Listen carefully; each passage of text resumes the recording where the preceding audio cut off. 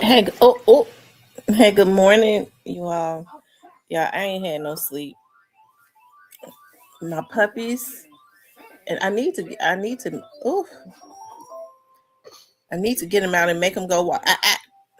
Swallow that. Don't spit that out. And as soon as I started trying to sleep, my grandbaby woke up talking. So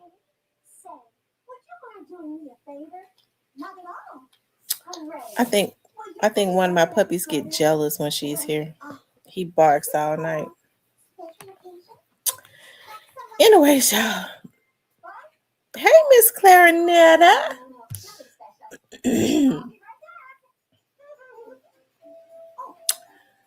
Hey, Miss Clarinetta.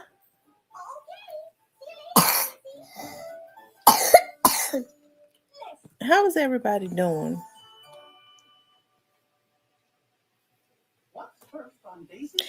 Happy Sunday, TB21. Good morning, Gary. Tyranny. How is everybody doing on this Sunday morning? I know last night, listen, I want to explain what happened last night, okay? And I know people might say that I'm dramatic, and it's just that, like, y'all know that somebody started sending me text messages, right?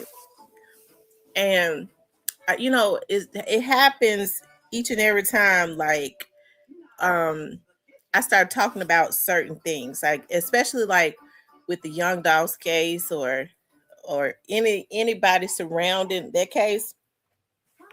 So yes, what I do is when people start sending me weird messages, because when the police got here, they was like, and that's another thing, because like that's my business phone, and I think that they don't want to just flat out threaten me, so they'll start sending me little crazy stuff, um talking about a baby, you know what I mean? Like, I just know I don't take anything for granted, because I've seen like firsthand what has happened um to people um in this case.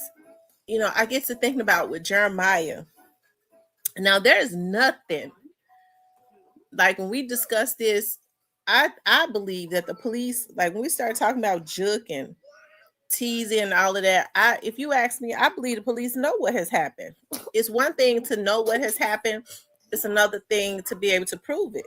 So these damn fools, there's nothing that we could talk about that they don't have more intel on. These folks have folks that talk to them, that tell them stuff, that knows what happened, and they have to prove it. But it's that energy of, I don't want you to talk about what you don't I don't want you to talk about. And I guess I think about like with Jeremiah. They killed Jeremiah for nothing. It was because they wanted him to stop um cleaning up his mural. And it's I feel like it's that energy that is out there. So I'm gonna always be dramatic. First of all, I don't appreciate you texting me. You want me to know you got my business number? It's out there. Don't motherfucking text me. Text your mammy. Okay. And so the officers was like, well, they didn't threaten you, but it is weird, you know. Um, I don't know. I'm gonna always do that. And so, they have to take reports and stuff like that.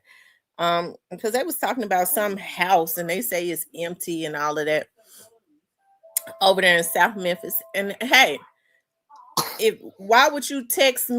Why don't you call the damn police? Call Crime Stoppers. I done told y'all to call Crime Stoppers anonymously. So I don't like being played with like that. It was more than likely somebody just trolling. But don't troll me. I don't, especially late at night. Don't play with me at all like that. I don't even like about you calling my phone number. Especially if I'm talking about a specific thing. It only happens when I'm talking about a specific type situation. Call your mama and play with her. Don't play with me.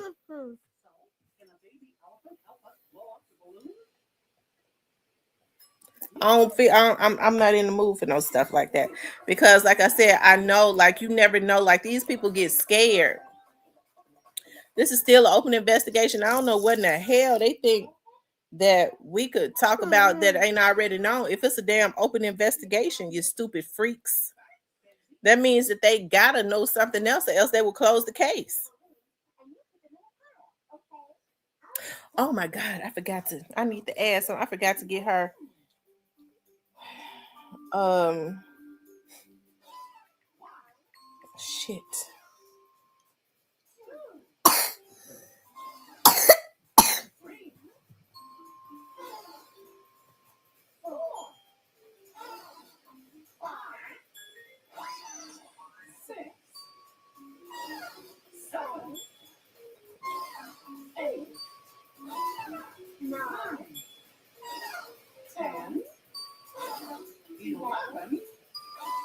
Hold on, y'all. I'm trying to add.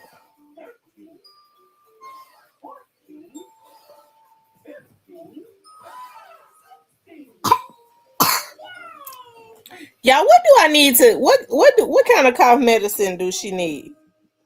She need kids.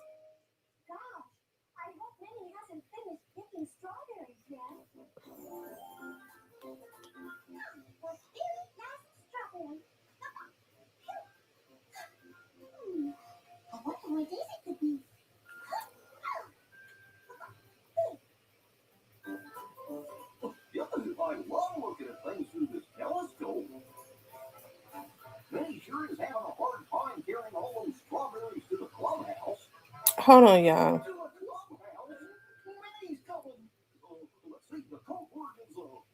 I don't know how to add.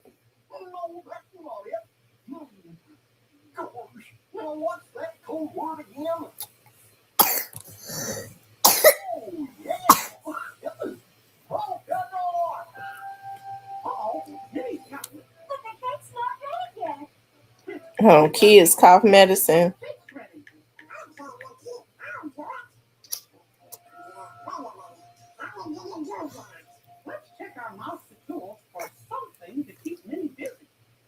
So she'll need the kids Robitussin.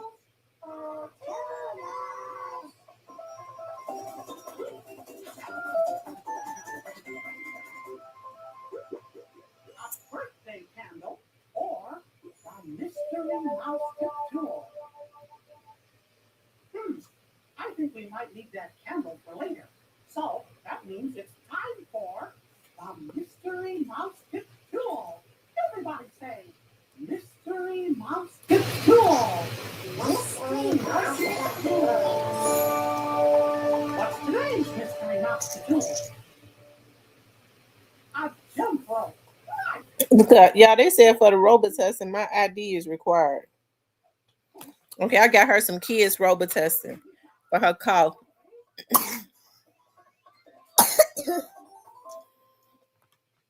I forgot I didn't have any cereal, so I had to DoorDash some cereal and milk. And that Robitussin is that's the reason why I like to get medicine from Walmart. That Robitussin was $10.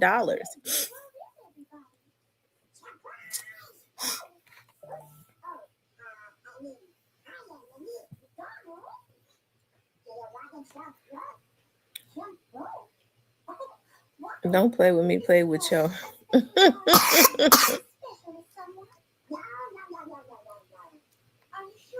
Thank you, the business.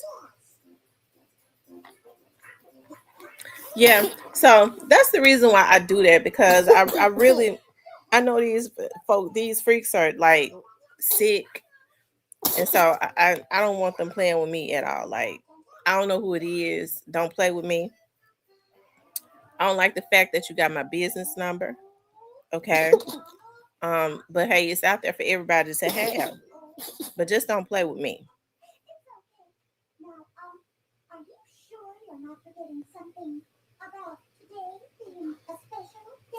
Thank you, Nene Loyal.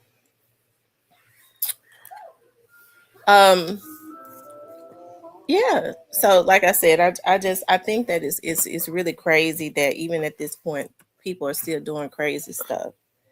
and you don't ever know where a person's mind is.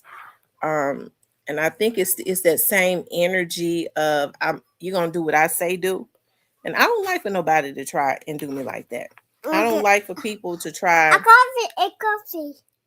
I don't like for people to try to put any type of oh, oh, or I feel like they're putting any type of fear into the atmosphere or an energy, especially towards me, because I do what I want to do. That's one of those things I don't like for people to try and control me, and it makes me act like a beast. So just let me be peaceful, okay? Instead of sending me messages, why don't you come into the chat if you want to debate with me? Because I don't want to. Yeah, that's what I did. I just got her ordered her some kids Mucinex for her cold and her mucus. Tell her, let Gigi see if your nose running. Let Gigi look at your nose. Okay. Ginger tea with honey. Okay, I'm gonna make her some ginger tea with honey. And now my dog's sleeping peacefully after they were so jealous of my baby, my grandbaby, sleeping in the bed with me, being with me last night. One of them barked all night. Now he's sitting up asleep.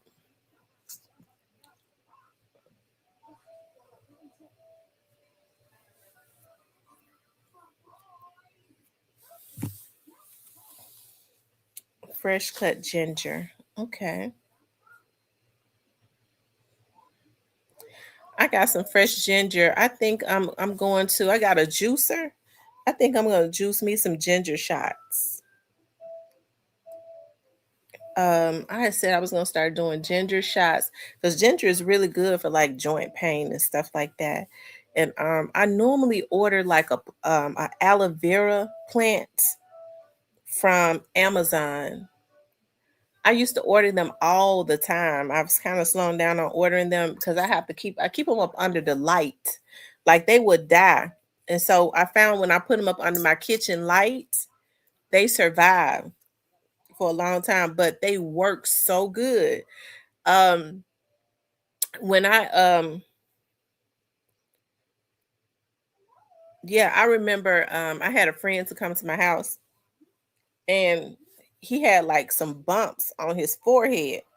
And he was like, I ain't been able to get rid of these bumps on my forehead. I don't know if it come from like it was up like yeah around his forehead, the side of his face. I was like, well, let me. I cut off one like leaf of my aloe vera plant. Stop. One leaf of my aloe vera plant. And he called me the next day. He was like, and I said, put this on your face. I cut it open. I was like, rub that all over your face. He was like, what was that you had me to rub on my face? I said it was like aloe vera, a aloe vera plant. He was like, those bumps are gone off of my face, all the way gone. So I do know that aloe vera is like a healer. And I will say this to the ladies, like, y'all know as we get older, we start to get irregular anyway. So I've started slowing down, if you all know what I mean, you know. But when before before that, y'all know how like when our bodies and stuff are off of whack, and stress and stuff kind of throw our bodies off of whack. And I would take drink aloe vera juice. I would go to um let's see, GNC always had the best aloe vera juice. It would have a little flavor. I would get the cranberry, but I promise you it would help to balance me out. But what I'm thinking about doing is what I am going to do is I'm going to order the plant. I'm going to juice my ginger, and I'm going to put an aloe vera leaf in there, the aloe vera gel, because you could drink it too. And I'm gonna do shots of that every morning because I do know that aloe vera is a healer. Not only does it heal the skin, but it heals the inside of the body.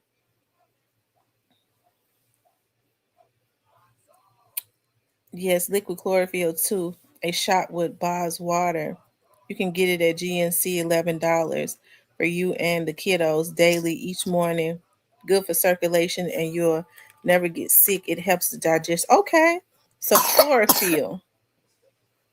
And I've been heard that chlorophyll is really good for you.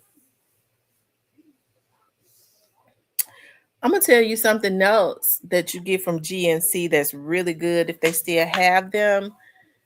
Cinnamon and chromium. Chromium. Oh, wow. Pop. A puppy get it. Yeah. They need to be make a hot tonic tea lemon. You have to add a shot of 100% proof whiskey. David Nicholson, 1853. Get under the cover and sweat it out. Okay.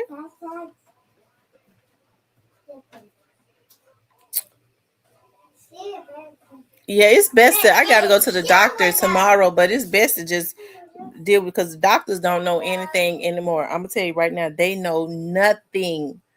They'll come, you go in there. What's wrong with you, sir? I don't know, sir. That's what I come up in here for you to tell me.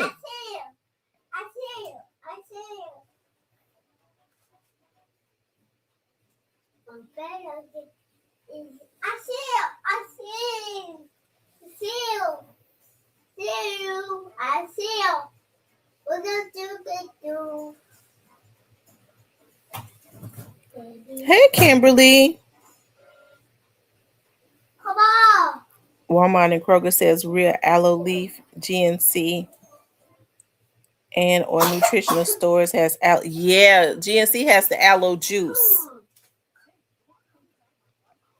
And I would recommend because see, Walmart sells aloe juice. That's it's really diluted. Like it does not do what GNC's aloe juice does.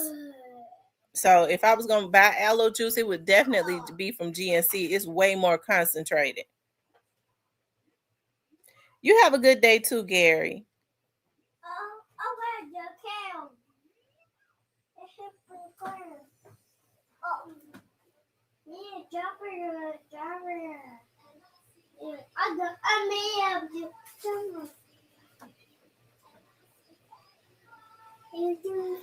For them puppies to be so bad, they scared of her. And that's because she loved puppies and stuff. And they mess with her so much.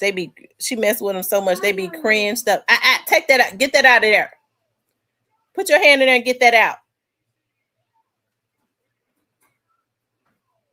Why'd you put that in there? Put your hand in there and get it out.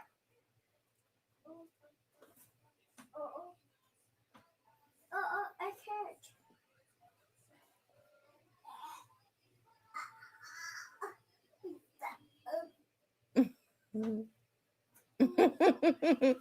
Put your hand down there and get it.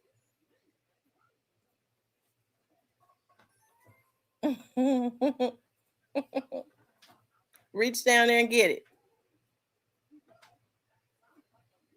Oh, a bad butt. Good morning, Diane.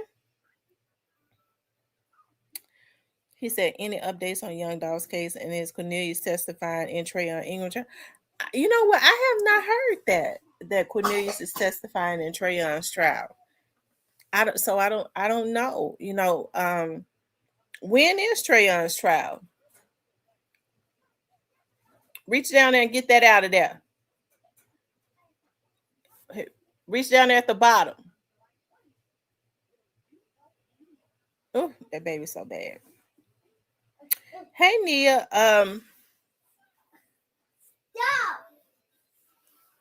so Trayon goes to trial sometime this week, so he's going to trial this week.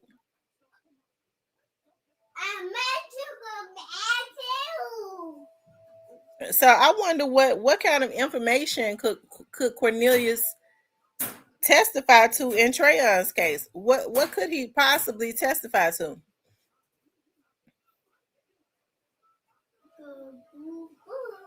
Hmm. Oh, okay.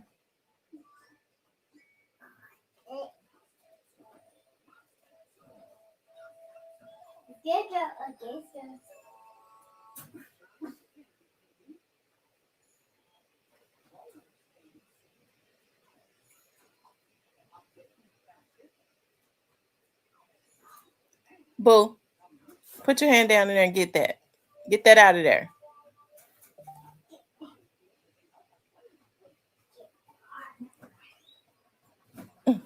Big girl. Lord. Lord have mercy. Oh, big girl. Don't put it back in there. Don't put it back in there. Don't give that to them. Where their doggy treats at? Get their treats and give them a treat. Give me that bag right there, boo. Where? Right here. On the table. Look. Look on the table. Look. Fruki. Right there on the table. Look. Come over here. By me. Look. Come here. Where? Come here. I'm gonna show you. Come here. Y'all make sure y'all hit the like button for me. You trying to do three things at one time, boo. You see right there? Look, they go on the table. You see it? Get that bag right there on the table, the doggy treats. Oh, Lord Jesus, she looking right over it. It's on the system apparently. Okay. No, not those treats. That's the treats right there. You overlooking it. Okay. You don't see them? Okay. It's looking right at you. Mm-hmm. I tell you. Um,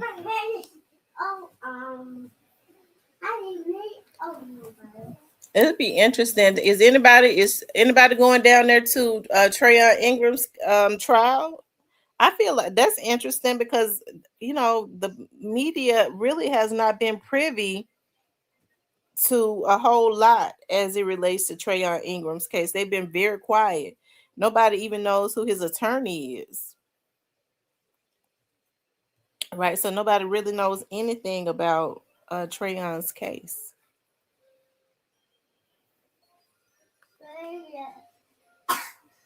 No, what happened? What did Offset say to Selena Powell?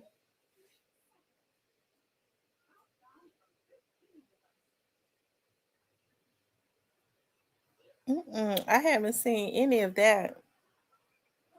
I'll tell you something that they have been quiet about. They've been quiet about Takeoff. Like the guys that did this to Takeoff, remember they had two guys' pictures up.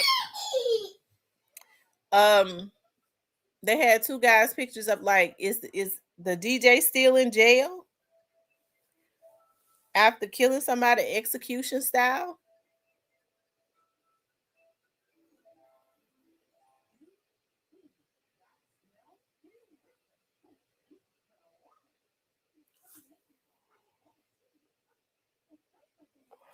I know that was sad because I thought that they said the last I heard they said that DJ Pat was out on when didn't they say he was out on bond or something? I don't know. I have a hard time believing that that was an accident because Takeoff was running another way, and all of a sudden shots are just raining out, and the boy is hit in the back of the head. I mean, they never should have been around a crowd like that. You have to understand. Like I know a lot of times you want to show, for people to see. Look, I'm just like you. You know what I mean? I'm just like you, but unfortunately, a lot of people don't. Their envy and their jealousy and stuff. I mean, they would never see that. They see you as being a lick, and a lot of times their jealousy and stuff can just be so. I don't know that demon of jealousy is really overriding all logic. People are not trying to control. Um, they don't have any self control anymore, especially as it relates to like jealousy, anything like that. They just I'm mad at you. I'm gonna do something to you. That emotion is sparked. They just go in. Okay, that's why, like I said, I tell my daughters and stuff all the time. This don't be arguing with nobody. Don't argue with people. You got it. You got it. I'm not getting ready to argue with you about nothing. It ain't even worth it. I'm not scared of you. I just ain't got time for you, especially if you don't have anything to lose, right? I told y'all I went to a party, and I was really excited to go because it was a young lady that gave the party that had gone to elementary school with. So it's like I'm always happy to like be around some of the people that I went to school with. I am like, well, not be around them because I'm not around them, but to see them. Because you think about, dog, I was in the kindergarten with her. I remember telling one of the girls, I remember the first day of kindergarten, and I remember my mama dropping us off, and her dad had dropped her off. And after everybody stopped crying, we was the last two crying. We was the last two crying. I remember my mother would hide behind the door, and then I would see her again, and then she would hide behind the door. I would see her again. She stopped crying. I remember I didn't see her no more because Miss Holloway was my teacher. I guess she told her to go on. So I was in the kindergarten with one of the girls, and people. She was, her father had raised her. I remember, and she was always a cool girl, but I guess life catches up with people. As she got older, I think she became like a stripper, prostitute, or whatever. Which was, hey. But you have to think about like it ain't even but like 47 people on here right now. People hear you on here talking and stuff. You just never know what goes through a person's mind. Like um a life gets a life in, and people want to size you up, and they want to um I guess judge you, right? And so if I say, because people get offended if I say, well, I've never done drugs.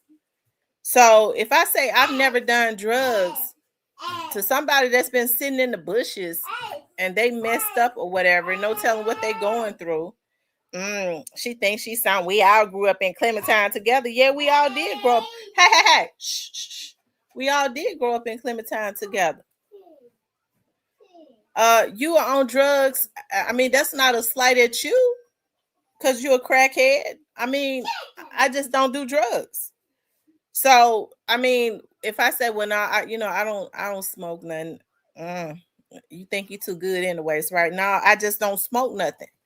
If I say I don't smoke, if I say I don't do nothing, you need to be respectful of people. But unfortunately, women have become just as ruthless as men. Because I'm gonna tell you something, like with the energy of a lot of men, if I feel like a man is too pushy, because a lot of times when they are predators, okay, because I listen, the reason I take things so seriously, y'all know I've been working in criminal justice field for 25 years now, and I've taken like classes where I like to study people's minds and their characteristics, right?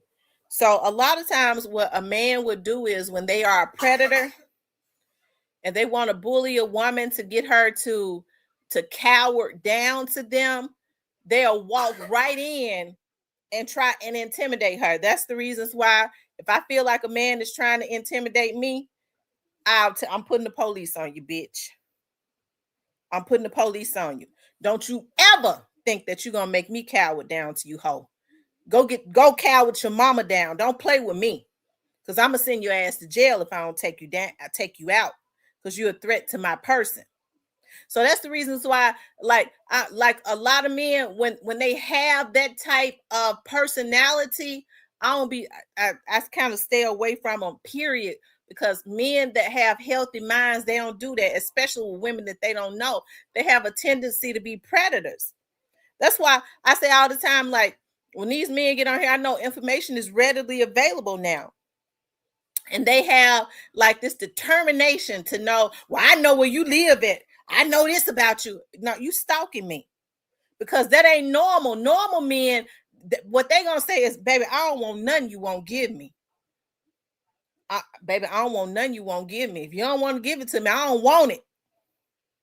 But when you got those are characteristics of a predator, and I'm willing to bet you if you look into their background, they've had some type of situations going on where they've been accused of something as it relates to violating a woman or some kids. Okay, that's why these folks on here, we don't know who these people are on here. A lot of these men, when they come up in here, I take that shit seriously. That's the reason why when I see healthy men and they come into my chat, they already know, the predators know they can't hang up out in here because they don't know how to hang out in here. It's gonna come out, and what we do is we block them. Okay.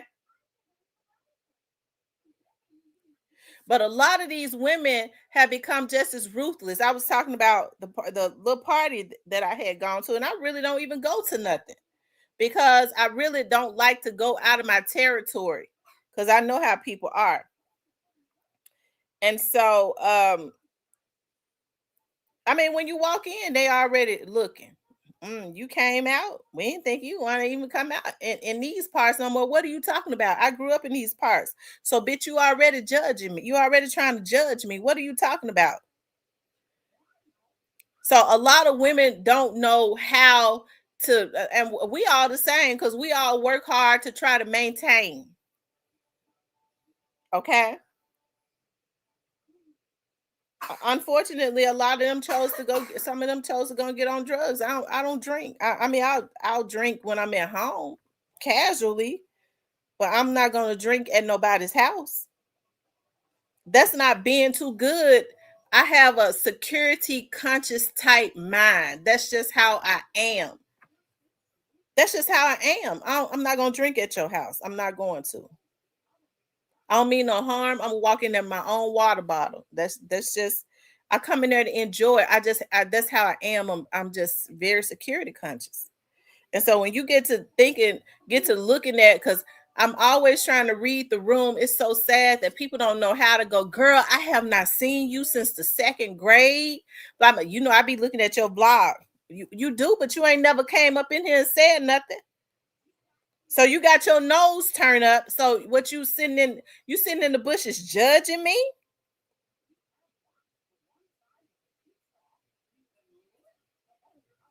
Well, I just don't like it, because we are ain't none of us no better than the nuts. Why don't you just say you a crackhead? Because a lot of times I've been and already heard your story. You let your man got you on crack. Now you mad at me. Be mad at him. Why you gonna be mad at me? Because I said I don't do no damn drugs. That's not judging you, hell.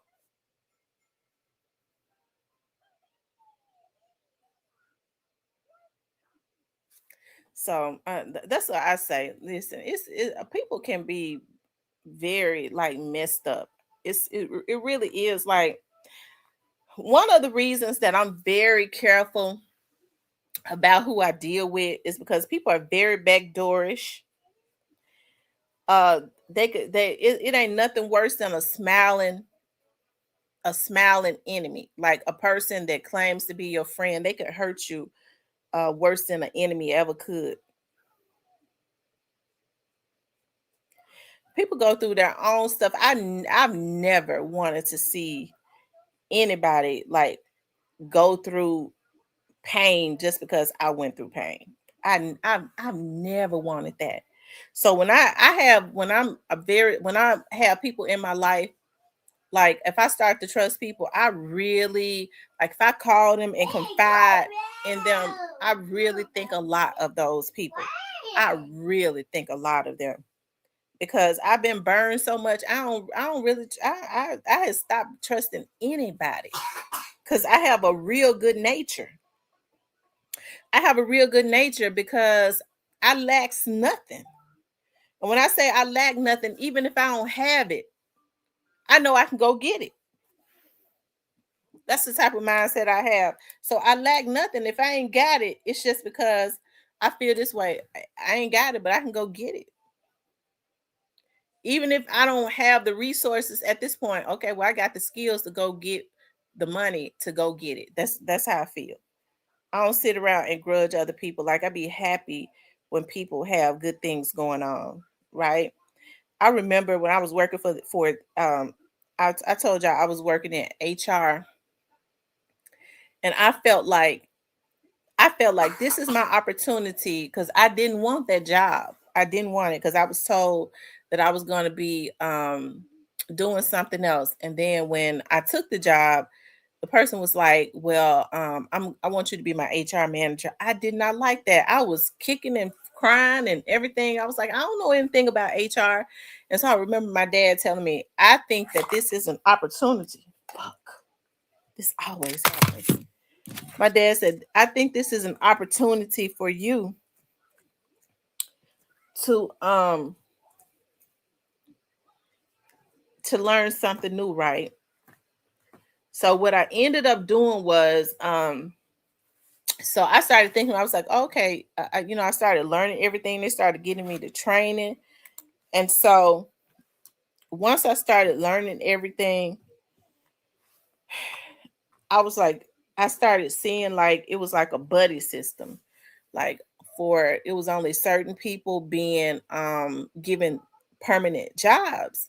So they have started bringing temporary people in, and I was like, wow, instead of when you bring temporary people in, if they've been here, instead of going on the outside and hiring people, because some people don't want to work temporary jobs, and which I don't blame them, you know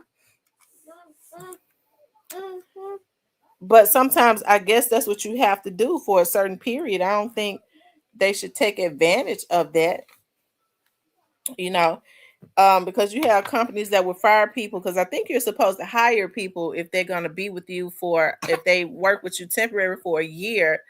And what they do is, that's why with seasonal jobs, they start laying off around the 10th or the 11th month, right? And so I was like, well, what we're going to do is we're going to the people that have been here temporary, stop, boo. The people that have been here temporary, what we're going to do is when permanent positions come open, we are going to consider them, right? And so that's we're going to consider them. And so some people was like, well, you see them temporary people and look at how they be looking when they come up in here, and some of them ain't really even qualified. I'm like, but they've worked temporary and they've been here and gotten the experience. you know my thought process was, if they get a permanent job, they can get the insurance and start fixing their teeth. These people, like, I had never had government jobs or anything like that before. So I started helping people. And what was so messed up was because the very people that I had started helping, okay, a lot of these folks came from areas. They were so excited when I was like, well, I've talked to the elected official, and we're going to consider the people that have been here working temporary first, you know, because you've gotten the experience and all of that. I talked her into doing that. Child, don't y'all know that some of those very people that I helped got jealous of me and started stabbing me in my back? And the person was saying, the person that was against it was like, see, I tried to tell you, you always trying to save the world or whatever. These people come from different walks of life. They nobody would ever, they really don't even deserve a government job. When their temporary position is up, these are the type that you let go. They come from there, they come from there. Look at how they started trying to backstab you after I was trying to help them, when people were calling them misfits, that they were only good for working temporary jobs. It's like, no, we can't do that. We can't do people like that. We ought to give them an opportunity to get a permanent job, to get their feet in the door, and to get the insurance and start getting benefits for their kids and stuff. Never had a permanent government job before. And it happened with my very own community, right?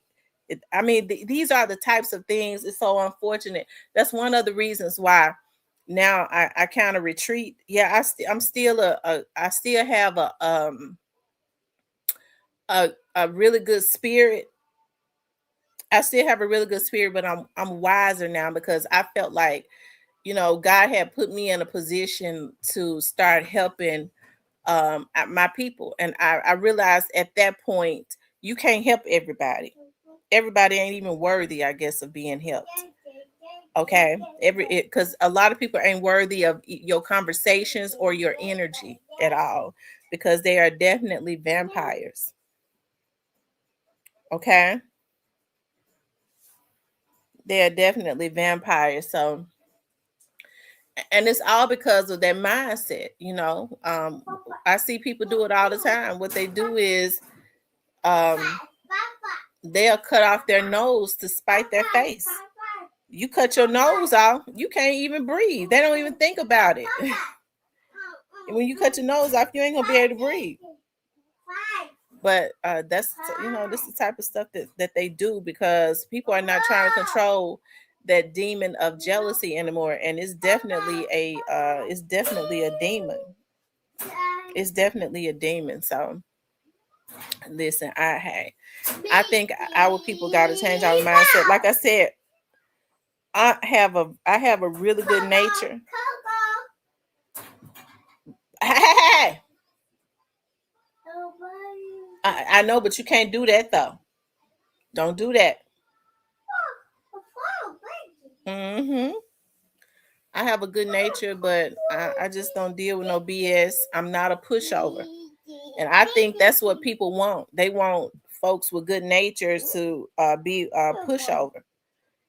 Because if they see you got a good nature, people are so animalistic now. They go, she got a good nature. I should be able to use her. I should be able to do that. No, you ain't gonna be able to do nothing. But you're gonna bring the hood up out of me. Go, boy. Go, boy. Go, boy. And I'm gonna do you dirty. I'm gonna do you real dirty. Okay, see that's what I can't understand. Like, if you see a person with a good nature, if they say, hey, can you help me? I can't do it. People feel like if that person got good nature, I should be able to get anything. I should be able to get anything I want to out of you. This is how sick they are. Okay. Like I said, I have issues with like, and hey, and maybe I'm wrong about this because I know we all, hey Dominic, hey Cypress, I know that we all, need help and stuff like that, but I have real big issues with grown folks doing what they want to do with their money and calling somebody else to borrow money after they've junked their money up. I have real issues with that because, and the reason I say that is because you have people that are very good natured and they don't have any limits. You know how they say givers have to have limits because takers don't have limits. And what they'll do is they'll junk up their money on some crap, and then they'll turn around and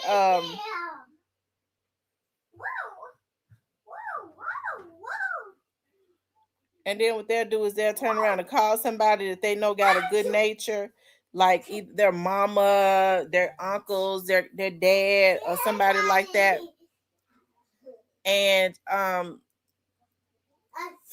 keep them in a bad position, right? That's why I say I'm a good natured person, but I ain't no pushover, and I ain't no damn fool. I never have been.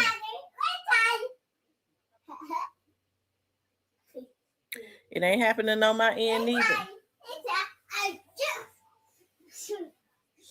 Okay, it ain't happening on my end neither.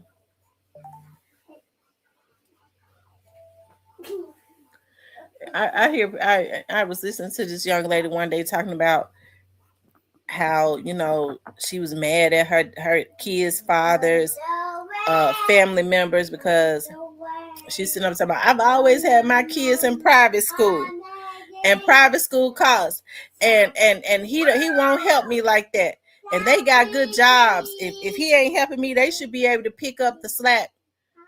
She out of her darn mind.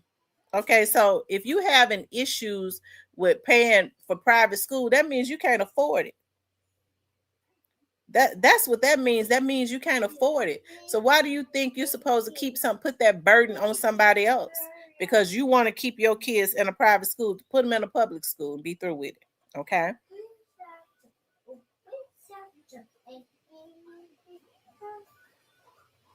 Okay, so Trayon Ingram's somebody just said that Trayon Ingram's trial is on the 14th. I mean, or this week, this coming week.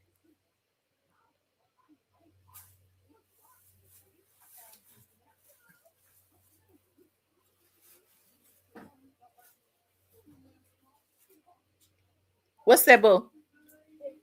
Yeah, bring that to me. I don't want you to have that. Yeah, I know you're not supposed to have that. Thank you. I got dry. Open door. Dry. That's right. You can't afford it. If you got to go and borrow some money for somebody to buy something that's not a necessity, that means you can't afford it. Cause I always get to thinking about like I always like my main priorities is to it's nothing better to me than knowing okay like all of my bills are paid, everything is paid. So like clothes, shoes, stuff like that is gonna always take a back seat. And even if all my bills are paid and I see something that I want, because I put myself on a budget. I see something that I want, and I go, dog, I like this right here. I got the money. I got $100, you know, because that's my budget. I got $100 to spend. This right here that I want is $80, so I can afford it. But why would I leave myself? Because it's gonna be $80 plus tax. Why would I put myself in a position where I only got a few dollars for some rags? Because that's all they are, a bunch of damn rags. That means my priorities would be totally like messed up. One thing about my girls, I get so proud of my girls because my babies don't bother me for nothing as it relates to their bills. I remember one time my youngest daughter, who is very responsible, especially as far as working and saving her money. Okay. She called me one time. She's like, Mom, I hate to can you loan me $300? And I hurry up and send it to her. Cause they don't ask me for nothing. I knew if she asked me for it, she really needed it. And I told her it was around her birthday. I was like, just keep it. That's your birthday gift. But my girls are so responsible. They go and they get their own cars, don't have to have no co-signers. They just make me real happy. They make me real proud.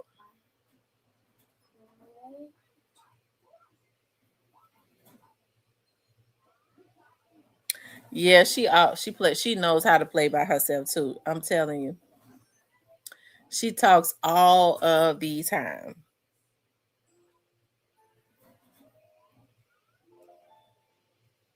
He said, "Do you think this will reduce Cornelius' time in Young Dog's case?"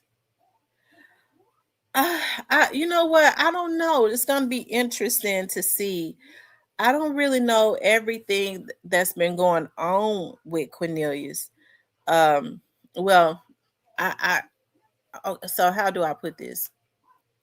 I don't know. I don't it, know exactly how helpful he has been, but it's pretty obvious to me that there has to be some type of interest um in what he's saying. It's been 2 years. It's been going on 2 years and they have not sentenced him. So they're just getting around to sentencing him.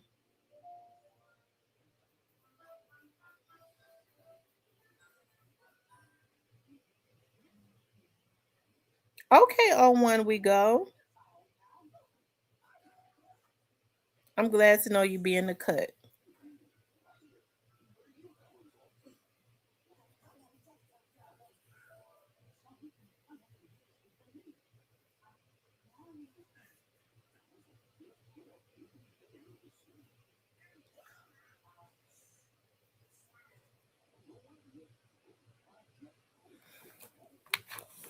You know what, y'all? I think we have to thank God. Like, I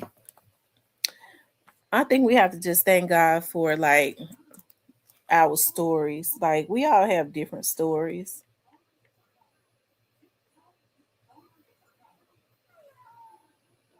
We all have different stories. Hold on.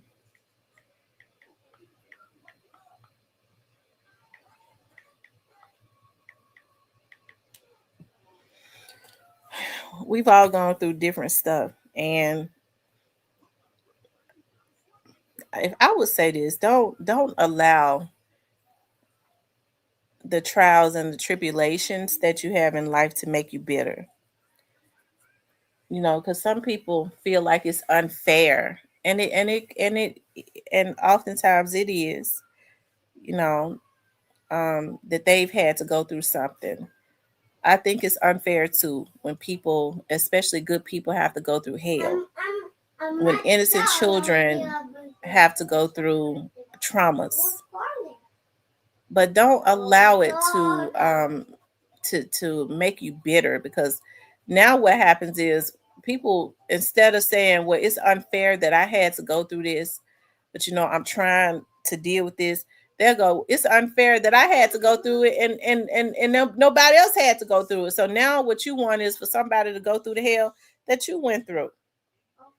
So that's when that bitterness and that evilness is kicking in, because I don't ever want nobody to have to go through any trauma that I've gone through. I don't.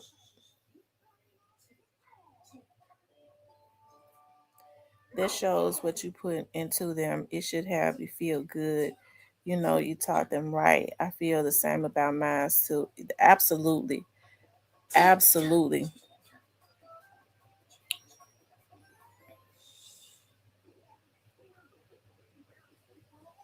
And that's all it takes, prayer over your kids. And it's so sad because you have so many like damaged people. And my prayer is always, Lord, do not allow um, my girls to come in contact with some troubled man that's real troubled to the point where mentally he is messed up to mess my kids' lives up.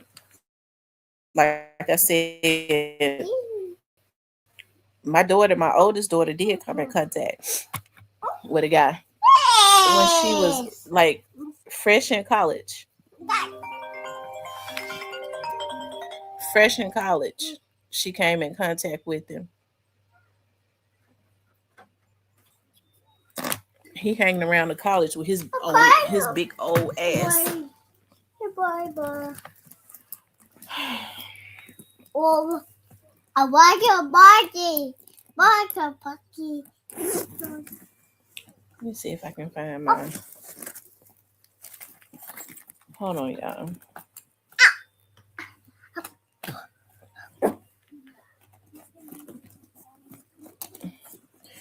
Hold on, y'all. Let me put on my house coat. The DoorDash person is here. Hold on.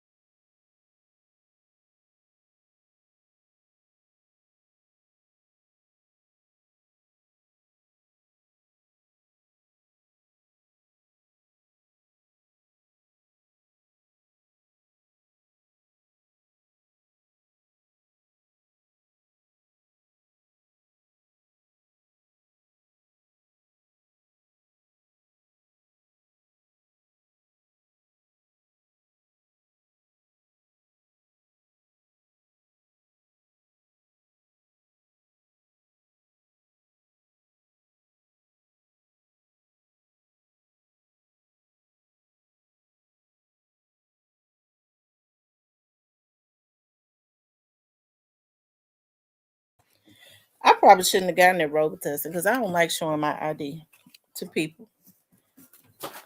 And they have to scan it. I don't like that.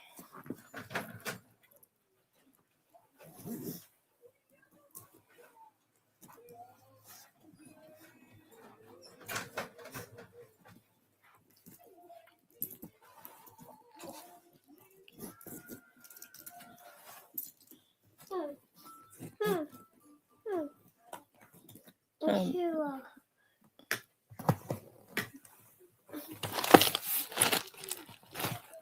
get back.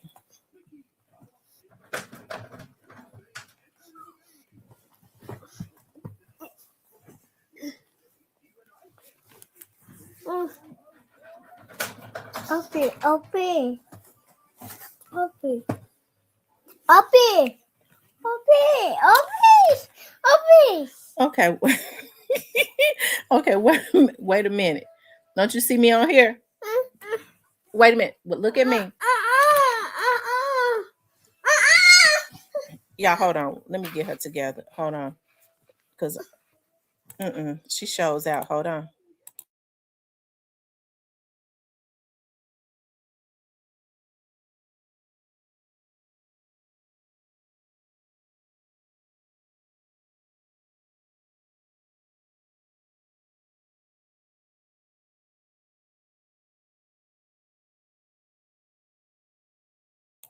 You hear me? Say yes, ma'am. Okay. All right, y'all. I'm back. Whew. This baby's so spoiled. Her mama and daddy got her so spoiled. I mean, they don't make her do nothing she don't want to do, but she's gonna do what I say do over here. Give me a kiss. Give Gigi a kiss. Okay. Give Gigi a kiss. Mwah. Gigi.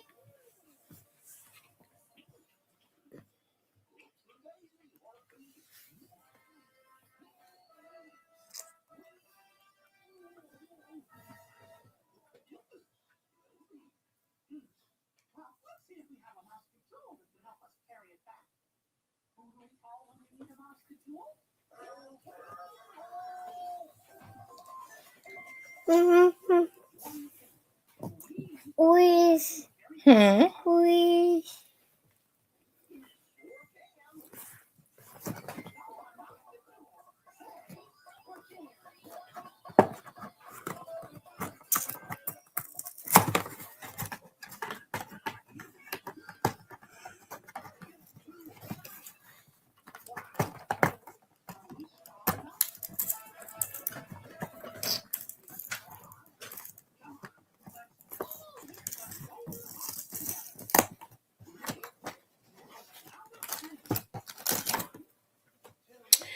Anyways, y'all, what was he talking about? Trayon Ingram. So it's gonna be interesting. A wish. Uppy, Okay, it's gonna be interesting to uppy, wish, where your wish. shoes at. Look how big your feet is. Look how big your feet is. Okay, wish. Wish. Wish taking. Okay. Hold on, y'all. Let me fix our bowl of cereal. Hold on.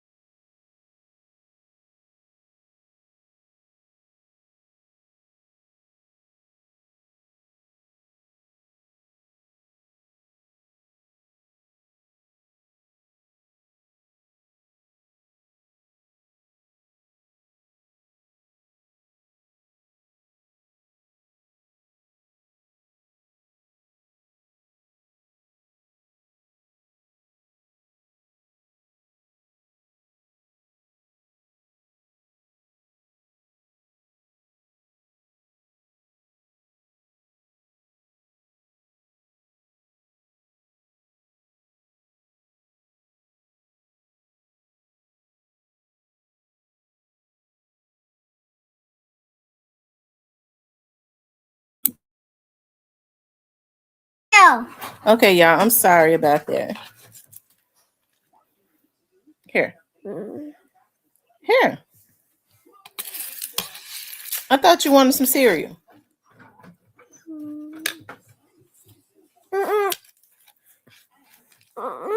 Here, you want to feed yourself? Mm. She want to feed herself, y'all. Don't want me to feed her.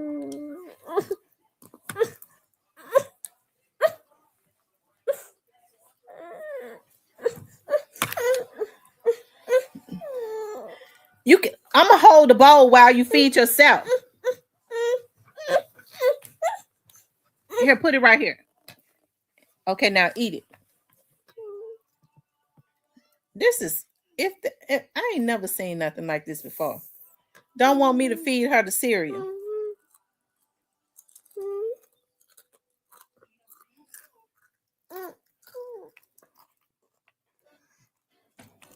Hey, no, Coco. Yeah, Coco. Child, I don't know what to think. I think it's just about time for her to go home. You want Gigi to feed you the cereal? Okay, you can feed yourself then. You're doing good feeding yourself. I thought you needed me to feed you. She feeding herself real good, y'all.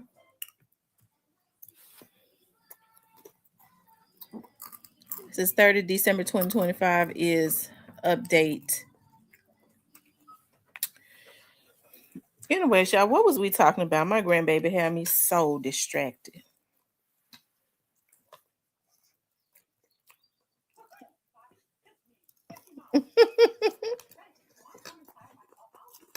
Y'all, she know how to feed herself.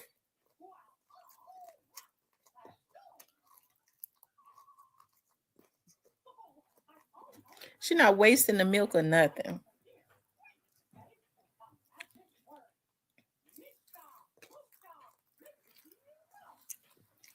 No, wait. Mm.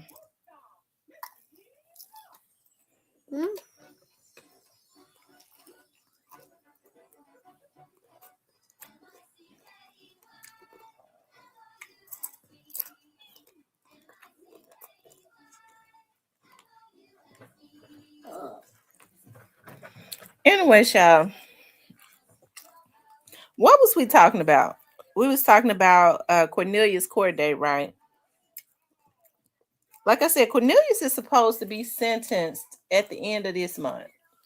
Supposedly. As far as I know, it hasn't been changed again. But who knows what's gonna really happen with that? Who knows what's gonna really happen?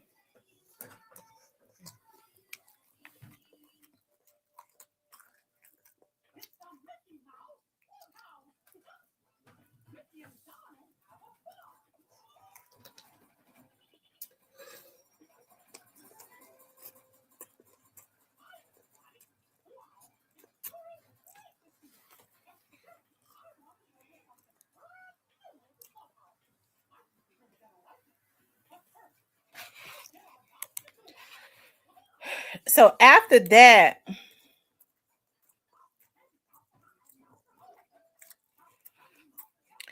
I wonder what's next after that. You know, I really hope, I really do. I really hope that this is the year, that this would be the year that MPD and the FBI solve Howard Barnett's case. I really do. I think when that's the case is solved, it's gonna open up a real big, be quiet, a real big Pandora's box. I really do. I think it's gonna open up a real big Pandora's box. I tell you.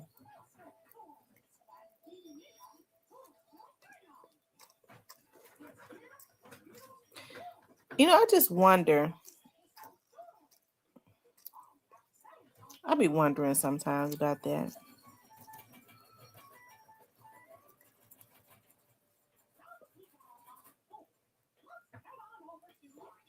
I wonder sometimes.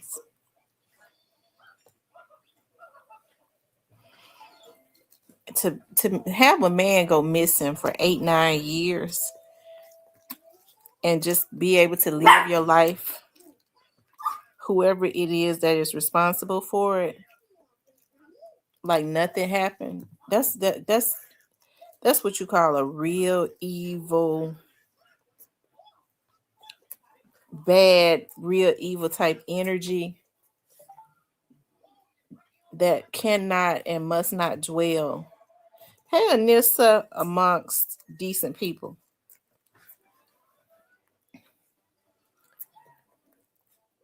It can't dwell amongst decent people.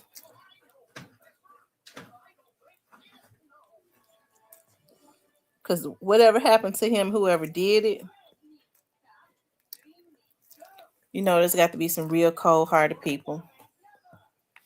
Whoever was involved in what happened to him. So I hope and I pray. Hold on one second.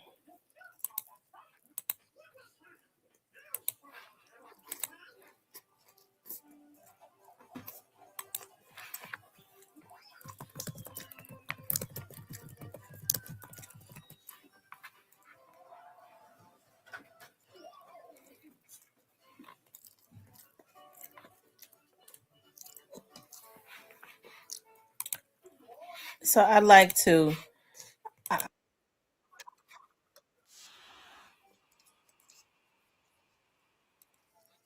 Makes Memphis the largest city on the Mississippi River and the second most populous city in Tennessee. It's located neighboring Arkansas, Mississippi, and the Missouri Boot Hill. Or the Missouri Boot Hill. And we primarily strive to cover cases that are not getting a lot of attention in the press or are not covered by other podcasters. Again, this is a missing persons case that has very little information. Hold on, before we go any further with that, I want to ask somebody that would know, that's really good with maps. How does Tennessee connect to Missouri? Because I always knew that in order to get to Missouri, we have to go through Arkansas.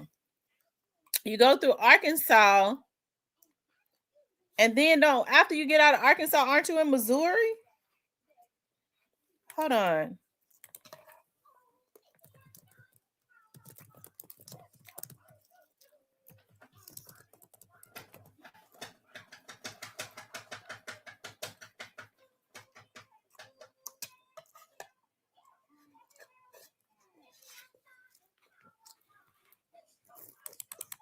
Hold on.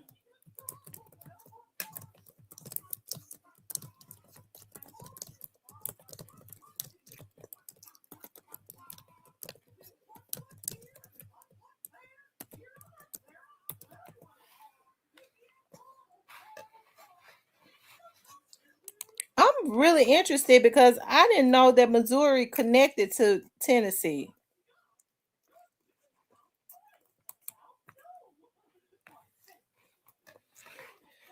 I ain't gonna look it up. I was trying to look it up. It's not showing me directly. Some of these men should know. We'll revisit that because I didn't think Missouri. Howard does not have a Facebook page, nor has anyone set up a public Facebook page for him. He is also not listed on the Charlie Project. Oh, he said you can go through a brief description of the case. On July 18th, 2017, which was a Tuesday, Howard took lunch to his daughters who were at summer camp. Around 10 p.m. on Tuesday, Howard called his girlfriend to tell her he was stopping by to visit his cousin in Germantown. He never arrived and his phone went unanswered. He has never been heard from again. Howard was driving a 2005 Honda Odyssey minivan. It was gray in color. It had a Mississippi license plate with temporary tags. And as we get into the timeline, we will see the van was found, but in a tragic state. Howard is described as a 38-year-old African-American male. His current age is 41. He had a black, medium-length afro and a light mustache and goatee. He had a beard and brown eyes. He was 5'8" to 5'10", and he weighed 180 to 200 pounds. Howard had tattoos of the names of his daughters, Shania and Trinity, tattooed on each of his forearms, one on each forearm. On his back, he has God Bless the Dead with the names of many deceased relatives. Betty, his mother, says he also has his granddaddy on one arm, grandmother on the other. Howard was wearing a white t-shirt, gray gym shorts, and flip-flops. He has pierced ears. He graduated from Oak Haven High School in the southern part of Memphis, near the Memphis International Airport. Howard was known as a family man who went to his mom's house to check on her daily. He is close to his parents and siblings and known to call and FaceTime them several times a day. A friend, Kimberly Barnes, said of Howard, "That's a good man, a loving father. He's a great brother."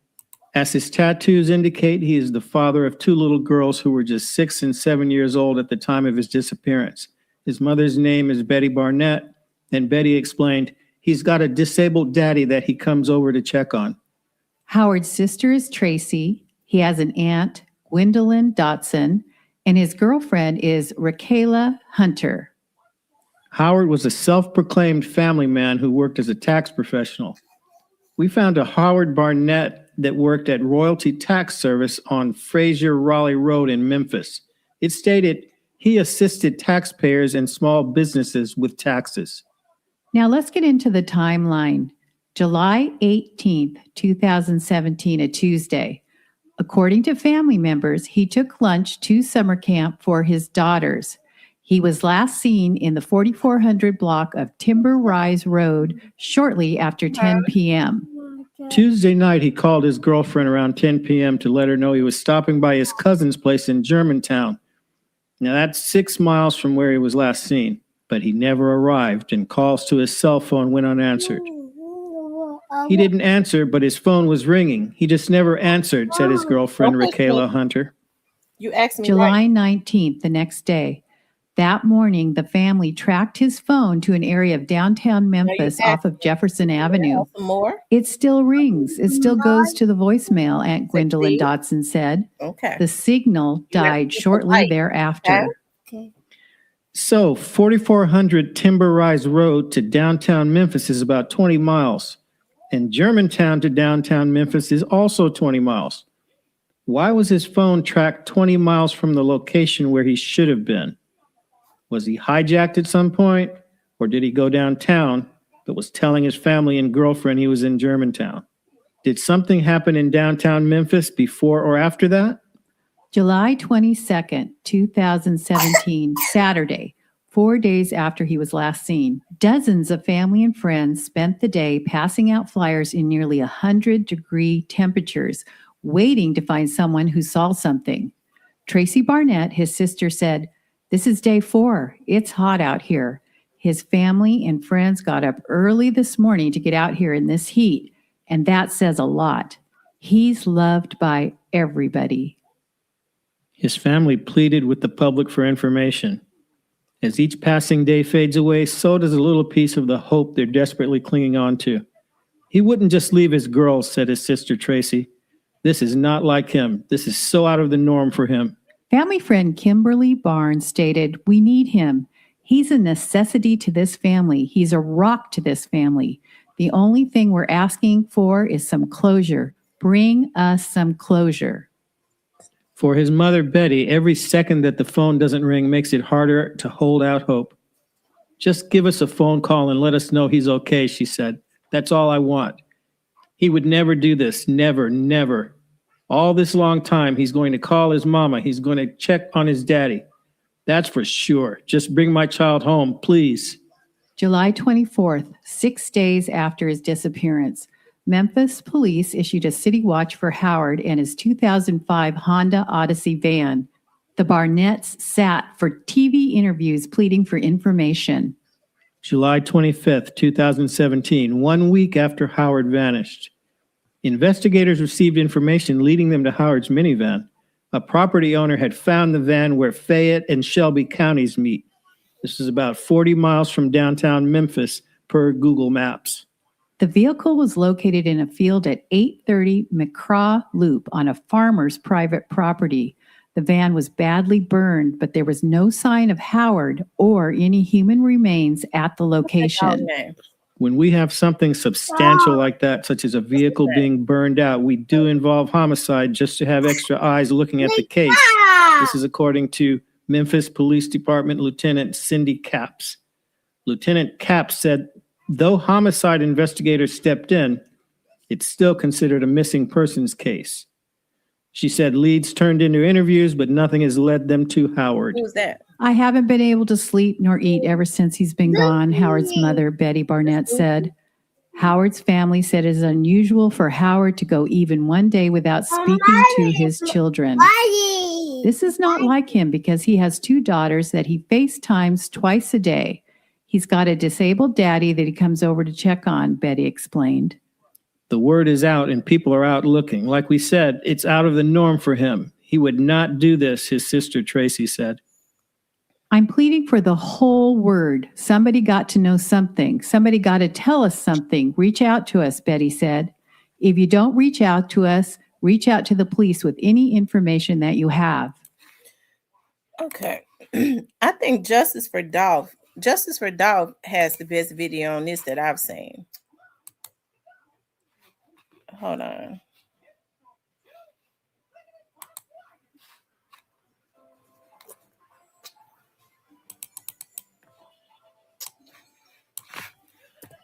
I don't know if he still has it up.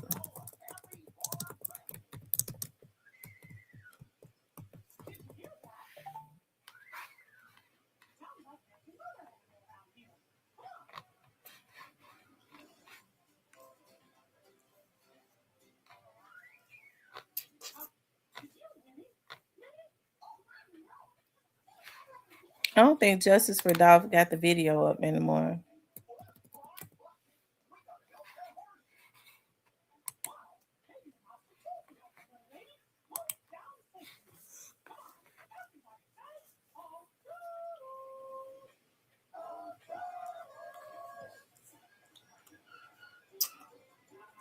What's up, Cypress? What's going on? What's the word? What's that word? I don't think he got the video up anymore.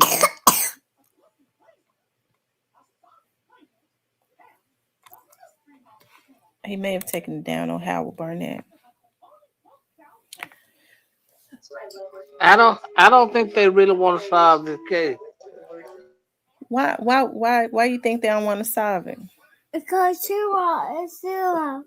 Because It's zero. the way they treat this case, they really don't want to solve this case. Here, get this up, clean this up, pick that up, put it in the garbage. Come here, pick this up, pick that up. No. Don't tell me no, pick that up. No. Hold on, she told me no again. Hold on, y'all. Pick it up. Pick it up. Go put it in the garbage. Do you want a whooping? Do you? Do you? Pick that up. Pick it up.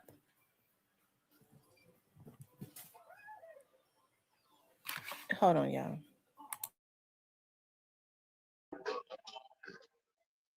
Wouldn't I?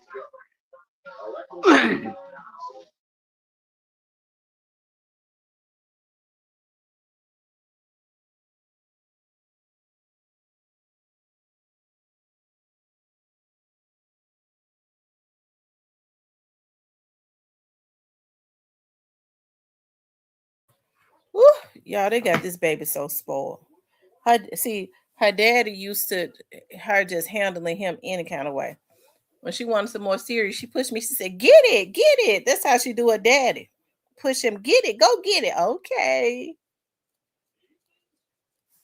They got to teach her how to start being polite and asking. And somebody tell her to do something, she tell him no. And he said, okay. Just like she told me no. She didn't want to pick it up. I had to make her.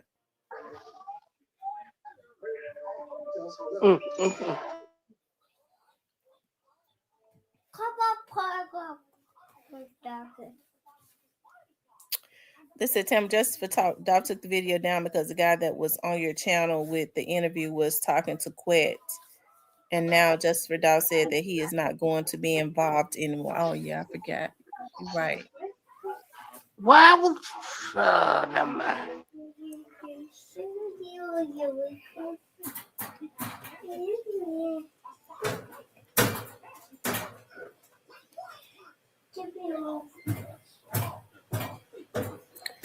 Stop, little girl. Hey, George. I don't know. You know what? I think his case is one. I don't know. I don't know what to say about that case. I don't. Other than I believe if they wanted to say it's solvable. I don't think they want to solve it. That's the case. I feel like easily can be solved in 72 hours flat. Yeah, it could be solved. It could definitely be solved within a month It can be if they solved put less the than that. hours in on it. I can solve it in 72 hours flat. She said her nephew says the same thing. They don't like cleaning up. They like to mess up. They don't like to clean up.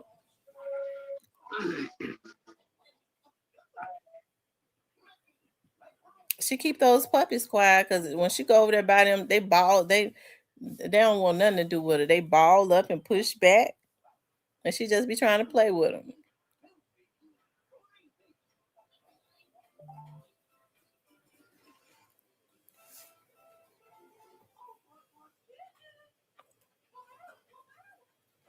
Mm-hmm.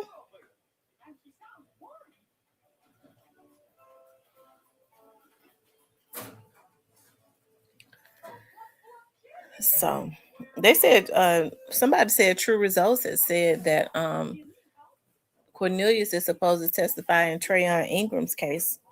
I wonder what I wonder that's interesting.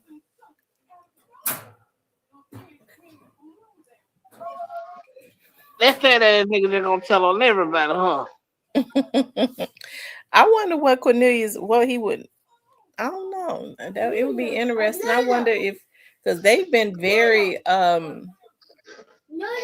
you haven't heard a lot about that case in the media, so I wonder if people I mean I'm sure they would. People are gonna be in the courtroom, but I wonder if anybody's going to go and sit in on their trial. They have not publicized that case, that particular case, a whole lot at all for some reason. Mm-hmm. Well, so he going to trial on the misdemeanor Wilson case, right? You said he going to trial on what? Come on, The Anita Wilson case, right? Mm-hmm. When that trial start,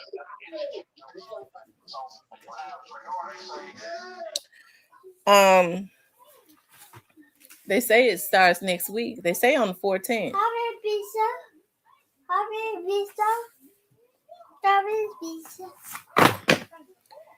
They say it starts on the 14th, so I guess that's Wednesday.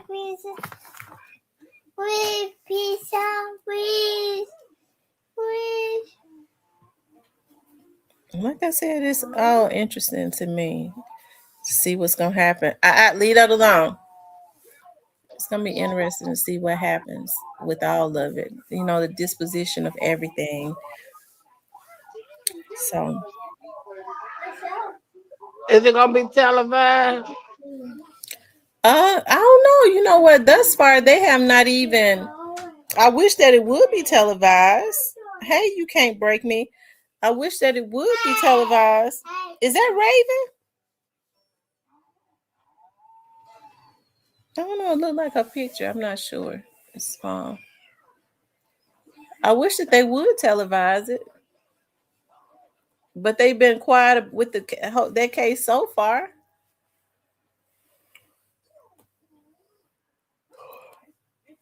Okay, so that is Raven. Raven, are you still out in Atlanta? Are you still in Atlanta?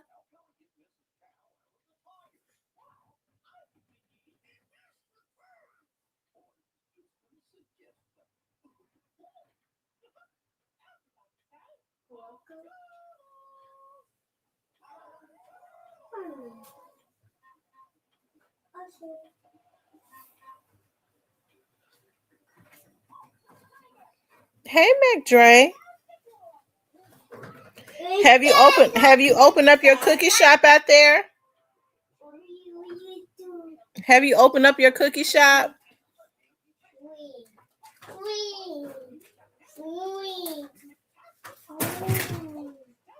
Stop, Juju. Stop, Juki. Juki, did you hear what I said? I said stop. Okay, so you did. So where did you open it up at? Is it in the airport or did you open it up at a local, like in the local area?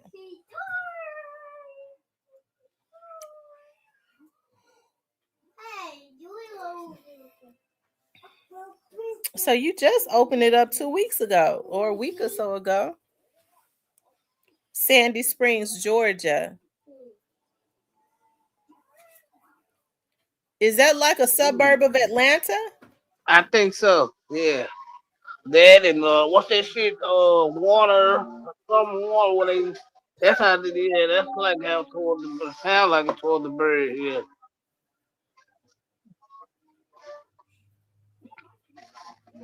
Okay. So how has business been so far? See, bring it to me. Give it to me, Juki. Do not.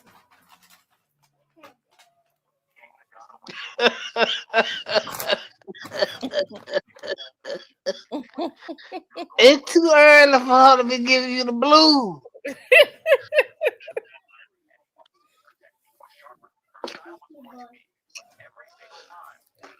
Um. So what you need, y'all need to start doing is selling cookies and coffee, cookies and coffee and stuff, so you can open up early. People can get cookies or coffee and stuff like that. Okay, McDre. Open up a joint in H-Town. She says very well. Actually, I've gotten a lot of love and made a lot of connects. Well, that's good. That's cool. Man, open up a location in H-Town. Where all the real niggas at. Cypress, why you always talk about H-Town? Why you act like you disown in Memphis or something? Nah, I like it where I'm at. Cause I'm just saying it. I Y'all don't never open hear up. you say nothing about you like Memphis no more. Well, I don't. That's why I don't like. Hell, I didn't like it when I was there. That's why I left. I mean, Memphis gonna always be the home. I just can't get with it, man. It changed from what I grew up around. Once it changed from what I grew up around, I couldn't just rock with it no more. I had to roll.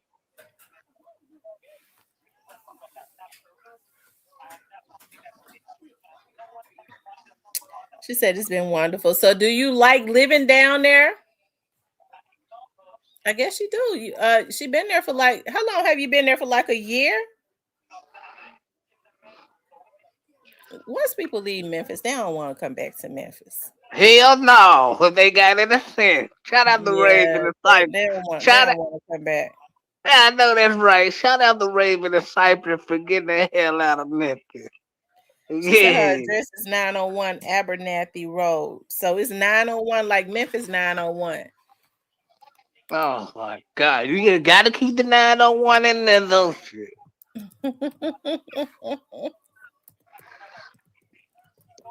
Man, y'all need to come there. Y'all need to bring a location to Houston. There's already enough sweet shit in Atlanta. You know I have to pull it up.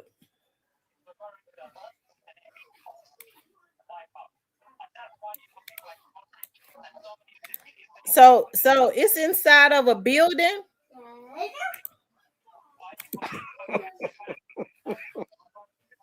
It's inside of a building. Of course, it's inside of a building, but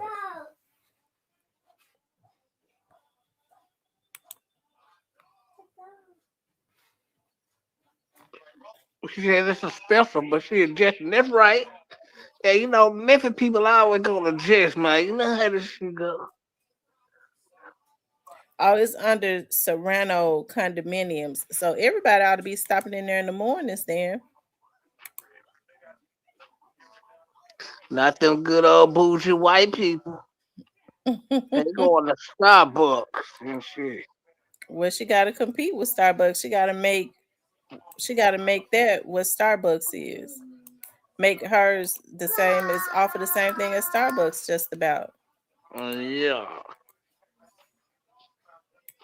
Yeah. Shout out to Memphis though, man.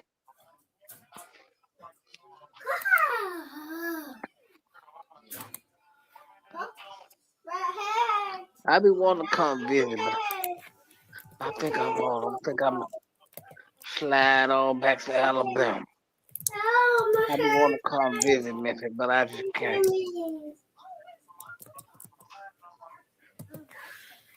So this lady opened the Christmas Cafe in Ohio, and I wonder if it's still open. I mean, it was definitely a good idea. She said it reminds you of Christmas all year round.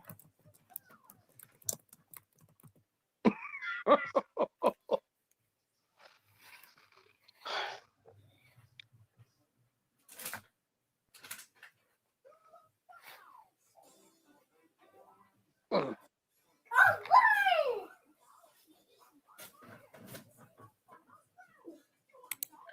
I don't know if she still got it. Yeah. Shout out to.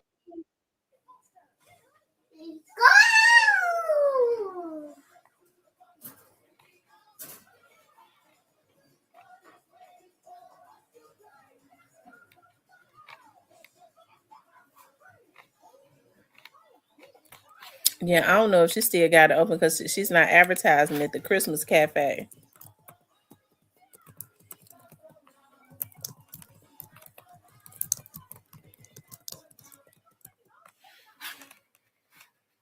It's probably permanently closed. Let's see. It is. It's permanently closed.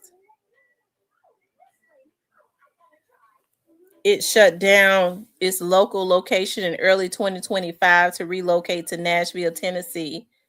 Oh, wow. We're in Nashville.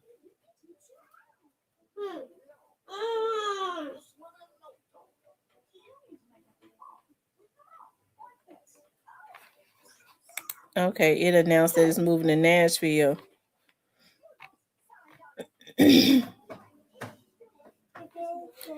which means that which means it's probably just closed and ain't moving to Nashville.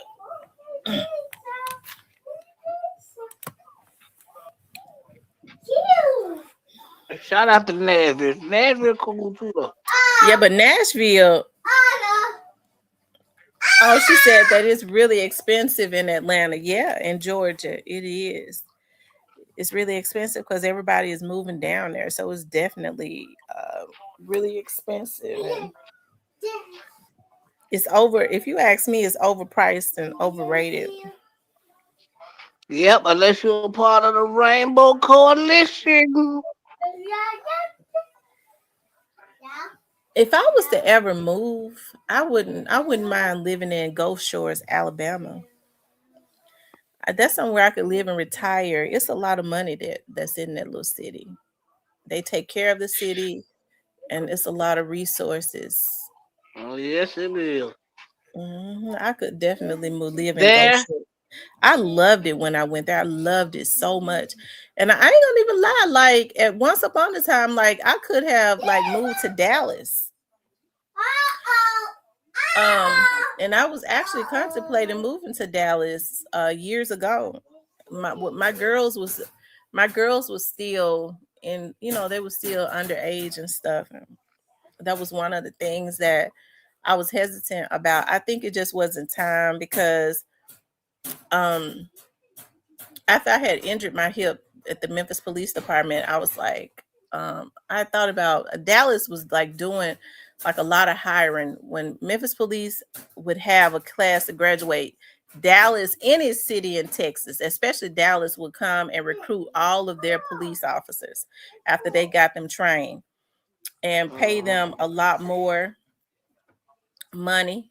So they was just stealing them, taking them, okay, and paying for them to move, giving them a big bonus.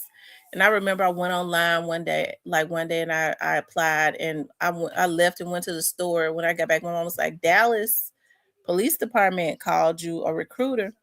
And that man sat on the phone with me for a long time trying to, convince me to come to Dallas and to apply, come through the class and all of that.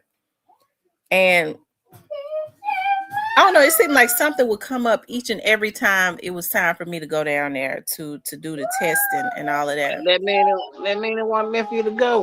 It just was not meant for me to go because I thought about it. I was like, okay, so how am I going to do this? I was like, I'm going to have to leave. And that was another thing. Like, I was like, I'm going to have to leave my kids with my mother until I finish the academy because I was not getting ready to move my kids to Dallas and have somebody to keep them. I didn't know anybody down there at that time, and I was not going to leave them with strangers. So I was like, there's no way in the world I'm going to leave them with babysitters that I don't know anything about. So I would have to go down there, go through the academy for, I think it was 5 to 6 months, and then come back and get my girls. Hold on one second. Hello?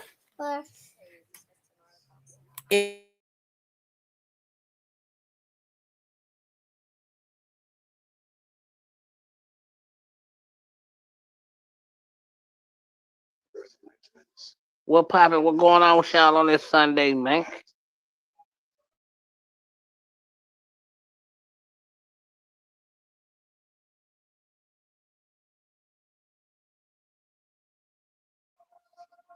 Shout out to Atlanta. Shout out to Memphis.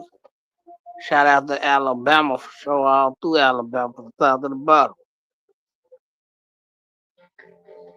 and the Panhandle of Florida.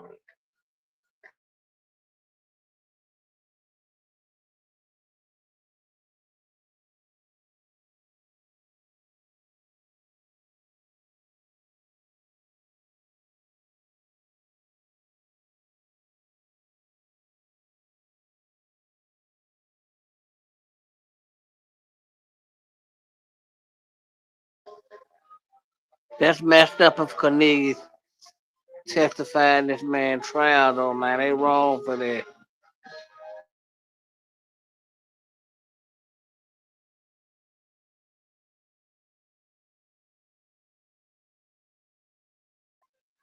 Irvin Mack, Happy New Year, bro. What's going on with you, man?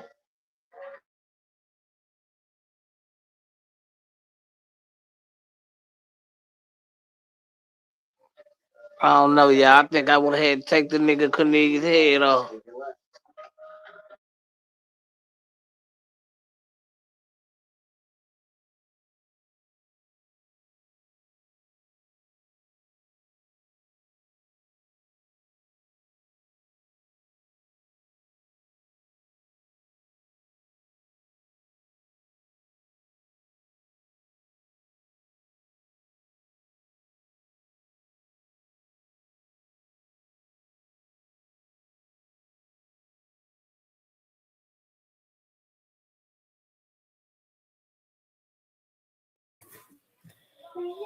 Oh, wow. I tell you. She having a ball.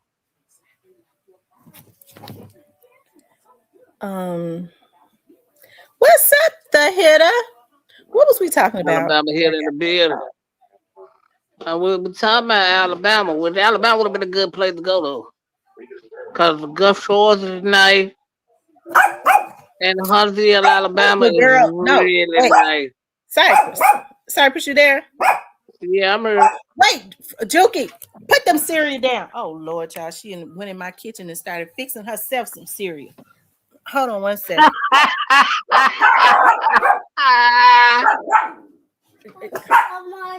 Okay. You you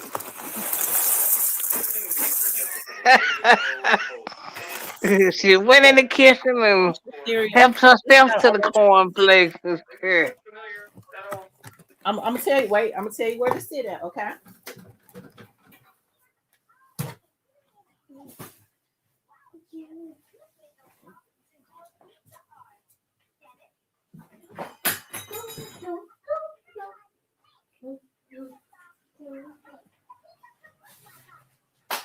Okay. So sit right here on the floor. I want you to sit right here. Sit right here. Sit right here on this blanket. Okay. And eat your cereal. Okay. Okay. Stay right there. Eat your cereal. Whoo, child. Cypress. Hey, yeah, can Cypress, you we hear me? can't hear you. Hold on. So just chilling, Hunts. I like Huntsville too. I hear Huntsville is a really nice place to live. So Huntsville, but like when we went to Gulf Shores and vacationed, and I enjoyed it so much just traveling around. Like I enjoyed it. My kids enjoyed it. It's right there, 15, 20 minutes from Pensacola. It's down by the water. Got beaches. A lot of people are building houses and retiring.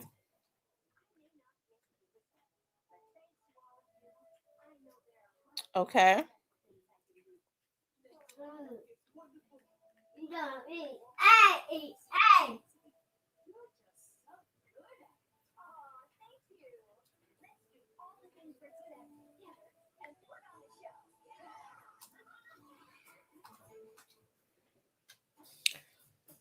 And so yeah, I could live down there.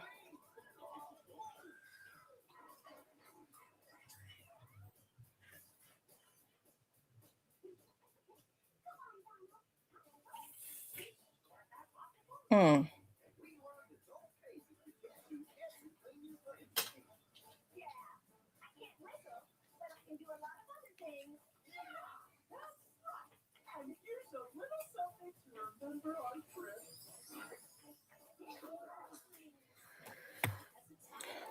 Oh, Cypress, here you go.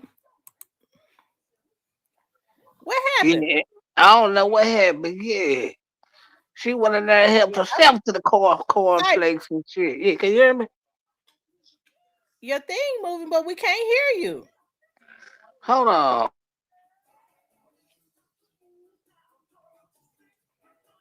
Can y'all hear me talking?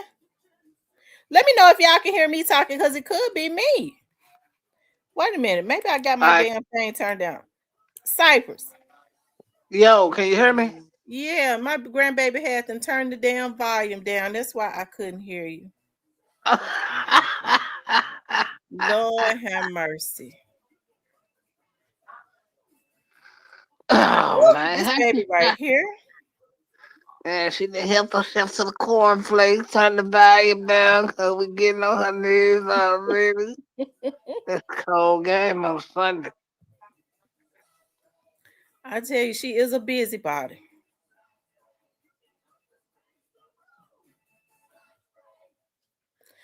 Um, yeah, I like Birmingham too. I did. I like Birmingham. Yeah, Uh, Birmingham cool. Birmingham mhm, cool. I like Birmingham. Uh, here I've been looking at some cases down there in Birmingham. It's a lot of missing. It's a lot of missing persons cases down there in Birmingham. I'm getting ready to tell you the most. I what? Well, Go missing in Birmingham. They don't go looking for you. I don't believe.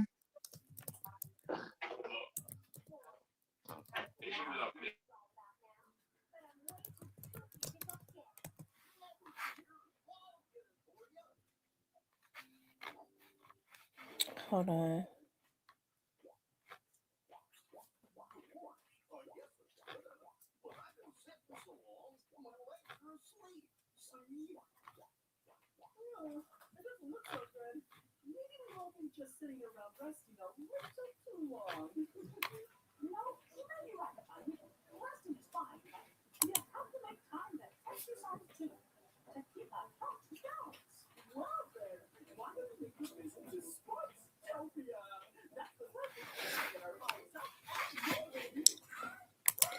Here, this is one. I don't know if you remember this one.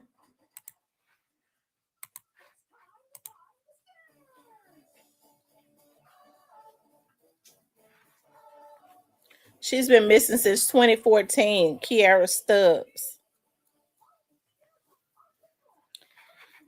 And she went missing after meeting a man that she had met at a gas station and had been talking to. And he came to her house and picked her up.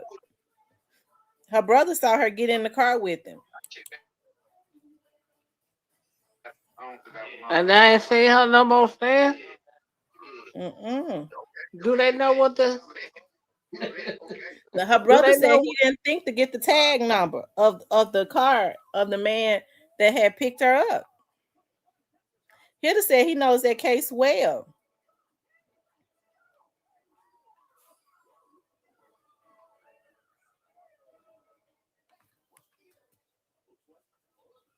Oh, he said he covered it on his channel.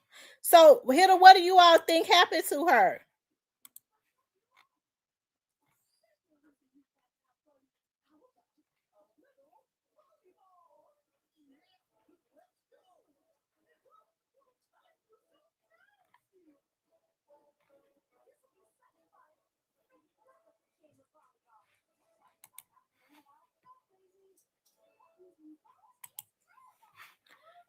She actually went to braid the person's hair.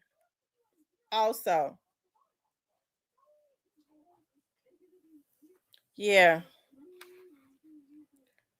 she was supposed to go braid his daughter. He had told her he wanted her to braid his daughter's hair or something.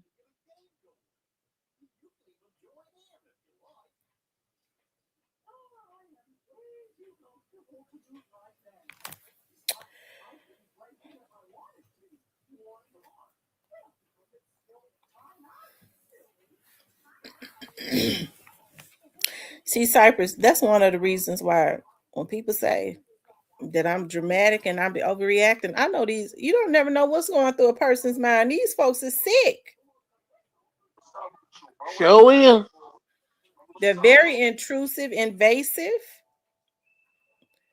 Anytime a person feel like they can just show up at your house just because they found your address, well, I be looking at you on I saw your address. No, that ain't no normal behavior. You think you can come to my house? You got to go. You got to go away from here. I'm talking about you got to go. And I'm talking about the big go.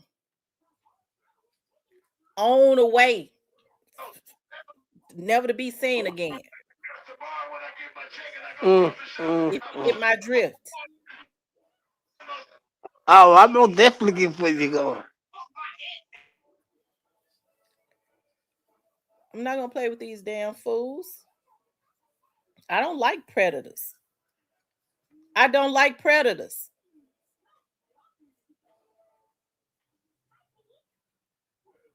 I don't even. It's sad. Like I don't even let guys come and pick me up. Like if I meet somebody, I think I just got lucky this last time. Okay, that the person didn't turn out to be a serial killer. Although although he could. Don't get me started. Don't get me started. Don't get me started.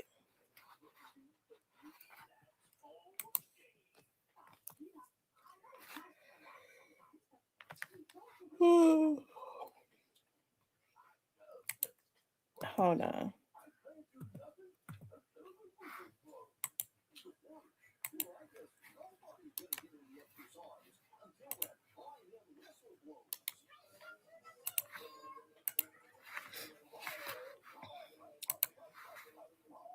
I guess that big bowl of cereal keep her quiet for a little while, huh, Cypress? Yep. I gave her a bowl, and I guess I wasn't moving fast enough. She went and got the whole box of cereal and brought it to me. She wanted some more. I mean, that's what the kids used to do in the summertime. Sit, especially my kids. It seemed like I was going to the grocery store every 3-4 days. You know, when school out, all they do is sit and look at TV and eat all the food. Yeah.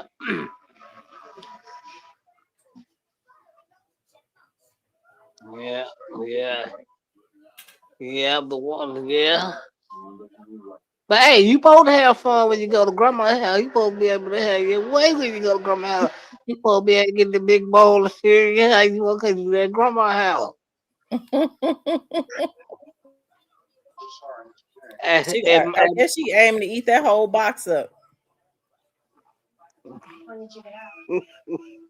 well, if she ain't for it, she most definitely gonna go for it.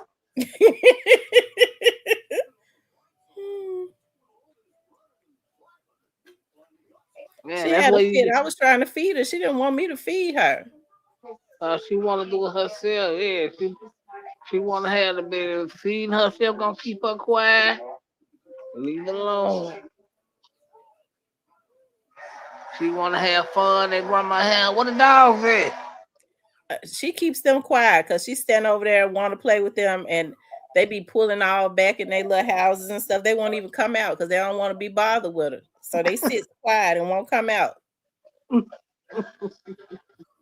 all she be trying to do is play with them. Man, they don't want to play because she got too much energy for them. Yeah, she got too much energy.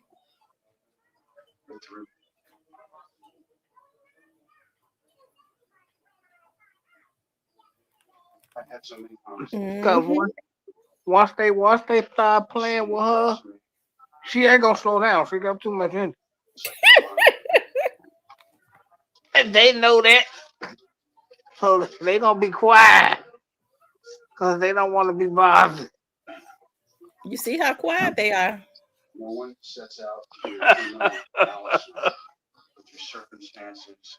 Cause she was standing over there at their houses trying to play with them for the longest, and they backed up and crawled back in there and won't say nothing. They don't want her doing nothing to them.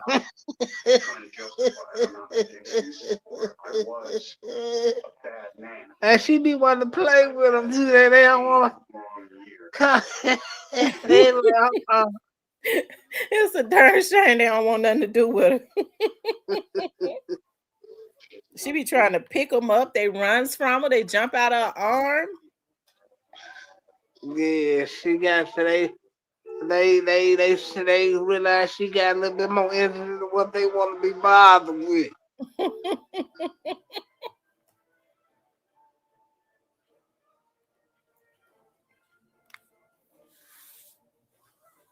Yeah, the puppy scared of Juju. Lord have mercy.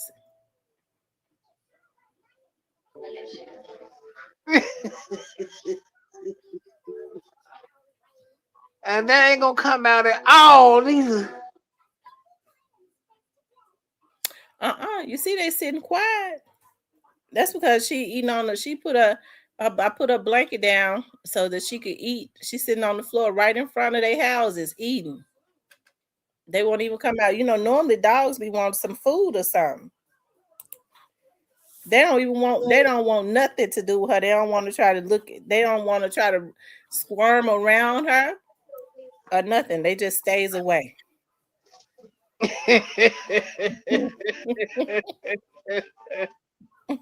You know what's going on, man?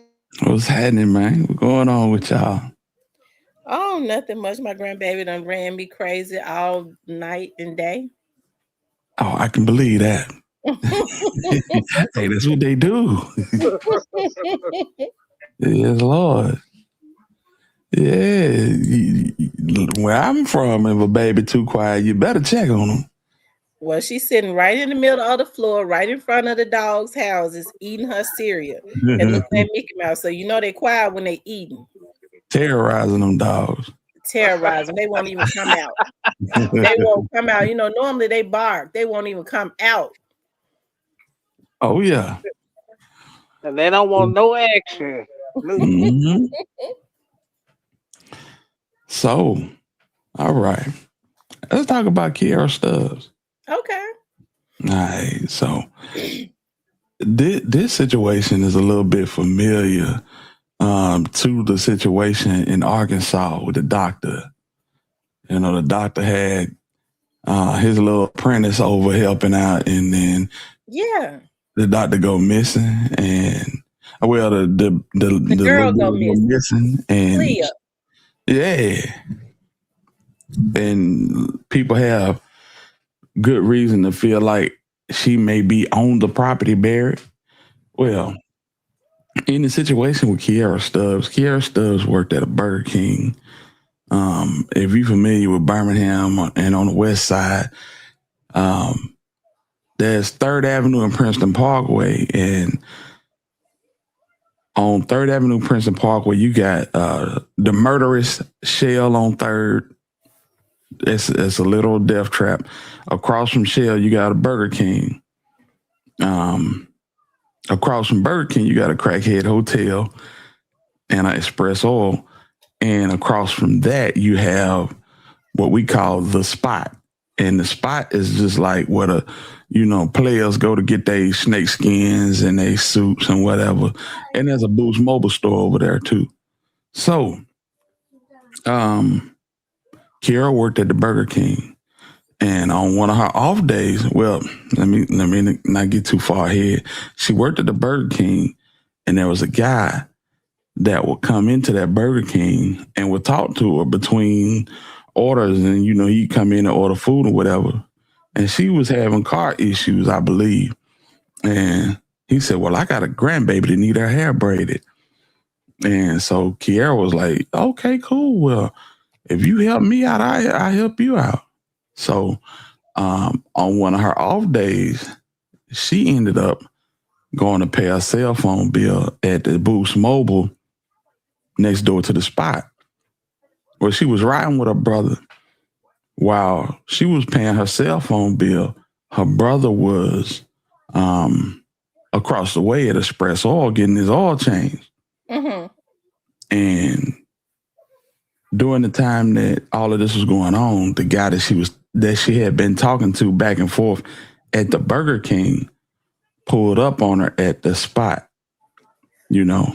and she hopped in the vehicle, never to be seen again. They don't Now, know why she. nobody knows why. Her brother seen her getting into the car, and he tried to follow, but he couldn't keep up.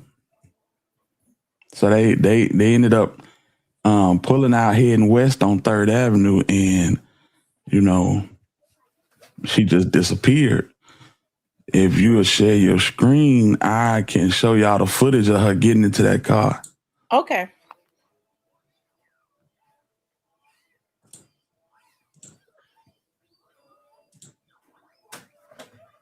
Okay.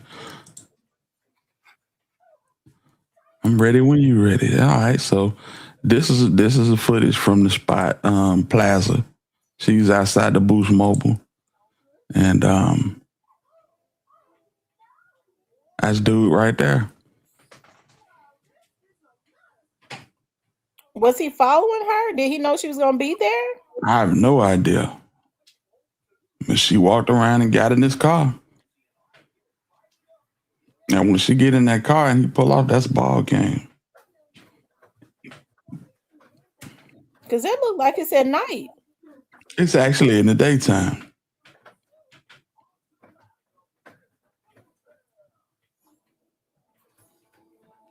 Didn't they question the guy? Yeah. Let me see. Here's oh, that's a missing mysteries. Tonight in a CBS 42 News special report, Missing Mysteries, I'm bringing fresh eyes to the disappearance of Kiara Stubbs. Your eyes. In this exclusive video obtained by CBS 42 News, for the first time, we see what went on inside and outside the last known whereabouts for Kiera Stubbs. It shows this young mother of two arriving at a cell phone store on 3rd Avenue West. You see her wearing a light gray colored jacket with knee-length pants and slippers. Watch as she shops around and talks to the store clerk, during which time she answers a call on her cell phone, then walks outside and finishes the call. When she walks back inside the store, look closely. Through the window, we see a car pull up and just wait. From the surveillance video outside, we see that car maneuvering and positioning, never parking, just sitting. While inside, Kiera just shops, even laughs with the store clerk for several minutes, seemingly not knowing what awaits her. What happens next is what Birmingham police told us in 2014. Kiera Stubbs walked back outside that store and got into that car with a man who was supposed to fix her brakes, a man she knew. Tonight, we know that man is a person of interest in her disappearance. It's a case that for nearly 5 years has baffled police and devastated her family. Kiera Stubbs' 28th birthday is approaching, April 15th. But how do you celebrate the birthday of the missing? That's what I asked Kiera's grandmother, Ora Stubbs, as I sat in their home with her granddaughter's now 9- and 6-year-old children who stay by her side. What do? We don't celebrate it. Don't have the energy to do that. We don't celebrate none of our birthday. We just get together and pray. Let the kids know it's your mom's birthday. So it's real hard. I mean, it really is hard. It's also really hard for Ora Stubbs to watch this surveillance video from that day, April 24th, 2014, the last time the family saw Kiera. It's real hard because it's just like it happened. It's like it just happened yesterday. But it's been nearly 5 years since Kiera Stubbs got into this burgundy Chrysler 200 driven by a man she knew, who her family says had agreed to help repair her car, and who police say is a person of interest in her disappearance. I didn't know him personally, but Kiera know him. He wasn't no boyfriend or nothing, hoods or nothing like that. It was just somebody she thought was an older guy, was nice, and she was helping him, and he would return the favor by doing her car. My grandson took her. And she went quiet. What is it? Boost Mobile? You know, he parked. She said, I just gonna see if he gonna fix my brakes, and if he get the brakes still. The time-stamped video at that Boost Mobile shows what time Kiera arrived, walked inside the store, and the time she got into the car, never to be seen or heard from again. You know, try to wrap my mind. she done eating now. Oh, man. What could he have did with her within the time she left at 9:30 until we caught up with him about 10:30? What could he have did within that hour? What could he have took her? Stubbs says the man told them he dropped Kiera off. However, repeated phone calls to her cell phone that day went unanswered. We came back to the area where Kiera Stubbs was last seen and noticed that the Boost Mobile store is closed, but the rest of this area at 3rd Avenue West and Princeton Parkway is still pretty busy. Lots of traffic. So if you look behind Sherry's head, that's the infamous 3rd Avenue Shell. Across the street, you're going to find the Burger King where Kiera used to work. And just across the street from that over this way is where her brother was at the Express Oil Change. Okay. That car, it took out, made a right, and went this way toward the west. And she was never seen again. In 2024, someone got arrested on drug charges and claimed that they had information about the whereabouts of Kiera Stubbs. And I don't know what happened, but that they were supposed to go and excavate this guy's backyard. Oh. Yeah. Did he say what he did to her? I'm sure it was sexually motivated. Yeah, I'm pretty sure it was too. You know. Ain't no good older guys, fam. I'm sorry. Ain't no good old it ain't no good older guys that just want to help. How old did they say that this man was? And at the time he probably was, if she was in her early 20s, he probably was 35 or so. Okay, so he was still a young man. Yeah, you know. But that was a big fuss in 2024, basically saying that, I mean, I say about 5 miles down this same street.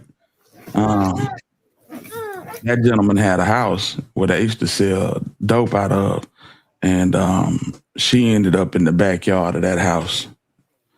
Oh my God. And yeah, and people, the police claim they went and excavated the backyard and didn't find nothing, but people swear to God that's where that was where her final resting place was. That's what the remember with the doctor in Pine Bluff. Right. They went back years later because some Hispanics was back there putting cement in a hole, and they said they smelled dead bodies, and they took the dogs back there, and the dogs said that they didn't find no dead bodies. Exactly. Yeah. Same thing. Same thing with this situation. It wasn't cement back there, but the backyard was very uneven. You know what I mean? Mm-hmm. He Like might have put some acid, like ain't no telling. I'm sure he looked up stuff on how to. exactly. Mm-hmm. hmm So yeah, this is a story very very familiar to my city, and man, people still upset about this girl going missing. And that man just still walking around. I don't know if he walking around, they locked him up or what, but um, I'm pretty sure he is out and walking around. And it's crazy because he lives not far from where my dad used to stay. And so I'm very familiar with that neighborhood. You know what I'm saying? And And they just said like he was a drug dealer.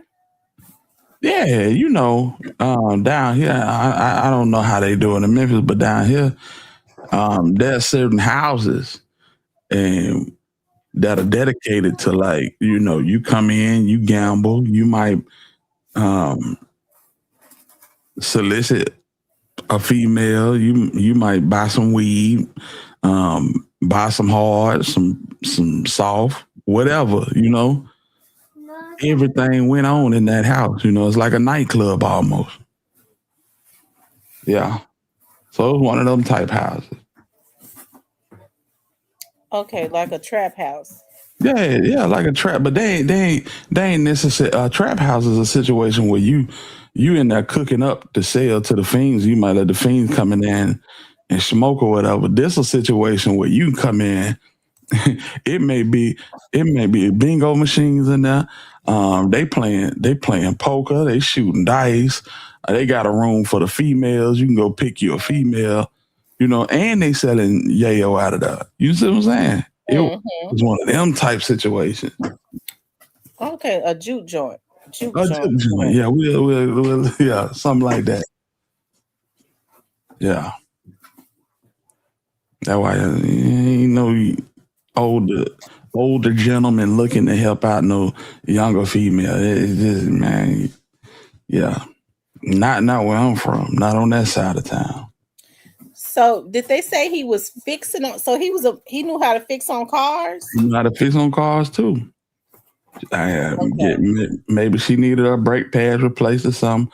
And urban legend has it that he said, well, if if you ain't got all the money, that's fine. My granddaughter need her hair done, and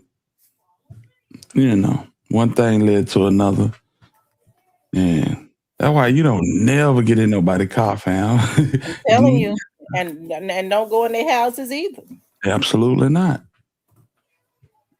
Absolutely not. And I'm I'm a talking about real this house. stickler for that. I do not go in nobody's houses. I ain't getting in their Right. cars either. I'll meet you. We gonna meet. Right. And this house was like a very visible house in the community. There was literally a grocery store right across the street. So I done been past this house like hundreds of times. So it wasn't nothing ducked off. It was wide open. So it's just a crazy situation. I feel sorry for that girl's mom. Cause she, they going through it.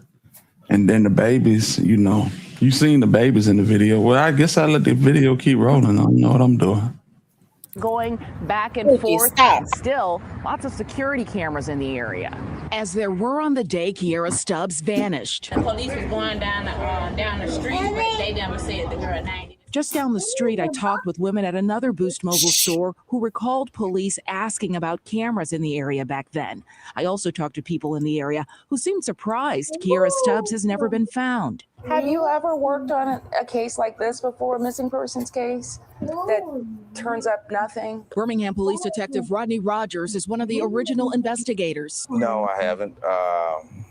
Actually, I haven't worked on any missing person cases. This is actually my first missing person case, actually. Although the surveillance video gave some evidence showing Kiera Stubbs getting into that burgundy Chrysler 200 with tinted windows in the back, Detective Rogers says it doesn't give enough evidence. So that's why we need the public to, go back to that day and see if they remember anything or saw them go anywhere that can kind of give us a lead on somewhere to start. So Kiera's last known whereabouts were leaving here at the Spot Plaza. The vehicle she was riding in pulled out here to 3rd Avenue West. Police tell us that he made a right turn, or the driver made a right turn onto 3rd Avenue West, headed towards Bessemer. The brother actually tried to follow him, but he lost him because he was traveling at a high rate of speed. Initially, I think she was supposed to get back in the car with her brother, but she got in the car with his male acquaintance. And that kind of really stood out with me. We do have a person of interest, but at this time, it's not enough evidence to make a case on that person. Do you name the persons of interest? No, we don't. No. Why is that? Because at this time, no one's been arrested. I've talked to the DA about the case initially, but it's never been anything taken in to try to get an arrest warrant because put that back in there. Don't have enough probable cause to get one. Police are hoping by sharing the video and Kiera's picture that somebody will look at it and see what they didn't see 5 years ago. It was assigned to me a few months ago. Birmingham Police Detective Jonathan Ross is investigating what is now the Kiera Stubbs missing persons cold case. I just beg and plead somebody to come forward with some information, and then we'll bring them to jail. Hopefully, the Stubbs family, we'll get a little justice on this case. We just need that one little break, one phone call, one tip. That's all we ask for. They're not the only ones asking. I want her to come back home, and I miss her, and I love her, and we want her to come back. Me and my brother be thinking about it, and we be crying, and we want her to come back home so much. For somebody, child, to be missing that long, and to see her get in this man's car, and never see her no more. This is so devastating. Perhaps you know something that could help bring Kiera home. The family says they just want justice and they want closure. If you're watching this story on air right now, write down this number. It's 205-504-0008. That's Detective Ross's cell phone number. Call him if you have information that you think will help locate Kiera Stubbs. Yeah, them kids, man, that was so 2014, so they're grown now. Yeah, that was so that report aired in 2019. So you see what I'm saying? Yeah. Them kids grown now.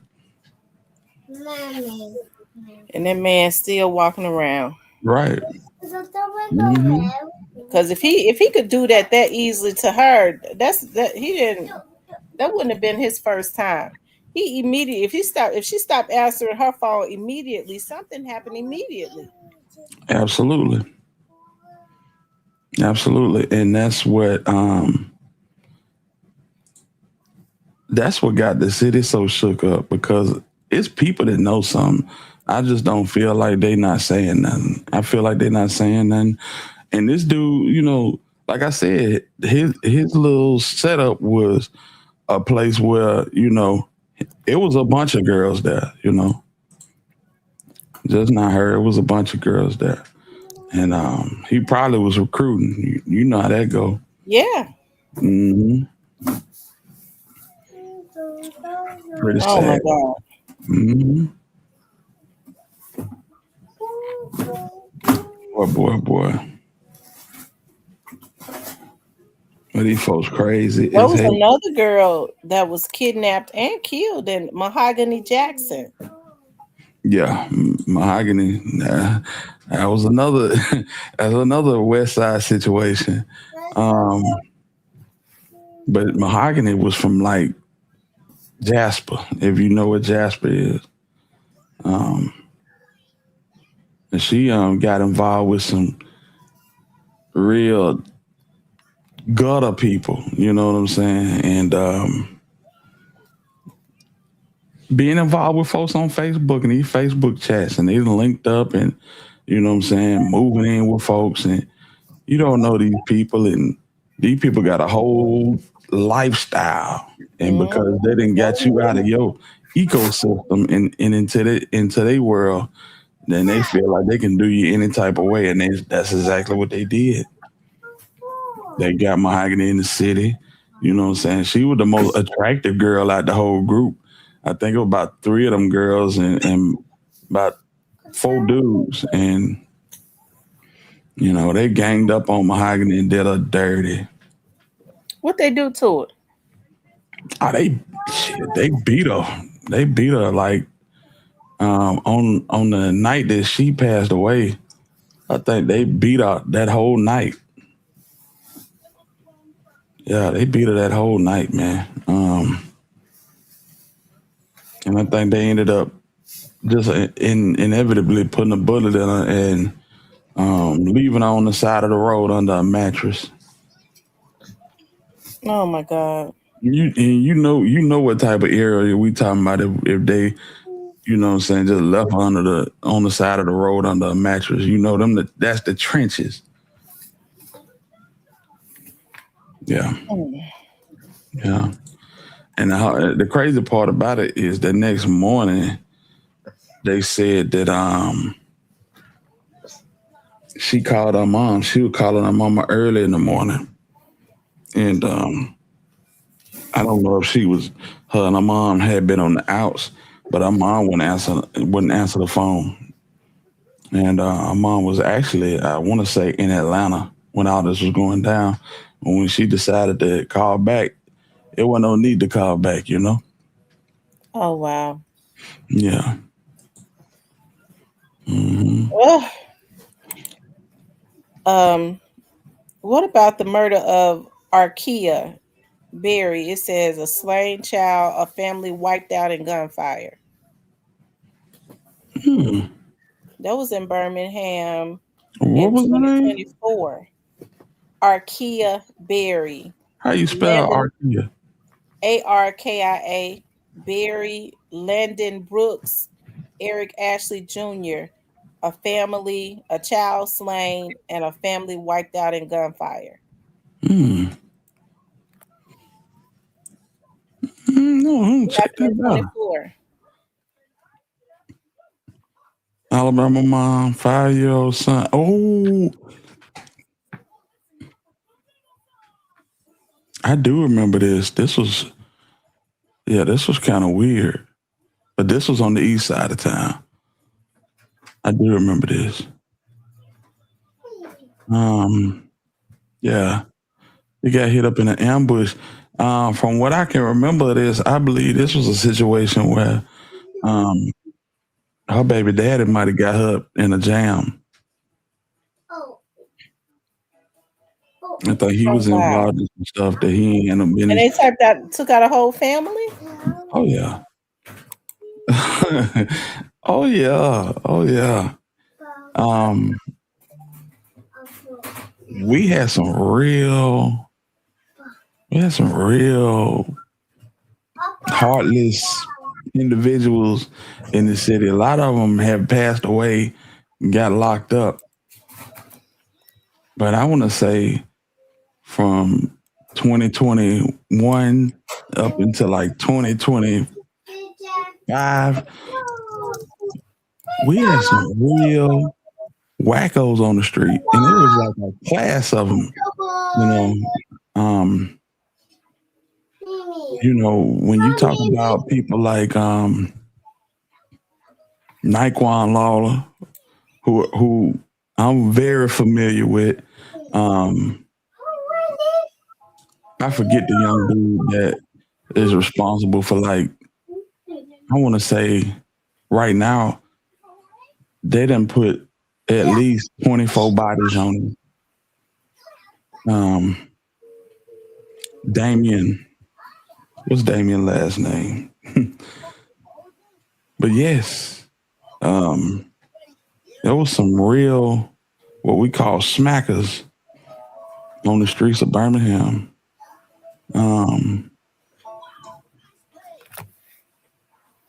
And it was bad.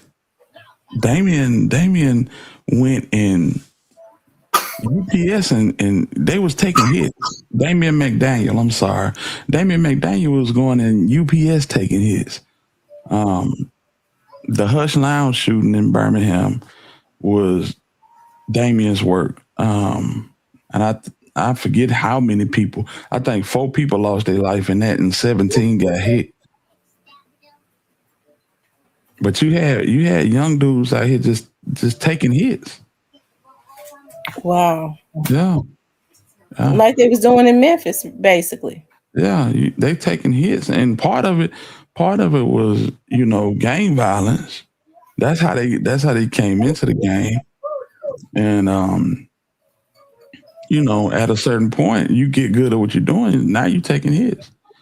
You know what I'm saying? I know from personal experience that this is how it went. Cause we suffered tragedy in my own family behind some of the same type of activity. But yeah, it was crazy. It was crazy in the city. 2, 3. And it's mighty funny that a few people get unalived and this gentleman get locked up, and we just see a reduce in crime by like damn near 10%. That's how active young Damien McDaniel was. He was all over the city. It was crazy. But I remember this IKEA Berry girl. I definitely remember this. This was like in the Centerpoint area. Yeah. Oh wow. Yeah. See, I be looking at all of them different, like her name was Mira Fowler. Body Jamil. burned from Thursday night as being identified as a woman who disappeared after leaving for a Facebook marketplace meeting in Birmingham. Birmingham police say Jermira Ivory Fowler was last seen May 30th around 4 p.m. in the 500 block of 41st Street North. Fowler's body was burned June 1st around 9 p.m. in the 1000 block of Sellers Road in the Roebuck area. The Jefferson County Coroner's Office said Fowler had been shot to death and set on fire. Yeah, that's crazy. This happened in 23. I was on the east side too. And we can't forget Baby Cupcake. Yep. Who is Cupcake? You don't remember Cupcake McKinney? Mm-mm. Oh man. So Cupcake lived in the projects with her mom. And they were at a birthday party for another little kid. And as the birthday party was winding down, Cupcake and another little kid had wandered off, and a guy was talking to him, and they got video of it. I believe Cupcake hopped in the car with a dude and was never seen again. They found Cupcake, I want to say, in a landfill. She was 3 years old. Oh wow. Hmm. Yeah. So You that know, was this right down my alley. I yeah. love talking about this stuff. I Yeah. hate it, but awareness has to be brought because I've been looking at these cases in Birmingham for a while. I really love to cover the stuff in the South. Hmm. They said Birmingham police confirmed a couple who was reported missing after going to the movies on Valentine's Day was found dead Friday in a car in Wylam. Is Yeah. that WYLAM? Yeah, that's little Chris and his girlfriend. Have they figured out who did that? Yeah, I believe they did. That was a crazy day. That was a crazy day.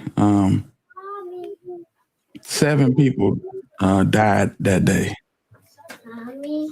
Within 2 hours of each other. But yeah, um, Chris was involved in some stuff that he ain't had no business, being involved in, and it kind of cost him and his girl and his newborn baby. So them 3, they ended up getting taken out, and then 4 dudes on the north side of them getting taken out. They called it one of the most deadliest days in Birmingham. Oh wow. So it was like gang related. Yeah, yeah. Hmm. Oh wow. This little boy was killed in in 20. It's a lot of shit happening in 24. Yeah. Dontrell Gooden was last he was last seen but they found him dead though, right? Hmm. It's a homicide investigation. So he was 20 years old. Mm-mm-mm.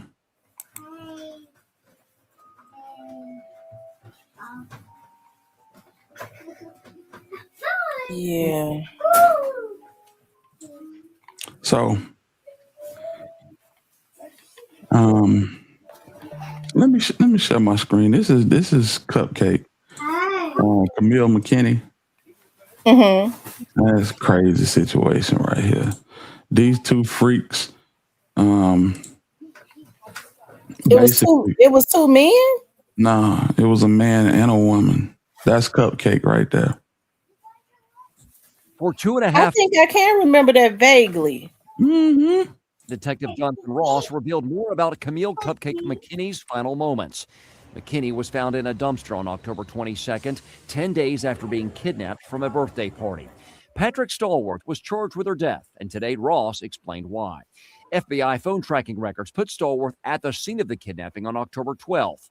Ross testified how Stallworth admitted to seeing McKinney in his girlfriend Derek Brown's apartment, and how Brown said, "I want to keep her," and told him to do something sexual to the child, but he refused. The detective claims Stallworth watched Brown place her hands over McKinney's nose and mouth before she died. Ross continued by telling the judge he said Derek removed her hair bows, barrettes, and clothing and gave the baby a bath. Prosecutor Misty Reynolds pointed out that FBI analysis found the DNA of Stallworth, Brown, and McKinney on a plastic mattress cover, and that there were levels of meth and the sleeping drug trazodone in the 3-year-old's blood. They did not find any signs that McKinney was sexually assaulted, but Reynolds said the level of decomposition could have impacted the ability to prove such abuse. Now, Derek Brown also faces a capital murder charge in this case. She will be in court for her preliminary hearing on Friday. Yeah. So she helped him to kidnap. So the baby was at her house. Yes. Derek Brown. Yeah.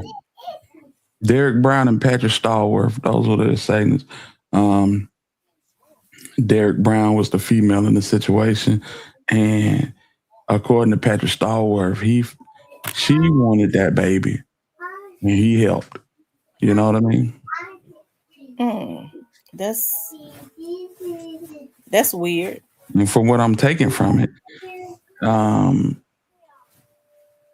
she might have been in the company of Cupcake parents or something at one point. And that's how they knew to come back and, crazy. It is crazy. They was both just into sexually assaulting children. Right, exactly. And this situation, it really shocked the city. How somebody could do something to a baby like that, That's sad. Mm-hmm. Boy, I tell you. Cypress, what's up, bro? What's going on, man? So what they get him, the death penalty or life? That's a good question. I'm pretty sure they're going with the death penalty. I'm pretty sure they're going. Yeah. Anything less than the death penalty is not justice. Mm-hmm. Yeah, but it's a lot of, we don't really, I guess, pay attention to it because we so entrenched in day-to-day activity, but it's a lot of that type of activity to go on down here.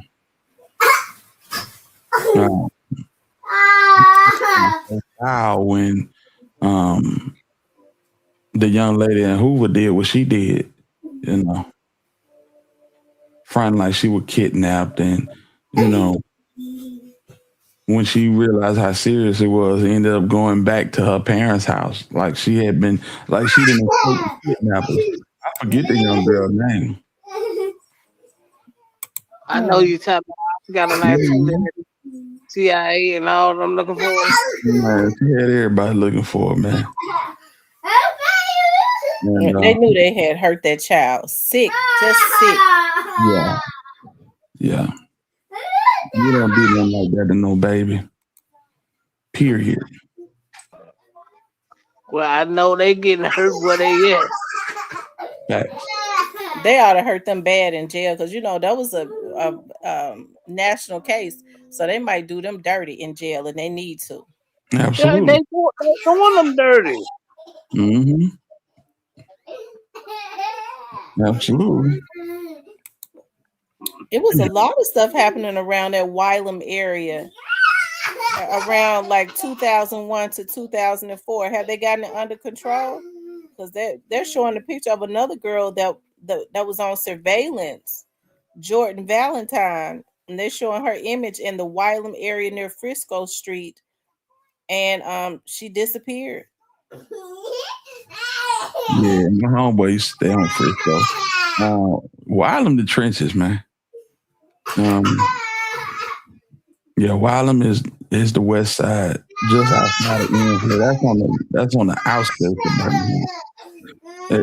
It's on the very edge of Birmingham. It's still Birmingham, but it's on the very edge of Birmingham. Yeah, it get real tricky and wild, man. And Frisco Street was Frisco Street kind of like Tate Street. You know what I'm saying? Yeah. Yeah. Oh my, that tell you everything you need to know. Right? Yeah. For real. What you think about our boy Finesse Hitter?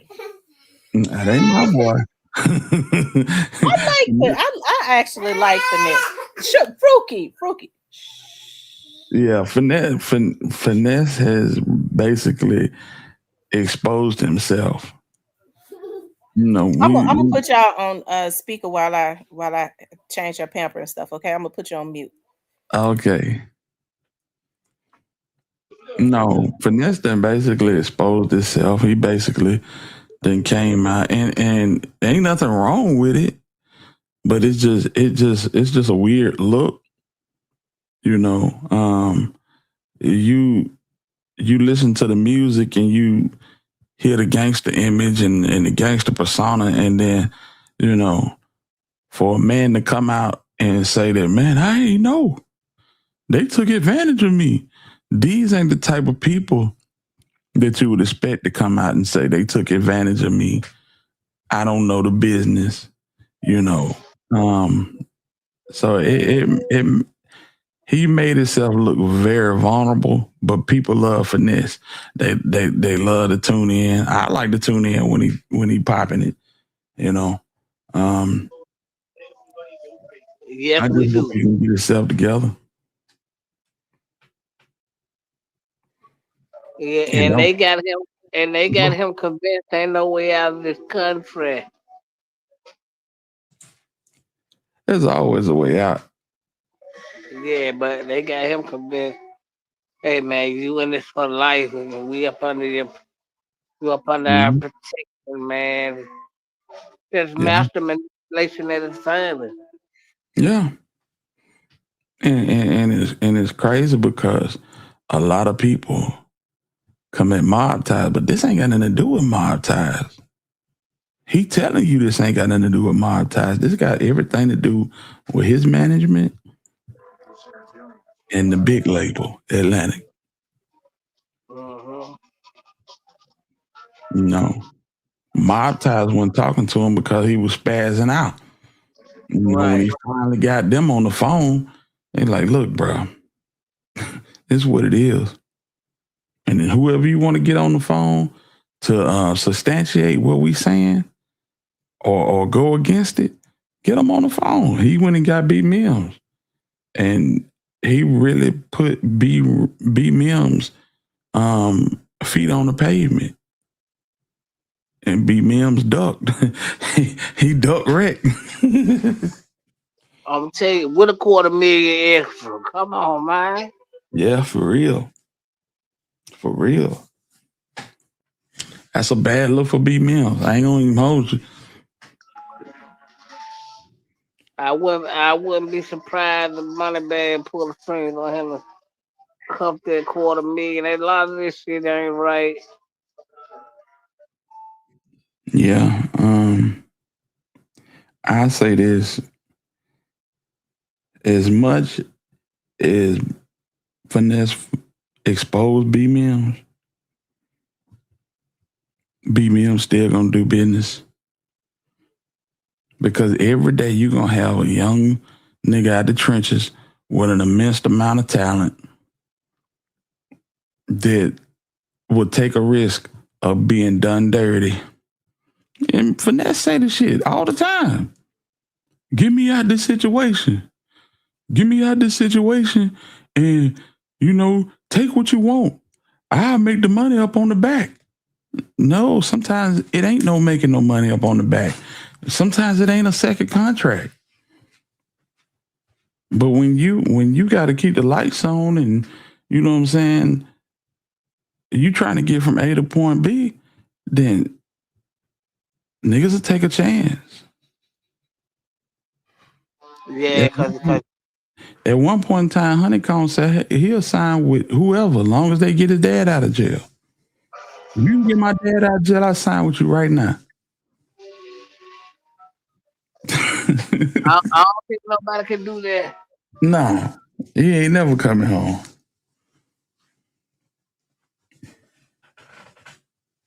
He ain't never coming home, man. Yeah. But all in all, I hope Finesse get it together, man. He got the tools. He just gotta want to do it. He just gotta want to do it. You know what I'm saying, Syke? Okay, I'm Facts. back now. And he gotta get around people who can help him and quit letting them label brainwash him like he can't get out the deal. The way for this talking, I kind of think he signed a lifelong deal. With them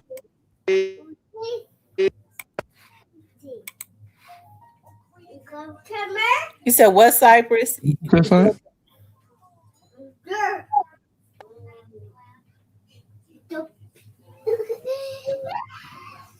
I couldn't hear what he said. He put us on mute again. Oh, okay. well, I I said wouldn't. with them you just never You would never know with them. You never can tell with them. With them, you Mm-hmm. never know. Well, I wonder who screwed him more, mob ties or Moneybag. Obviously, his And money bag, he giving away $20,000. no, it's Atlantic. That's what this whole situation about. That's why he had to apologize to Junior. Okay, so Atlantic, Atlantic took him through that. Atlantic was just. I was thinking maybe that structure deal was just supposed to be Atlantic was supposed to be distribution.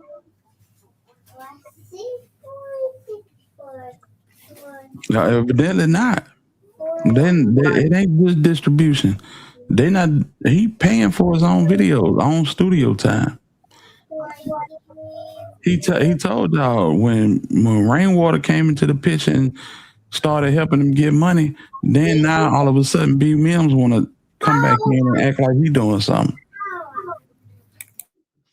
And when he was able to get them all in the same room, B Mims had to, he had to, admit to him Juju. now.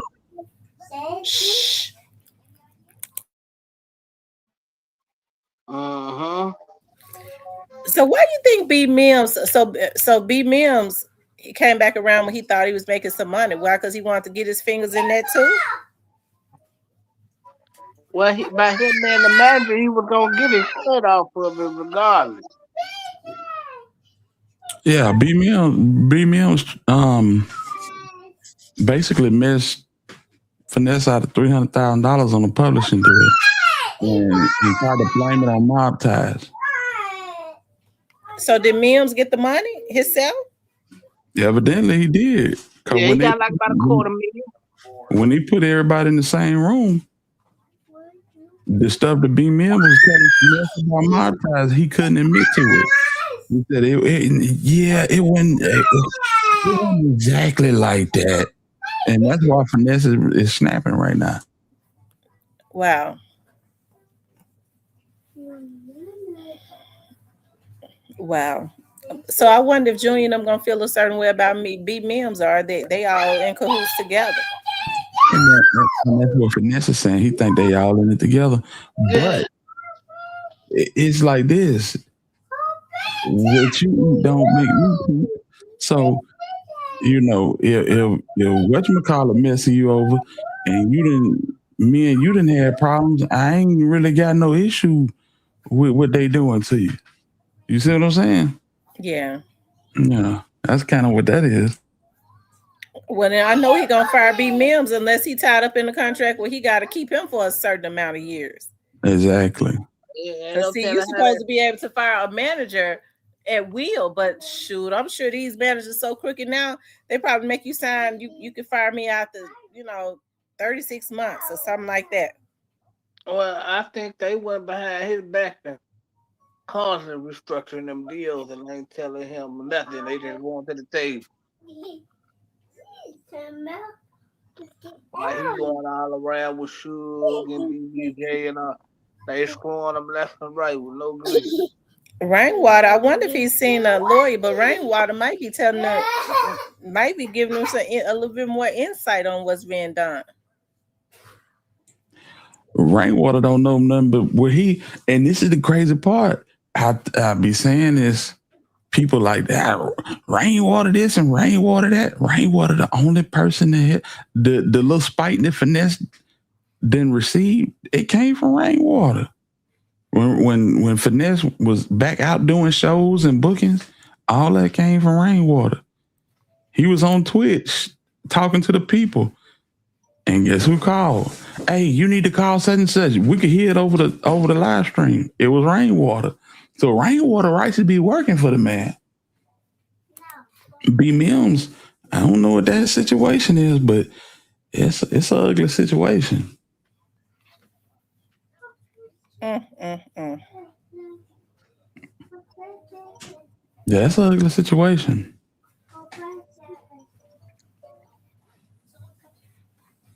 And if they don't get it together, I mean, I don't think nothing gonna be, saying, I don't think nothing crazy gonna come out of it. But it could.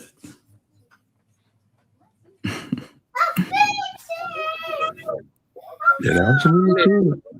I think with finesse and bag, I think she gonna get really ugly. Cause they got a history. I'm trying to figure out why he's so much madder at Bag than he is at anybody.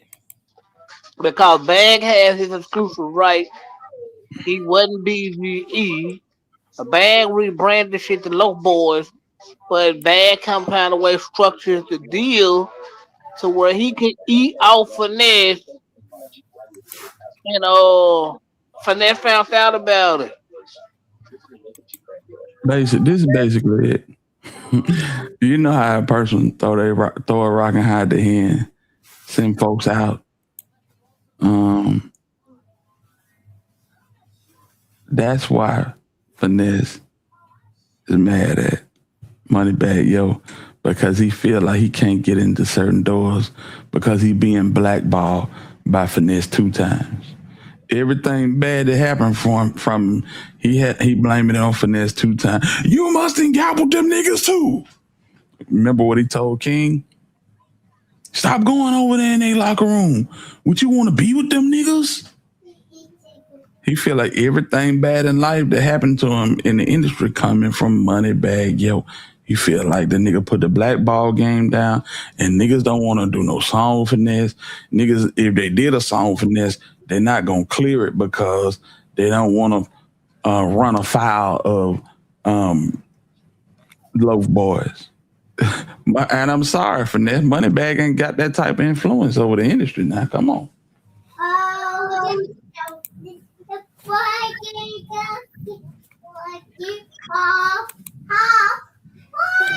He don't.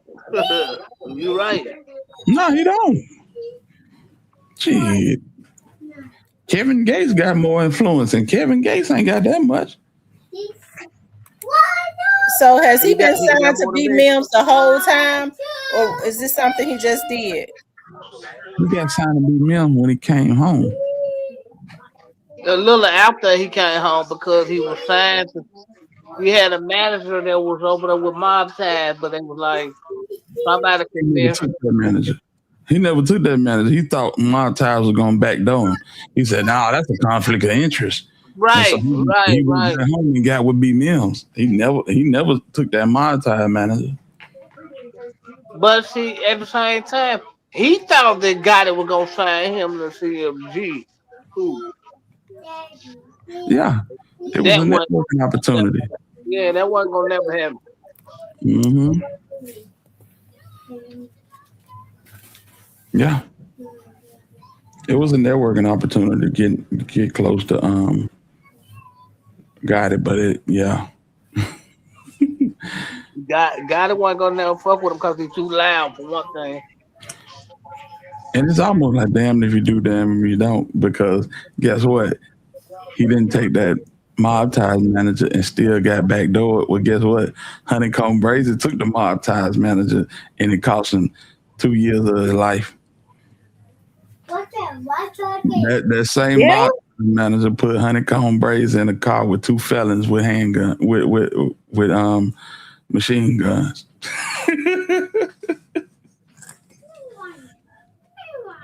Man, you can't make this shit up. You can't make it up. I swear. J Real, what it do?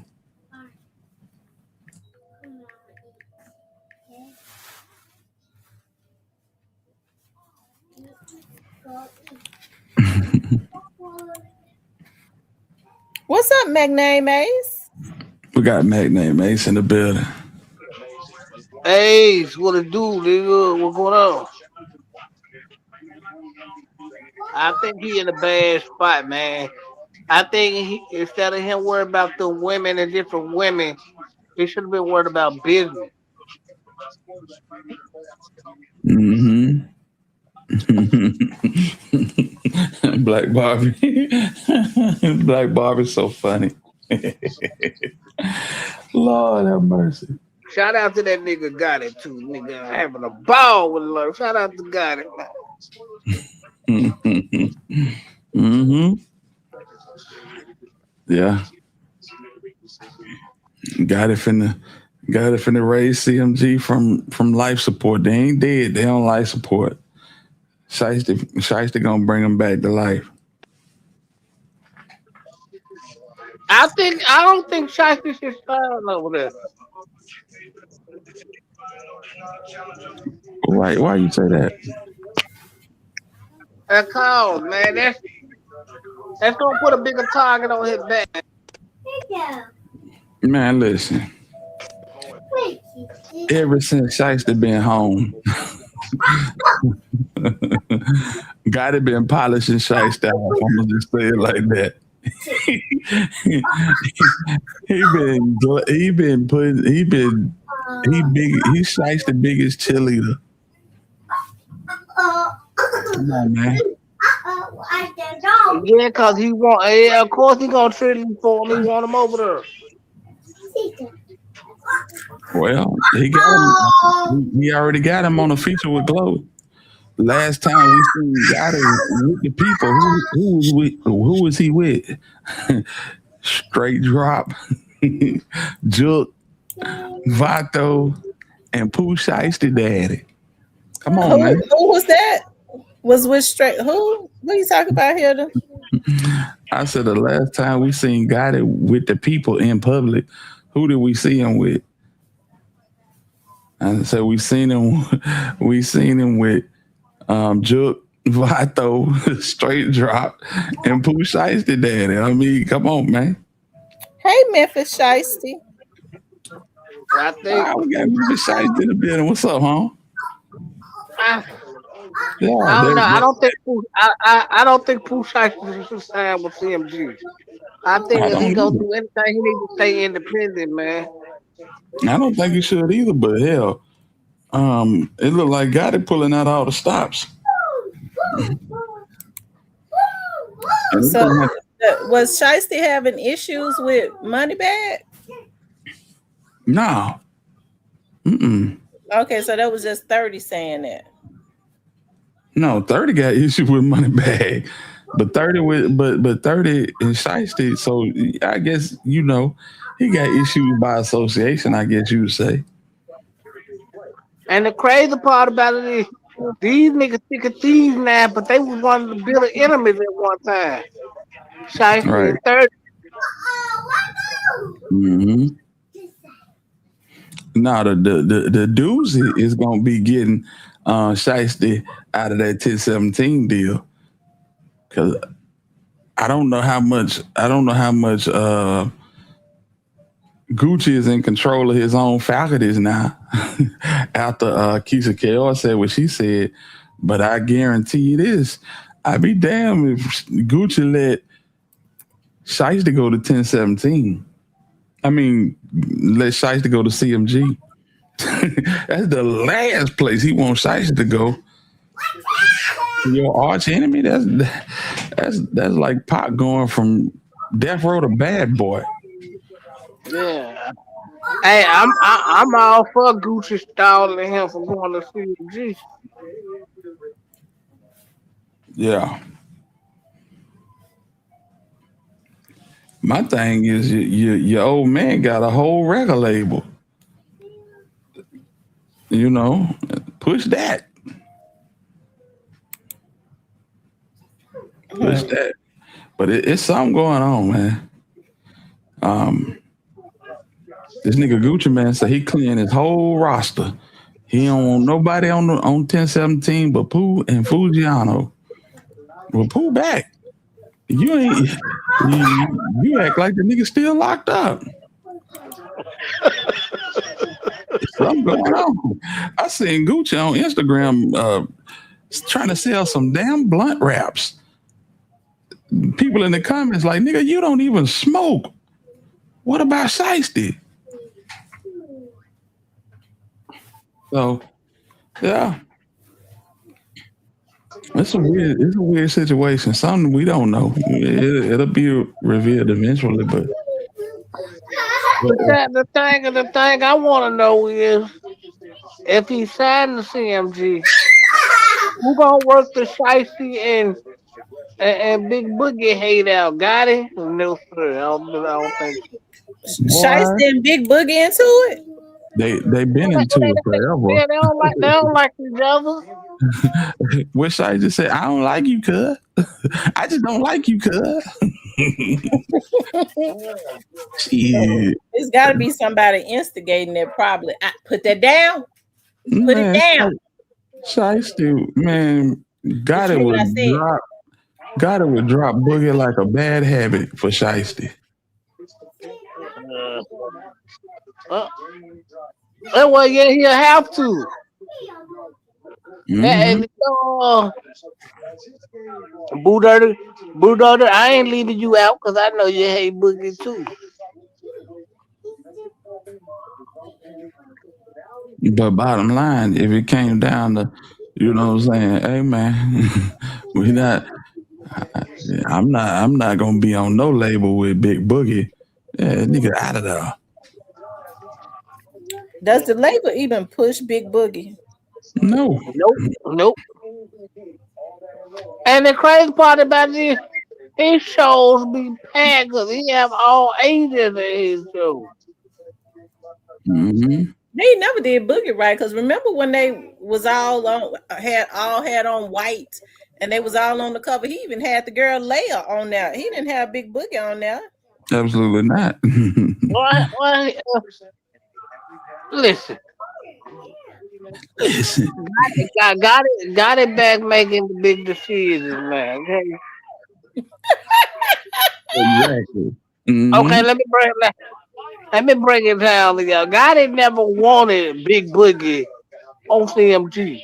Cause the We nigga pop shaking his ass like a bad woman. He didn't want that shit over there. Drug seen some many, signed him to his management label, pushed him on the folks, and to make Druk not to be mad, they went on got him a CMG chain and brought him over, but they'll never do nothing with him. Now that Druk gone, they can dispose of him now. But that'll be a good thing for Big Boogie because he can put Red Rum and still pack his shows and make his money. This my thing. How did Big Boogie get the biggest CMG chain? That nigga bought his own shit. They don't want you on CMG, but you end up with a customized CMG chain with choppers on the sides of it. Nigga, you bought your own chain. I'm saying. Well, he was wearing junk junk for a long time. Hey man, what my baby doing? Y'all ain't called me or nothing. Yeah, you need to come on and get her. Okay, what's she doing? What she always do, talk. Oh well, here I come. You need somebody to talk to you. You be there talking to yourself. Tell her that what we here for.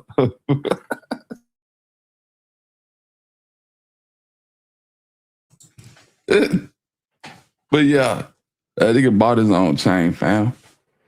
Them folk ain't giving no big ass chain. I know that's right, Hitter. I know that's right. You see, she's supposed to come and get her damn baby, and then gonna tell me I need somebody to talk to. Hey, that's but ain't nothing nice. You need somebody to talk to. Shit.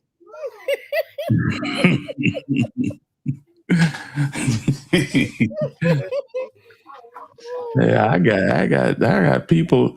I got too many people I can talk to, and some I don't want to talk to. I know that's right. Right. I'd rather a talking baby that talks in her sleep and wake up talking. Lord have mercy. And you know we've been on here all this time and she ain't closed her mouth. You would think her throat would get tired. Only when she was eating, she stopped.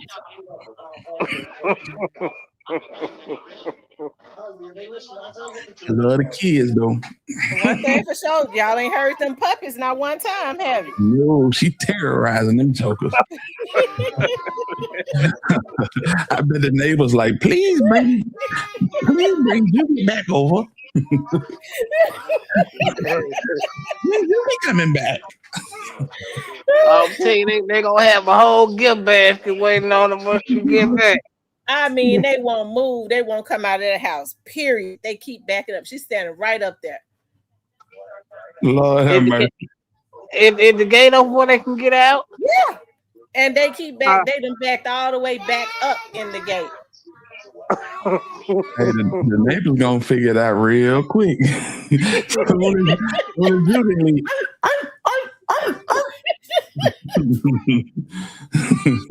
Neighbor gonna start setting presents for the grandbaby. This is a little something for the grandbaby.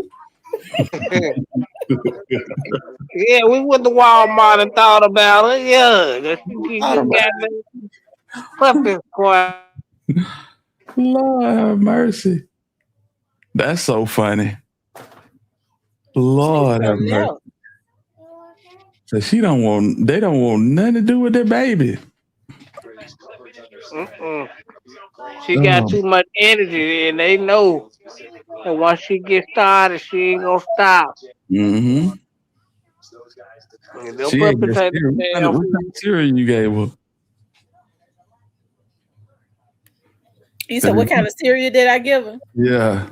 Frosted Flakes. You know, they full of sugar. Oh, yeah. It's over with. It's over with. You can hang it up. That's like about all the sugar on them damn thing. That's like 3 cups of coffee. Mm-hmm. And look, took my coffee this morning. So she took the coffee. Gigi coffee. She wired up. Yeah, she wired up. Probably shaking the them. dogs don't stand a chance. She over there shaking them cages. Them damn dogs terrified. Oh my goodness. Yeah, man.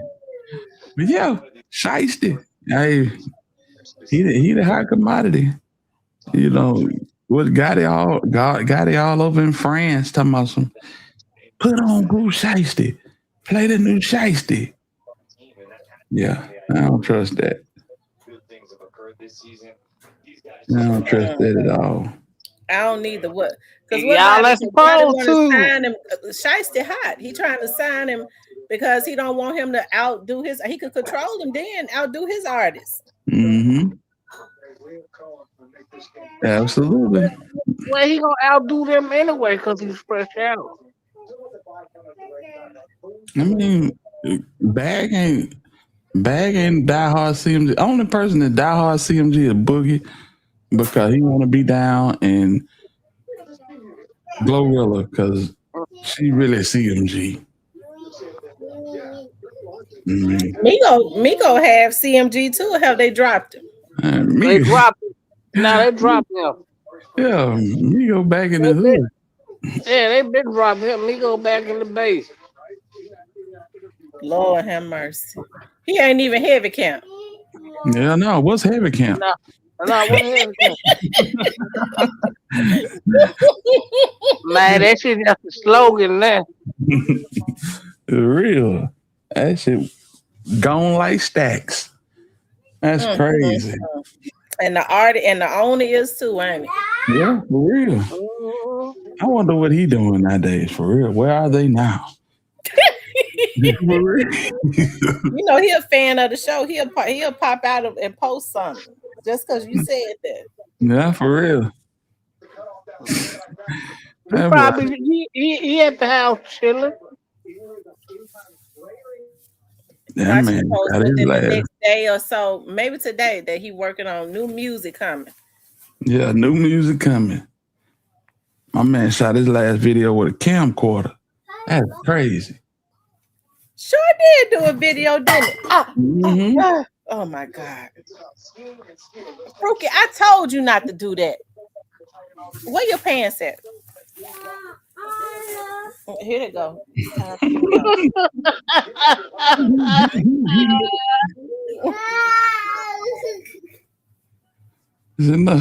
She's like, no, I want to stay over here. Right. It's fun at Grandma's house. We got coffee, we got frosted flakes, and man can't beat being at Grandma's house. Hell no. She got dogs. I'm telling you that she done terrorized. I'm glad she doing them like that because they do's me dirty, barking all Yeah. the time. Now they scared to bark. Hush up. Hush up. They don't be hurting you. Shut your mouth. Hush up. Hush up. Soon as she come in the door, they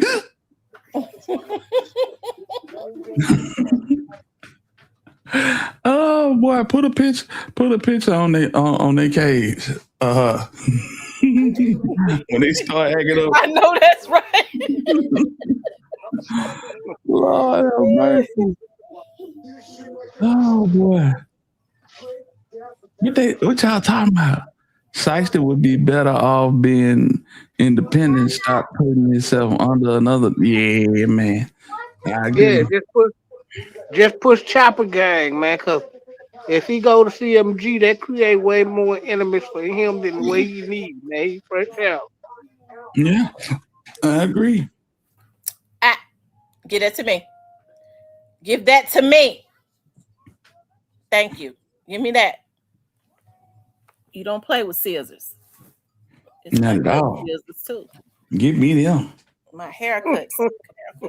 You better cut a plug out the dogs. I know that's right. Oh my Soon as you turn your head, dog gonna be walking around looking like Al Bundy. For real. Got a sunroof up top. Lord, Ain't that the God's truth, the Black Barbie? This baby that did put that bub down. Put it down. I said put it down. I'm not playing with you. Put it. Girl, hard headed. You want to whoop it? How do you ask the kid do they want to whoop it? Yeah. No. Well, maybe that's why she laughed. She looked at me and laughed. Yeah, cause she ain't taking you that much. But do you want to whoop it? No, I want to serious. I want some more coffee, grandma. Hand me your cup.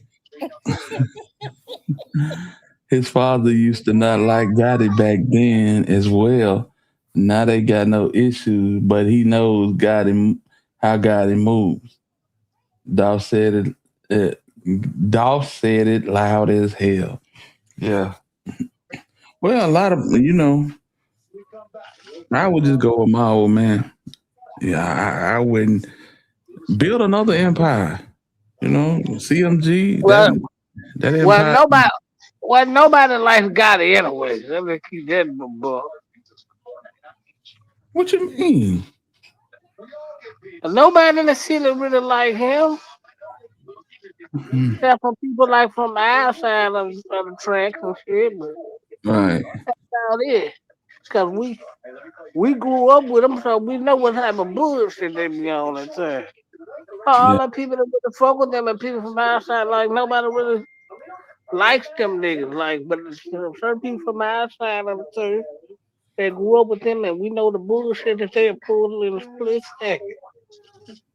Yeah, man. No, Memphis, home of the Triple Cross. There it is. You said it. Oh boy. Hey, that old nigga need to lay off a shiesty. I don't know what his problem is or where he come from. Oh, you talking about that dude who said his homeboy them doing 300 and 400 years of being real? Yeah.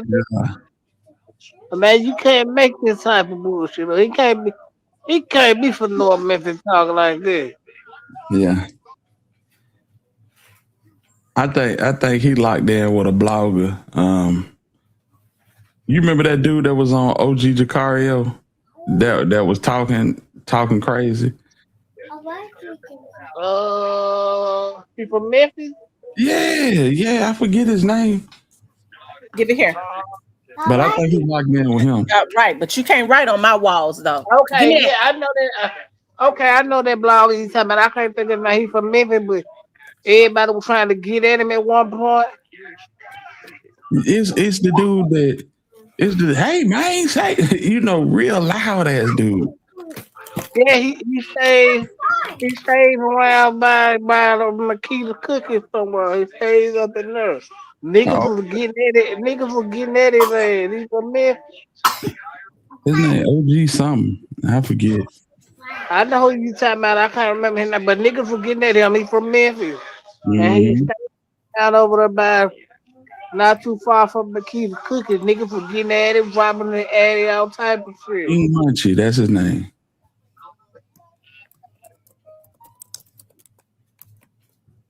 Mm. That's the guy.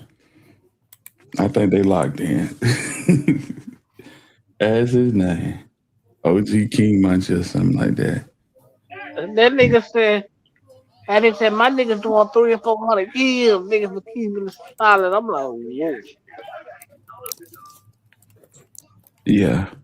I don't hear 30 talking about him anymore. Talking about who?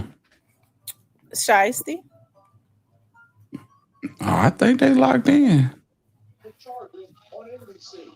I They locked in. They didn't have their days, you know what I'm saying? hmm People people gotta understand, like, 30 and Shiesty grew up going from bitter enemies to like best friends. Yeah. He said Saxton should have never responded, but he showed paperwork because they calling him a rat. Man, damn all that.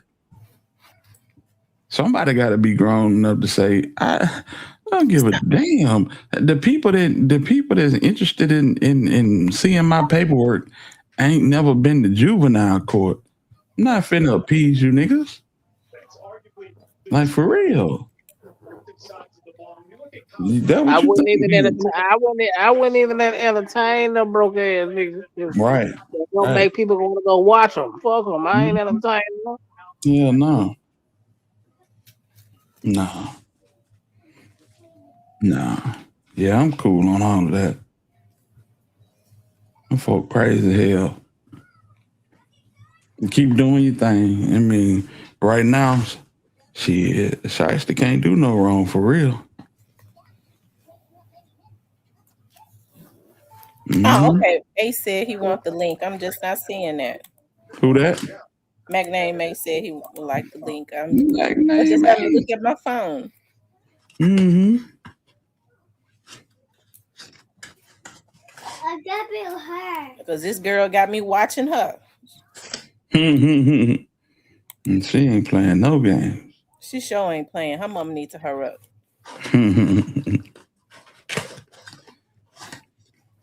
Yes, Lord. Say, yeah, ain't no way. No, I ain't trying to. Nah, man. Cause the folks that rocking with you, they already rocking with you. You ain't got nothing to prove. That's the way I see it.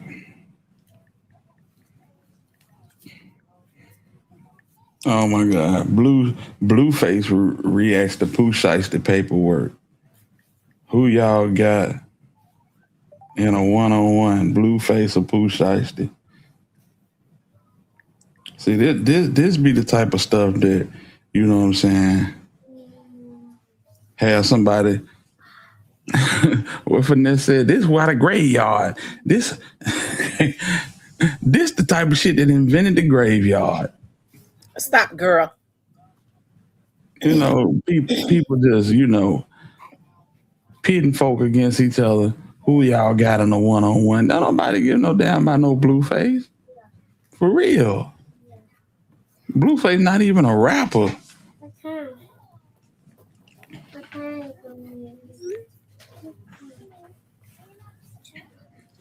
Yeah, these folks crazy, man. What's up, Ace? Man, they ain't Ace came in and dipped out. Little Miss Muffy, what's happening? He jumped back down.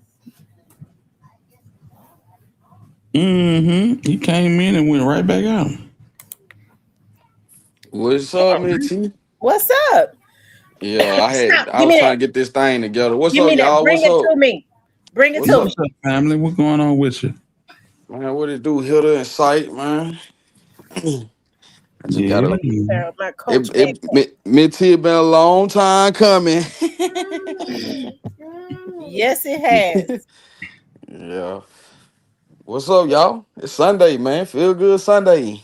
Yeah, man. You Good know what it is. morning, Mitty. Good evening. Good morning. It's Good cold out. afternoon. It's so good, ain't Yes, it? Lord. Yeah, it's cold, man. Man, that's crazy, Hilda, man. I woke up and I heard that talking about. I think my mama told me. Even my mama told me Shiesty going to go got it, man. I said what? Yeah, everybody feel like you're going with God. No, man. No, he might well just stay CEO or independent, man. Get a hot dog business or something. I already see that nigga get a hot dog truck, man. Listen, listen. He got Hey, it. Mint T, I already that nigga get a hot dog truck to go to CMG. Yeah, I said it's like. Cyber's over there buying a Coca-Cola. Oh, we got Stan G in the building. Everybody in the building. What's up with it, Stan G? Oh, Mm. man. No, that did look good though with him and Glow. You know what I'm saying? Him and Glow, I did see them in the studio. When I see stuff like that, I look at it. It ain't like no side thing. You look at it like, dang, okay, that look good for the city. You know what I'm saying? You know, it look good. Right, right. I just feel like that he do better being by What is himself. it, man? What'd you say, Syke?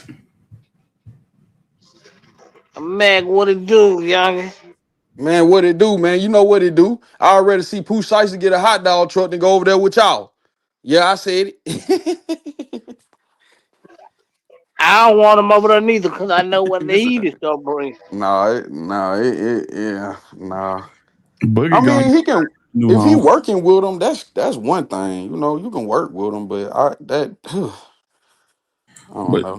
but this the thing, bro. Don't nobody just freelance work with them niggas. Come on, Nah, man. You know what it is. it's a bad drop. Yeah, you know what it is. Who Shiesty when he ain't been over there? It was the right number hit him. Well, they got it. What's up, baby? Yeah, I don't want to see him sign to them because, bro, you already got smoke in the city with Chopper Gang and Step. You signed the CMG. Ain't gonna do nothing put a whole bigger target on your back. And if you go over there, what that's gonna put you in boogie? But they can coexist on the same label.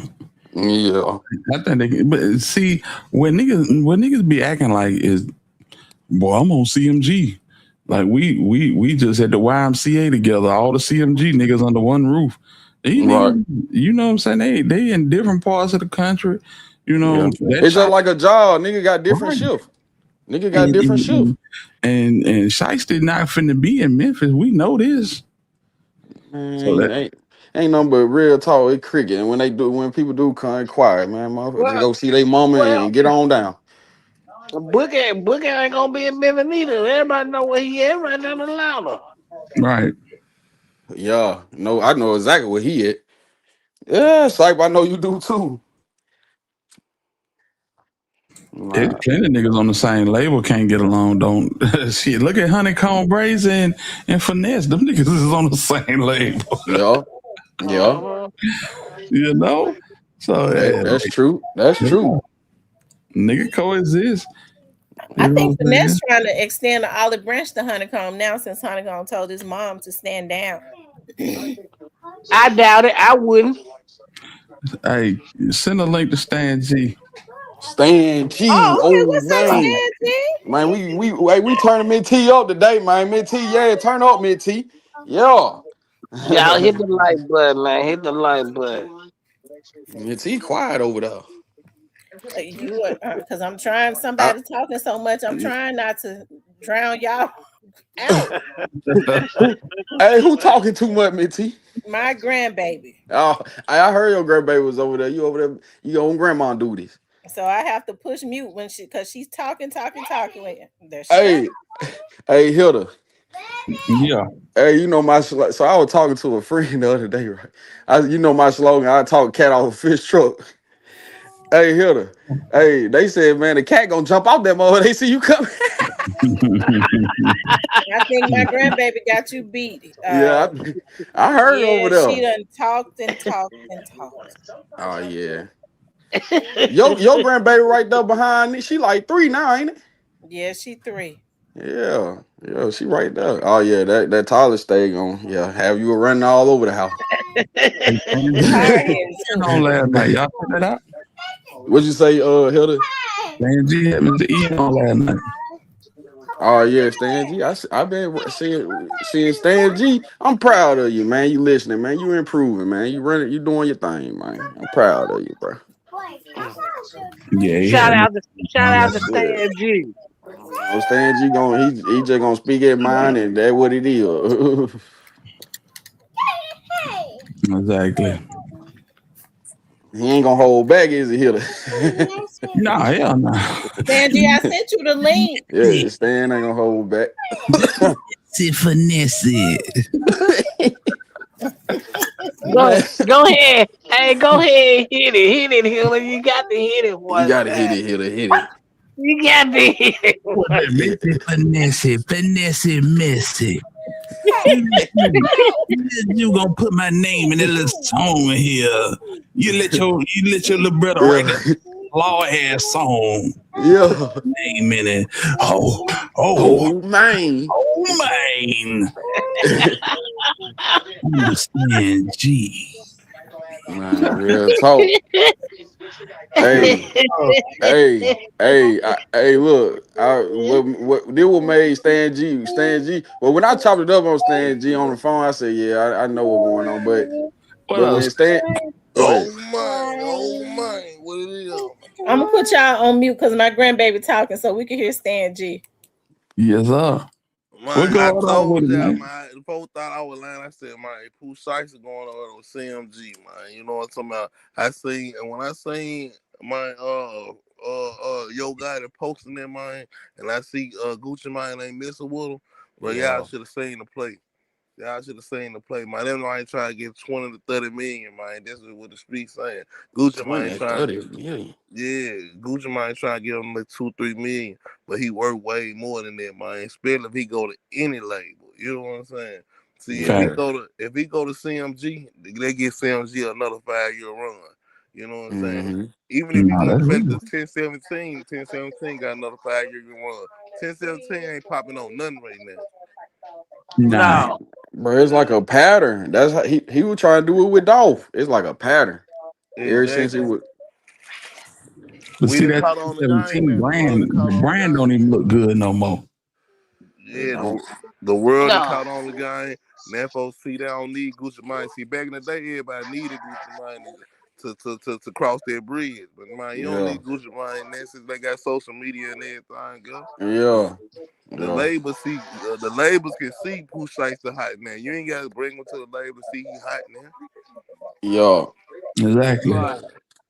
And Gucci Mane name don't hold weight no more. I would have never in a million years let my old lady go on a nationwide platform and tell them folk that, you know what I'm saying, I handle all the business. Man, well, I'm slow. She They basically said now couldn't. he ain't right in the head. I gotta make sure he good. Yeah, That's what she she got him on did. them meds. She got him on them meds. And Yeah. that ain't good for Gucci Mane because he was a boss when he came up. But Gucci Yeah. Mane a sucker anyway. You know what I'm saying? He probably flipped out because he did so much malicious things and getting folks hit up and stuff like OG. My RP to OG Double D. Man, I talked to his son and everything. You know what I'm talking about? His son out here. I talked to his son in Vegas. My son messed with me to the mix. But man, he said, man, he folks forgetting about my daddy, bro. You know what I'm saying? These folks forgetting about my dad. Just like man, I wouldn't let folks. I wouldn't let little Trey, man, come out here and say they forgetting about dog. No, we ain't going like that. You know what I'm Right. Right, saying? right. These folks got No. real kids out here, man. You know what I'm talking about? Just because it didn't work real with you, man. Then he used our own city to go at OG Double D. He from there.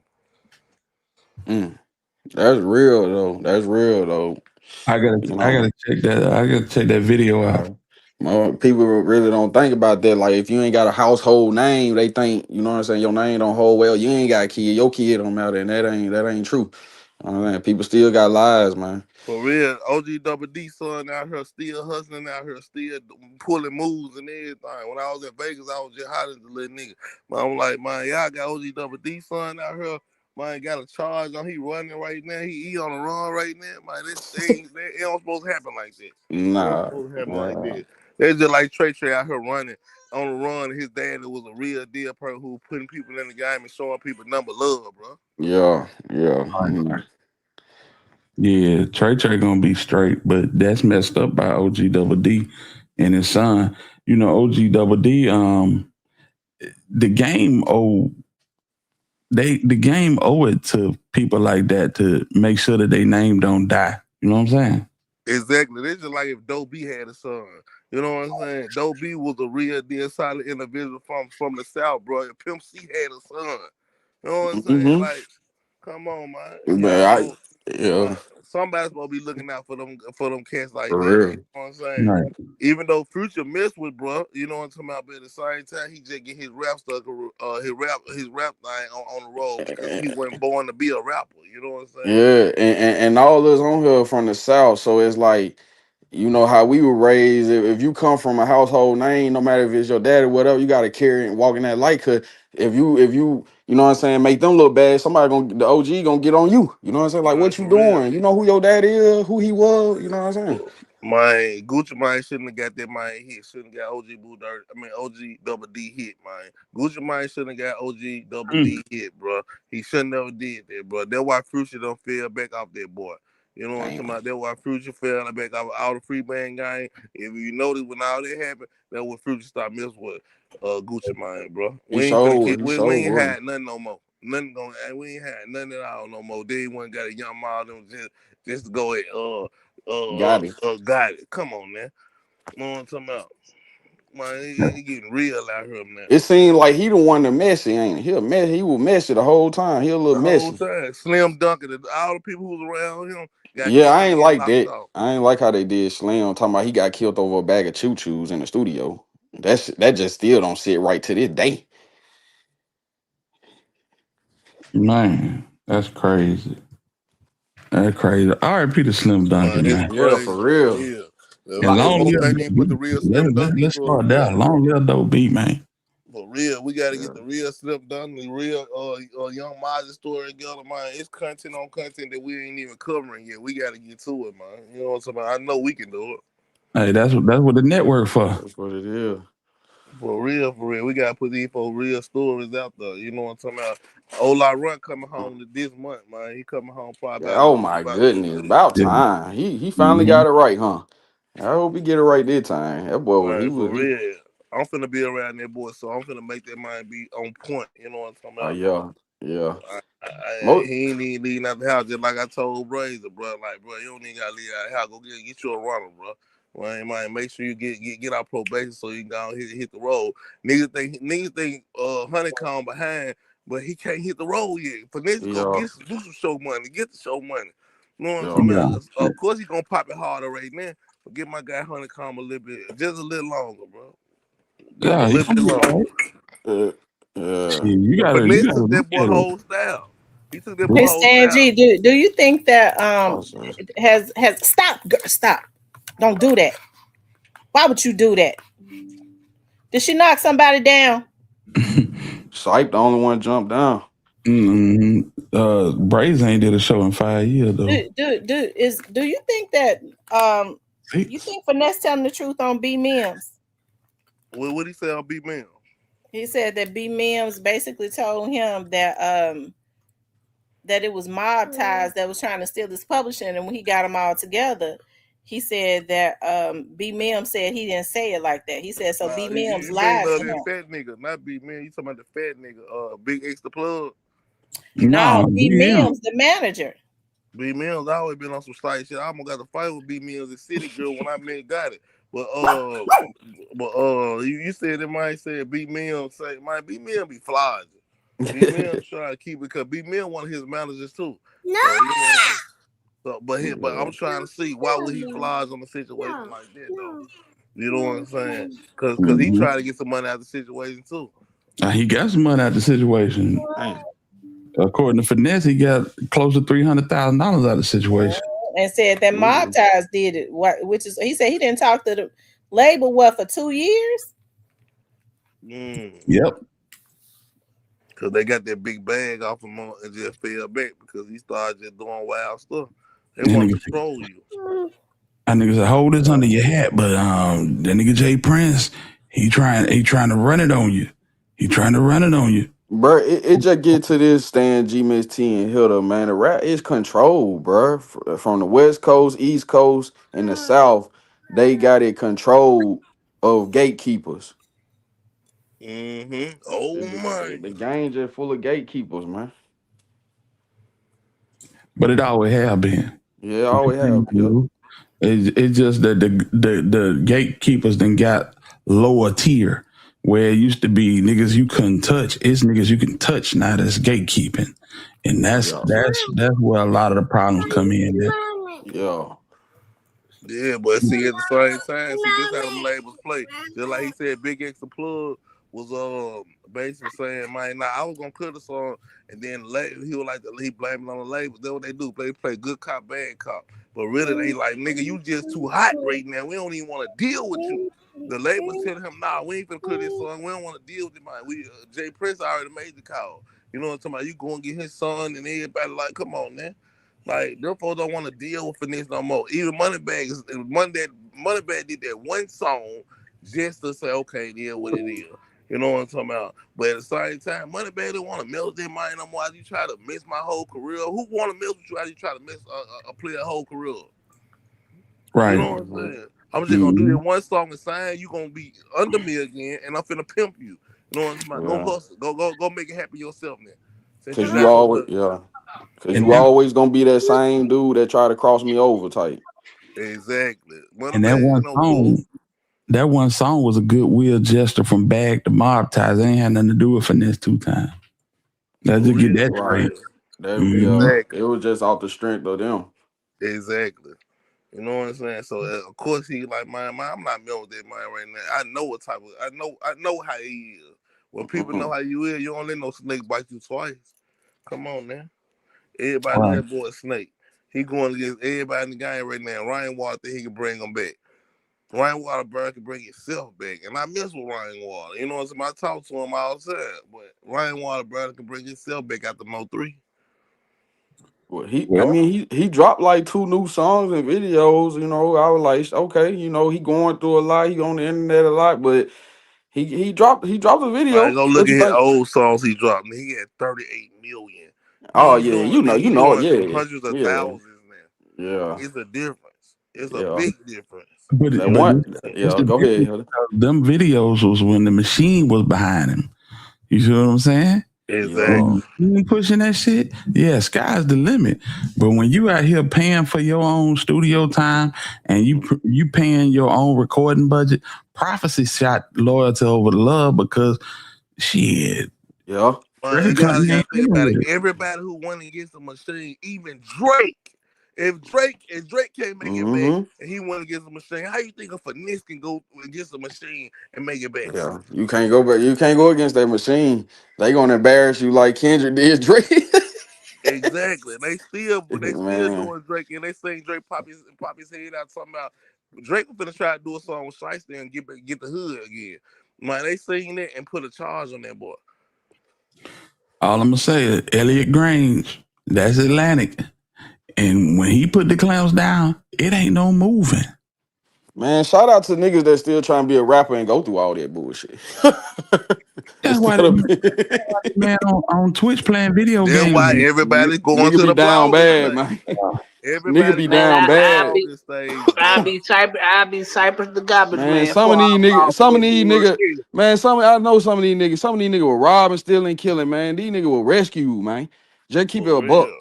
Some of these niggas were rescued, man. The fuck? All these boys going to the blogging stage because they say it's easy money. You ain't gotta go in Couldn't front of do all it on these no average crowds. citizen shit. You ain't gotta go in front of these crowds. These boys think this the way to do it. You know what I'm talking about? They like forget it.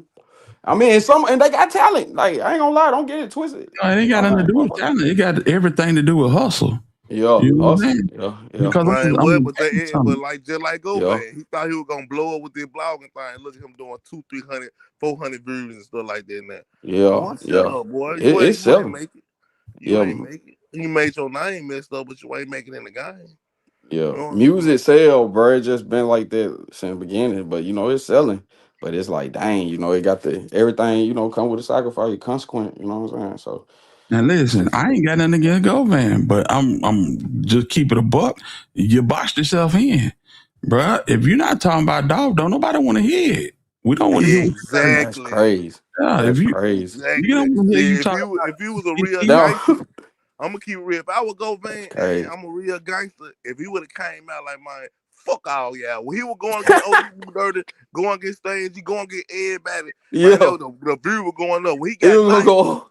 When he got It was nice, gonna niggas didn't want to see that nice ass shit no more. No, bro.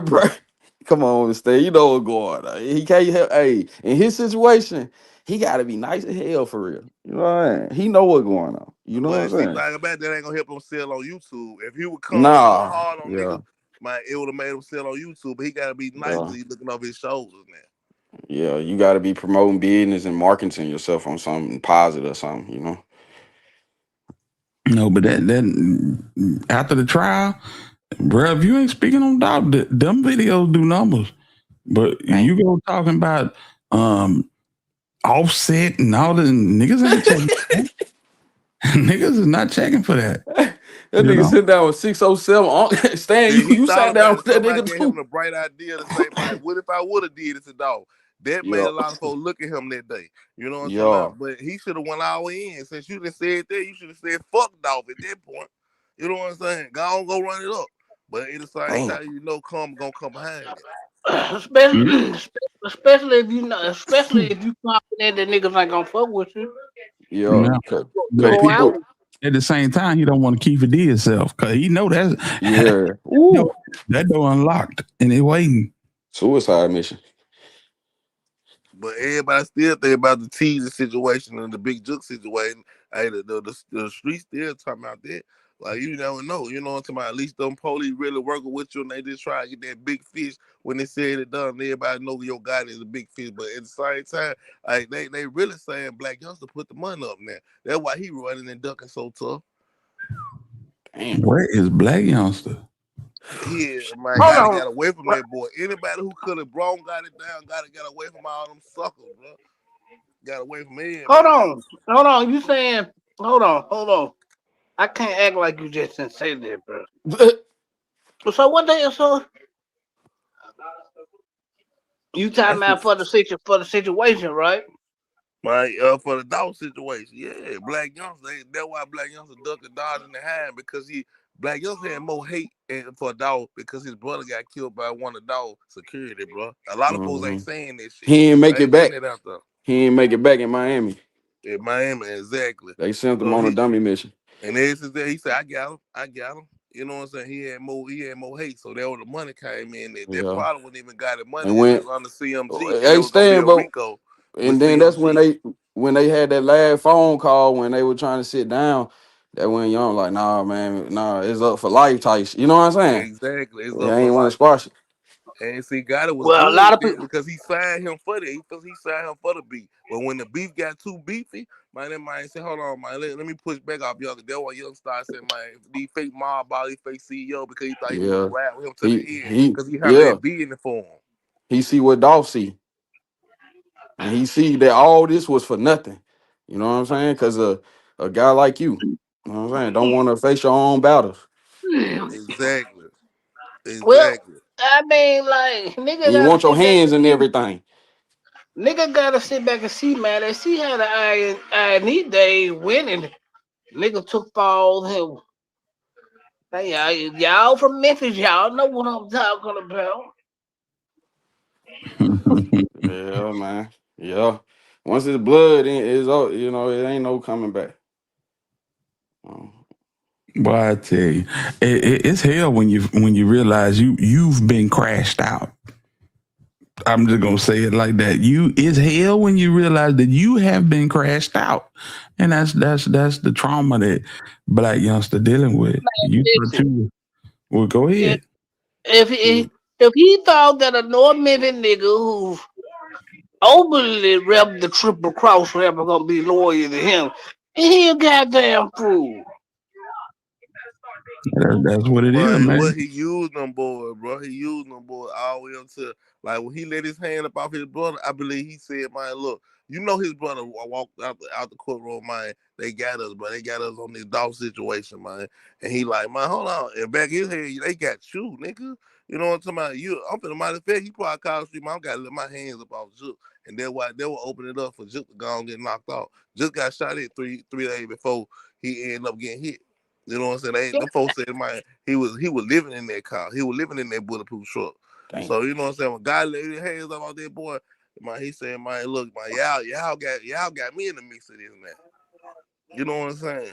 Even though I don't like the nigga, I don't like the nigga at all, but y'all doing it sloppily, bro. Y'all both did it the right way. That's why he said in the song, man, them niggas went my niggas. You know what I'm saying? I ain't seen them. Basically, my brother sent them niggas. You know what I'm saying? My brother messed up that whole situation, so he gotta fix that.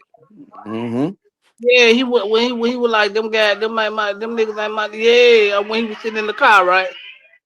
Exactly. When Yeah. he was sitting in the car, Yeah, like, nah, them yeah, ain't my yeah. shit. I know. Yeah, I know what she's talking about. He was like, man, nigga, yeah. He was like, he basically saying like, said them niggas gone, they can testify against me. I ain't going down for it 'cause they gone. That's basically what he throwing up in niggas' faces. Niggas Exactly. just got to pee, and niggas just got to pee me.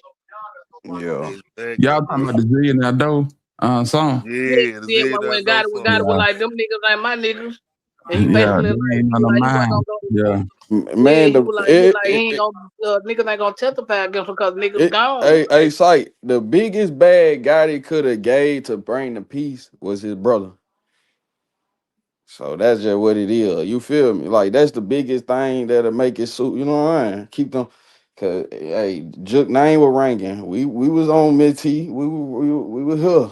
You know what I'm saying? Name kept coming up. Juk, Juk, Nah, that Juk, one Juk. black youngster. They somebody coming. Now that one black.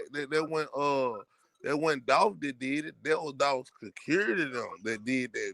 You know what I'm saying? Dolph ain't tell them boy do that. You run up on Dolph, man, you gonna get hit up at that point in time. It was the heat was up at that point. No, Yeah, I ain't saying Dolph said that. That was down there in Miami at the Rolling Loud and shit, wasn't Mm, it? I believe it was. Exactly, man. You know what I'm talking about? Of course, Dolph didn't want to take that. No, bro, man, you run up on me, it gonna happen to you. I don't know who dude was. He just ran up on Yeah, her, trying to yeah, ambush her.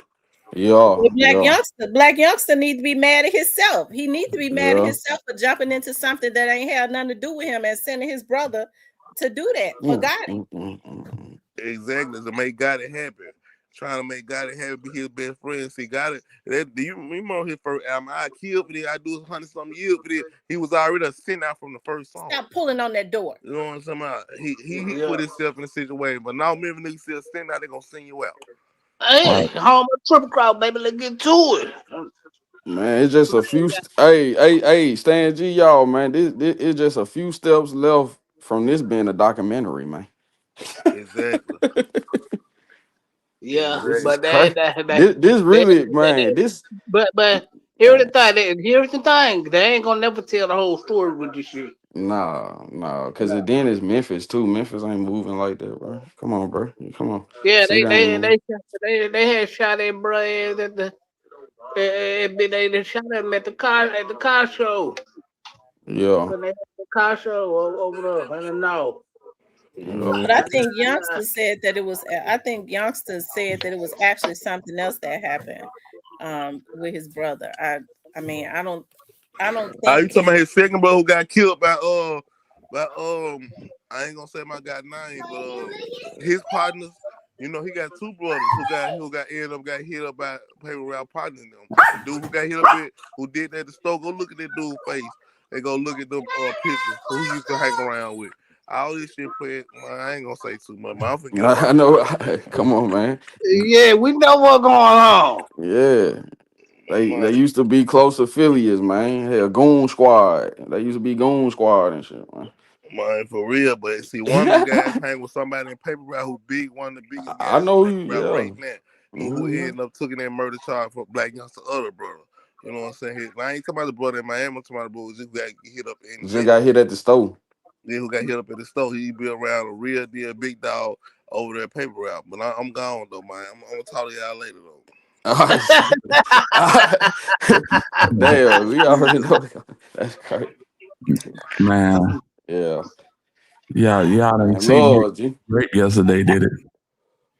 Mimicking for 2 times. Big Moochie Great. Yeah. No, what Moochie Grape do? You gonna get a whoop. Bitch. Acting like for that 2 times. That's so hilarious. Hey, Woo, you said you were gonna do the song with me. You said you were gonna clear the song and do You a gonna video. clear that? Yeah, that live. It's always them little lives like that. I remember that. I remember that day. Like, what going on? Boy, if Finesse get wind of that, it could be smoking the city.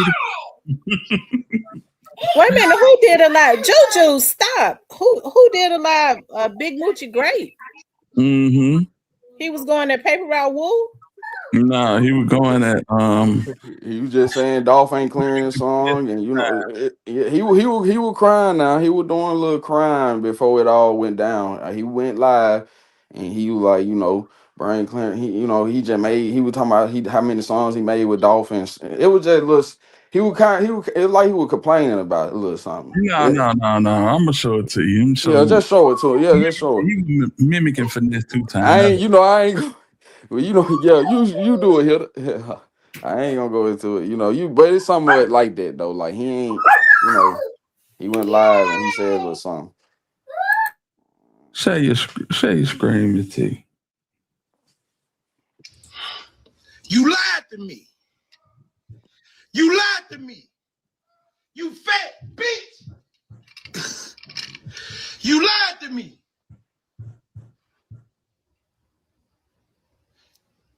Man, Cypher, get your nephew, bro. On the phone.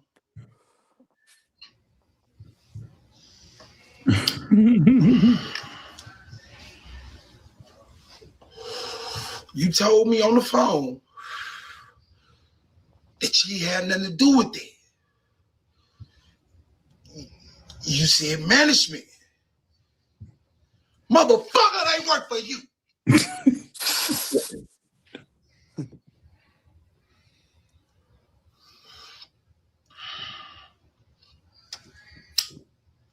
I think that's the live I was talking about. Fat bitch.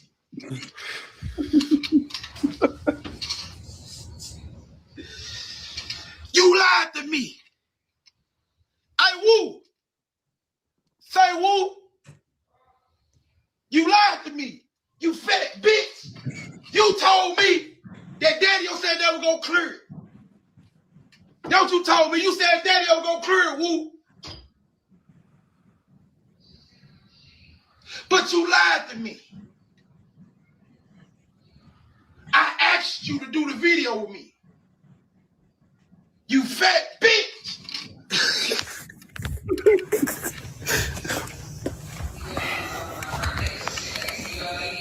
Woo. You lied to me. I asked you to clear the song, and you lied to me. You fat bitch.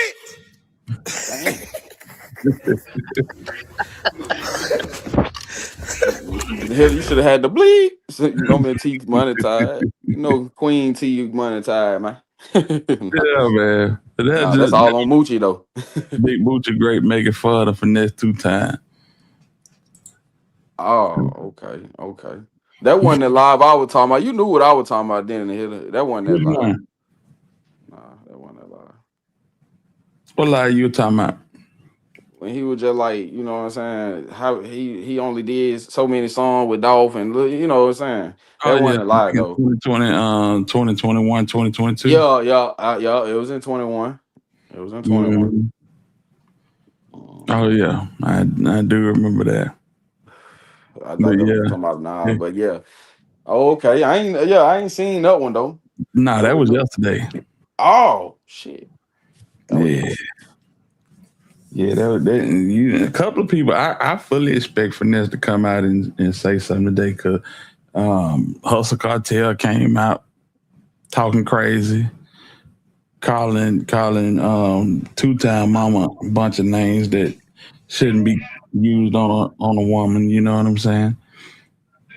Mm. He said, I cashed out on that be a Lamborghini, and she let them niggas tell her not. What he said? What it wasn't a Lamborghini. He said, I think it was a Maserati. I cashed out on that be a Yeah, Maserati, yeah. That black one. I rolled up on. Yeah, he did. I and rolled up on him in that you time. let these niggas tell you not to come and get it. Now your ass riding around in a old in a '06 Camry. You know, Oh, he ain't lying. 98 Camry. Yeah, yeah. And So it's a you lot. say that was Big Moochie said that right there, ain't it? No, that was Hustle Cartel. Hustle Oh, that Cartel. was Hustle Cartel. Yeah, Talking about finesse. yeah. And his Oh, mama okay. and calling her all out her name. So yeah, I fully expect something to be No, Yeah, responsible. no, Moochie and them that had the he really Roddy, they want to had to react. go ahead. That's all. That's And all. Cartel just want some reaction from anybody he can, Eh, bro. they all start trying to stay relevant, you know, doing their thing. Yeah, but they let it's real stuff going on though. You know what I'm saying? It's like when it's a lot of niggas figuring niggas out type of stuff going on. Niggas with money figuring each other out. It's to be expected. Nah, Exactly. it's niggas with money trying to figure out the algorithm. That's what it is. Yeah, now that too. That And too. and a Cause they nigga really probably be doing something else, man. Look, and a you know nigga what I'm saying? find nigga gonna find out that you saying anything on the internet just to get a reaction. Yeah. Gonna get you stepped on. For real. You gonna get smushed like a bug, man. For You real. know? Nah, hey, we don't hey, play yeah, with that. yeah, no, hell no, you gotta respect the universe. Nah, when it comes to Yeah, certain, you gotta know the code, man. You know. yeah, yeah. That's crazy. Yeah, mamas is definitely off limits. But Oh finesse. yeah, I mama ain't off stand limits. G hop down. My baby was talking, so I couldn't even ask him nothing. Nah, Stan G, he came through smooth. He did it. You know, he come through like that. He give you a parable and keep it moving. he always been like that. You know what I'm saying? And he dropped some gems though. Yeah. He Yeah. said a parable. Yeah, he dropped some gems that Stan G fashion. The only way Stan G can do it.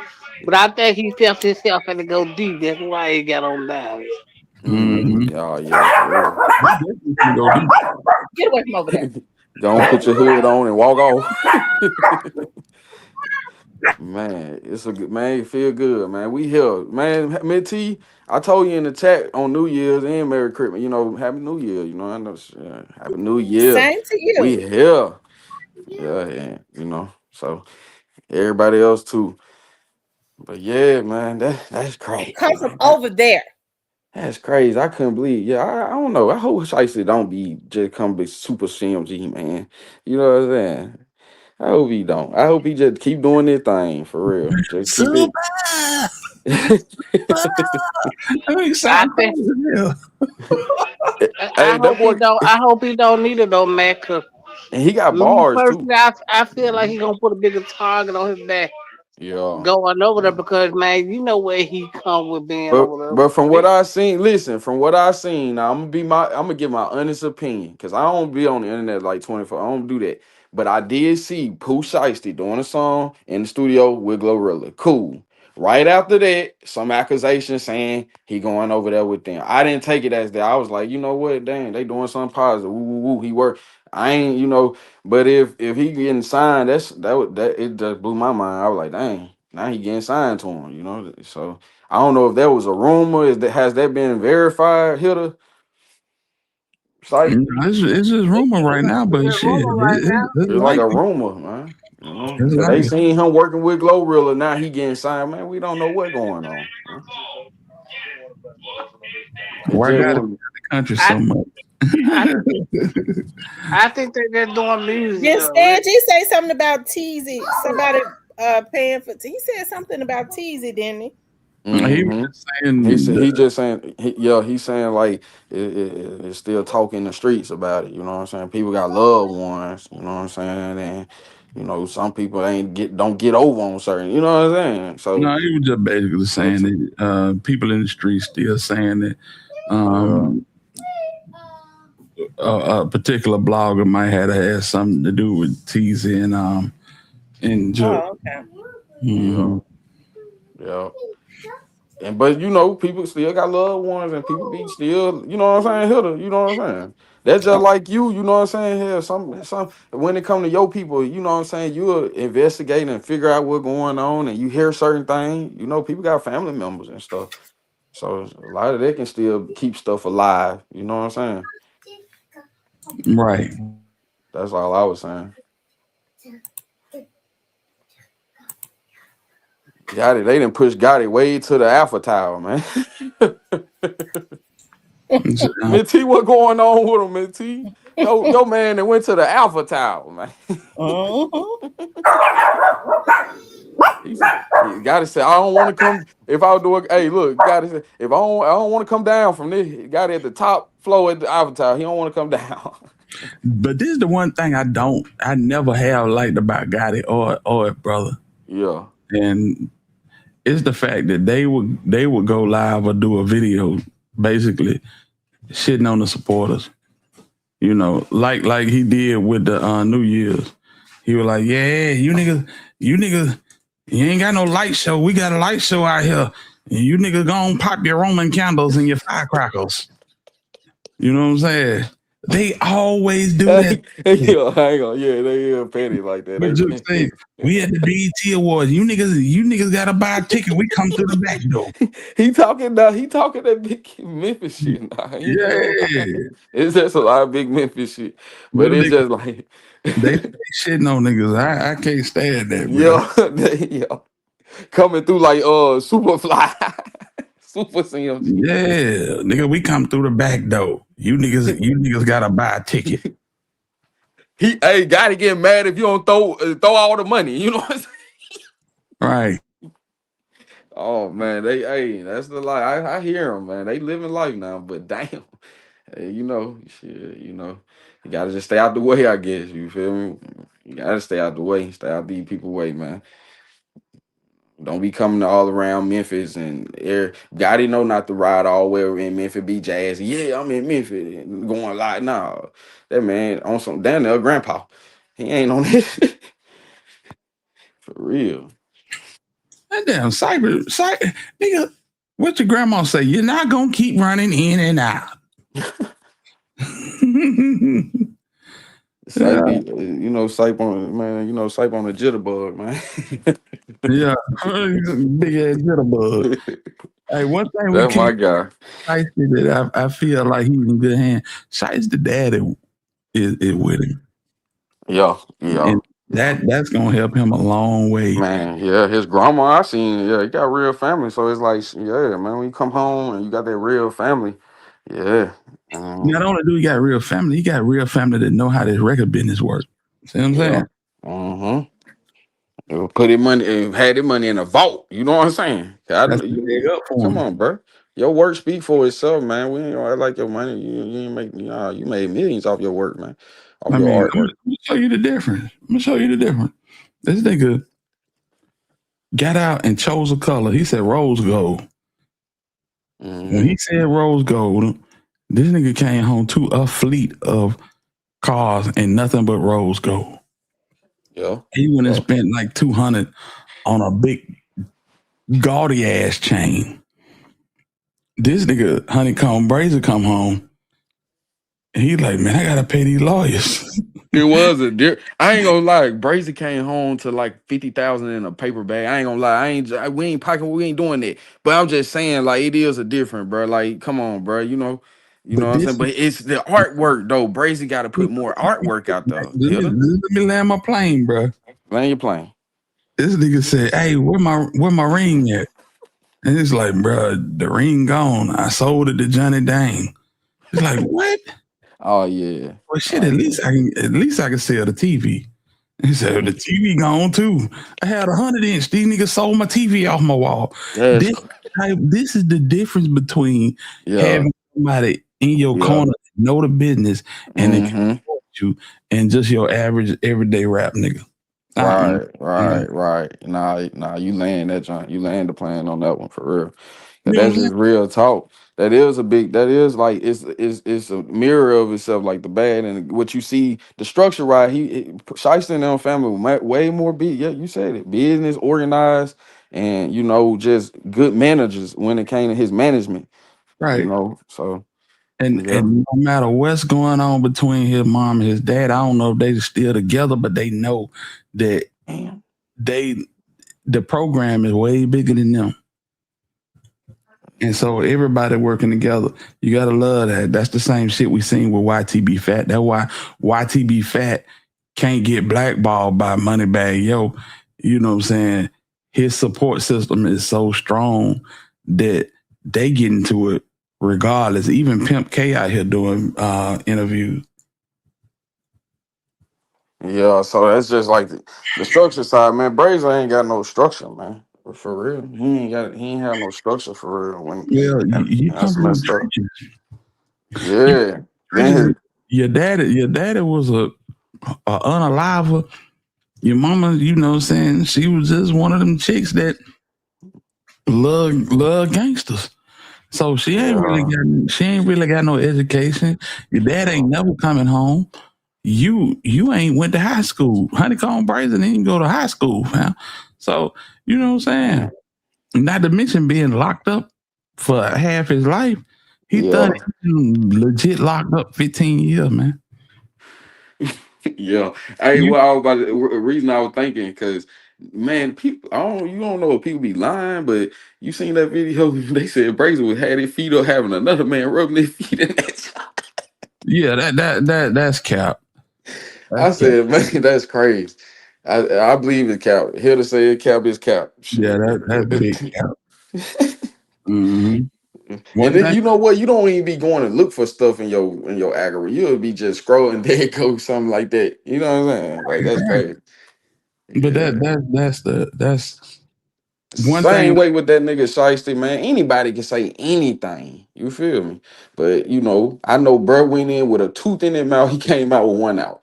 He looked at night and he doing his thing. But who knows, man? You gotta fight. Hey, he survived. He came out alive. That's the main thing. Some people don't make it out. Yeah. No, that's real. That's So real. And it's a damn shame that niggas go into that type of situation and the people instead of people congratulating them on making it out safe and sound, niggas is, right. digging for paperwork and all of this Yeah. weird That shit. shit weird, man. Like, man, dang, man. Let that man live, man. Hey, he at the end of the day, he popping it, he doing his thing. And that's the thing people gotta realize, bro. You know what I'm You saying? know. DJ Sip Sauce, salute to you, big homie. DJ. Yeah, salute DJ. Mid T, how you been though? You been all right? I ain't talked to you in a minute. I've been doing my life been life. She over there rationing. Oh yeah. But one thing, Oh man. Oh yeah, man. That's all I had wanted to get up here for. I wasn't going over, I got little things to do. But handle your man, I business, man. wanted to get up here and chop it up, man. You was up here, hell, Sight was up here, Stan popped up here. Hey, we've been rocking, man. For real. Absolutely. Been rocking up. But one thing I can say, one thing about Brazen, now Brazen, he done went a little crazy. You know what I'm saying? It was all about Alabama time, and he done pissed damn near everybody off in his Yeah. city, and Yeah. some in Montgomery and a couple in Birmingham. So that Alabama time didn't go too well. But one thing that Yeah. you're not Yeah. gonna say about Brazen was no rat. He was getting his feet played with, none of that. Yeah. Yeah. He over there when it come to Brazen. Man, yeah, man. It was like, man, yeah, man. Don't nobody want to hear all that, man. That man out doing anything, whatever he got to do to take care of his family or whatever. You know what I'm saying? And It's up to Brazy to make it right. You feel me? And that's what you know what I'm saying. It's up to Brazy to do his thing. Brazy want to belong, and it don't seem like it on the surface, but Brazy really just want to belong. This nigga went live, and some bounty hunter bloods from California tapped in, and he was so hyped to see them niggas, bro. Them niggas ain't got shit going on. They ain't got two nickels to rub together. Ain't got tears to cry with, but they bloods. And you look up to niggas like that so bad that you see what I'm saying. But yeah, he looking for love because he ain't had, you know what I'm saying? He ain't had that real love. That's why niggas be talking about the streets and nigga, you can't say F the street, man. The streets, man. You can have the streets. Man, get you a woman, focus on your art, take care of your kid, man, and man, chill and sit back. But you saying like you saying, his mindset, he's stuck on, he's stuck in the past or something. You know, he's stuck in that life. It's a penitentiary mindset, bro. Yeah, institution, and it's hard to shake. But at the same time, nigga ain't had a chance to mature. You know, it's like a nigga it's like a nigga been in summer camp for 15 years. You know what I'm saying? Yeah. You know what I'm saying? He used to, you gonna be used to just always some bull junk going on. You know what I'm saying? It's the same way. It is people like that though. They be itching for drama. Like when they see, man, they can't just get to your spirit. Like, oh, they gotta drink some alcohol or this, get comfortable just with your spirit, probably. You know what I'm saying? Man, but they gone. You know, they ain't gonna be gone. You know, when people come around bull junk, they see you really ain't on that. They gone. You know, what the book say, they gonna flee. Absolutely. It's just the fact that niggas be institutionalized. You know, you have Brazy go live. Brazy will go live and call niggas in the penitentiary. Like, tell them what he's doing now. Tell them, nigga, we don't give a damn about what you used to do in there. You was a rapper, nigga. Rap. What exactly, bro? Why you ain't in the studio, man? Like, what the fuck?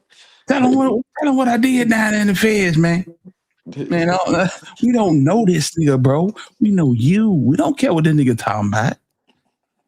You don't even supposed to be looking back. That's bad luck, man. Right. Brazy in there writing the name on the wall. Mm-hmm. I said weird, man. Oh man, I'm weak, bro. I'm weak. Brazy walking out the door with commissary bag. Yeah, it's like a nigga that graduated from high school, boy. If I can go back to high school, boy, I would know what I do. Oh my god, not on Real Talk Time. I can't. I love me T, man. I can't. For real. Oh shit. Hell no, that was funny. That shit crazy. Really, you killed it. You said me. Oh man. Hey, Sight, what to do, man? Sight. Anyway. Sight, man. He quiet. He quiet as church mouse over there. That was funny as hell. For real. He need a renewal of my. They be so institutionalized, bro. It's like, bro, your new life done started, bro. You out, you free. You know what I'm saying? Focus on that. Stop looking back to the penitentiary. Tell these folk what I used to do. Man, don't nobody give a damn about what you used to do in the penitentiary, bro. Hell no. For real. The same way we don't care about niggas digging up your paperwork and seeing if you got a 5K one. It's the same way we don't care for you to call these niggas. Hey, this my nigga Fish Taco. We did 6 years in the same dorm. I don't care. Hey, I seen Max B and that's talking. Somebody said, "Man, this man right here got He was talking to somebody from the pen. He was doing the same thing you talking. He said, "One dude was like, I got my guy right here. He got a diamond." I'm like, "What the hell?" Like, nigga, be happy about this shit, man. Yeah, it's crazy, bro. And none of that glory. Nah, that ain't the life, bro. We down there knocking on 2040, man. Yeah, it's like, bro, we got to do better.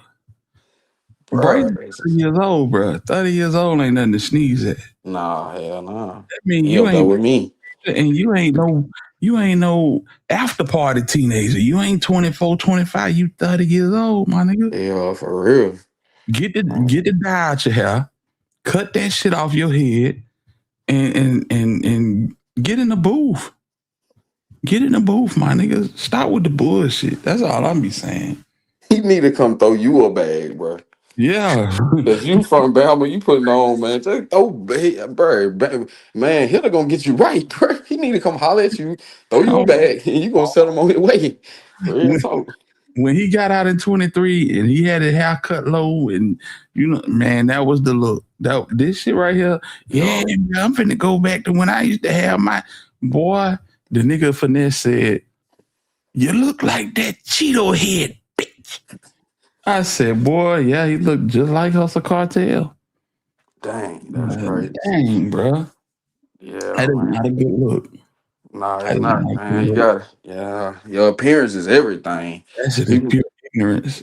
yeah, how you carry yourself, man, is everything. Then that's child. You know what I'm saying? People, you don't want to be looking at people at childish, man. People looking at you like you childish and shit, man. You Right. gotta grow as a man. You gotta put away your child away as a man. That's what grown ass men get caught in the matrix like doing. You know what I'm saying? Cause you, This the thing, bro. It ain't even the fact that we looking for you as a source of strength and inspiration. yeah, Just be a man and rap, bro, bruh. yeah, All yeah. niggas is asking. And give us that high, cause he got it, man. Just give us that flame, man. Yeah, yeah. And we shouldn't be seeing y'all until y'all drop a video for real. That's what all these people back in the day used to get on from their CDs. And when you see these people, it was on TV. It wasn't extra live, and that's where they losing it. I mean, it's making money, but it can affect how people look at you too, though. Just imagine if boy, I can imagine seeing, and I say this a lot, seeing Pac on IG going live, yelling at the damn phone. Man, That shit would be crazy. that yeah, that is that. I mean, and it would send a message. You know what I'm saying? But it's if you do it the right way. But it's crazy. Like, nah, you ain't gonna see Pac on no damn. Nah, man. If you see Pac when he out in at the Vegas Strip or rapping on a video or you know what I'm saying, doing his thing, man. That's the whole fact of the matter. We got too much access to these niggas, bro. Yeah, And yeah, it's yeah. an old adage that says absence makes the heart grow fonder. And all that Yeah. means is the less we see of you makes the Mm-hmm. wow factor even better when we do see you. What you And said? niggas nowadays, they going live 3 times a day, yelling at the damn phone, cussing each other out. You seeing all they flaws. So Yeah. you can't be a fan of niggas like you used to could be, because you like, man, this nigga weird. You know what I'm saying? He got that finesse 2 times, sweating his ass off, yelling in the middle of the night at big ass Hey, you club. see what should try to come in the bathroom? Baby, come on, baby. Tell your friends You good see, night. hey, Hilda, you seen what should try to come in the bathroom? He said, "This my bathroom." Oh, this nigga said, hold on, and go to pissing in the bathroom. Oh man. 20 minutes later, she said, can I come in there and pee? And What the hell? then look, Like, look, let me and pee. look, and look. He's not in the bathroom because he trying to, because he on live and no, that ain't what's going. He like to be in that little box, man. He institute Yeah, that's basically what it like is. he like to be close to the toilet when he talking. Man, let's just keep it real. That's Yeah, crazy, bro. yeah, no, that's a That's fact. crazy. We in there, it'll be right in your face. Even if it's man, it just happened, bro. And that's sad sometimes. Like, dang, how people be going through it, man. Like, yeah, man, if you got money, you don't got no money, you know, like you Mhm. still gonna go through it. You know what I mean? It's like, Right. damn, nah, bro, nah, that's crazy. Hmm. That's just sad too, but hey, that's the way of the world. But and Finette do his thing. Like I said, if he stick to rapping, like I said, he drop good music, bro. I ain't finna sit here and act like bro don't make good music. He make good music, good videos. He do his thing, but he make himself look like a fool on that live too. He got so many clips. People be man, it's people man. Some green people making clips of him, man, laughing at him. He's a new Charleston White. He feeding the streets for real. Yeah, but at the same time, I guess, like, I mean, ain't nothing else going on. If Finesse making a fool out of it, but out itself, man, I guess that's what people want to see, man. I don't know, man, but shit, I look at it like, man, you're making a fool out yourself. But then look at this too, Hilda. I'm gonna say this: he be looking all like put together on the interview and shit. It look like, man, he be ready for the interview, don't he? Oh yeah, he stay ready for the interview. Yeah, he be looking put together on the interviews. I give him that, but when you at home, you at home. I mean, at least he at home. He ain't out hurting nobody. I give him that, bro. You ain't okay. If you is twacked out, you at home, whatever. But at the same time, man, you gotta do better, man. You gotta do better. You gotta But do better, bro. he did his thing, bro. $1 million worth of game was a hell of an interview. Yeah, I seen Sean Cotton on the. You seen how he started off? He like, man, let's just clear the air. Mm-hmm. But No, I'm talking yeah. about Wallow. Oh, you said who? $1 million worth of game. Oh, $1 million worth of game. Yeah. Wallow and Gilly. Yeah.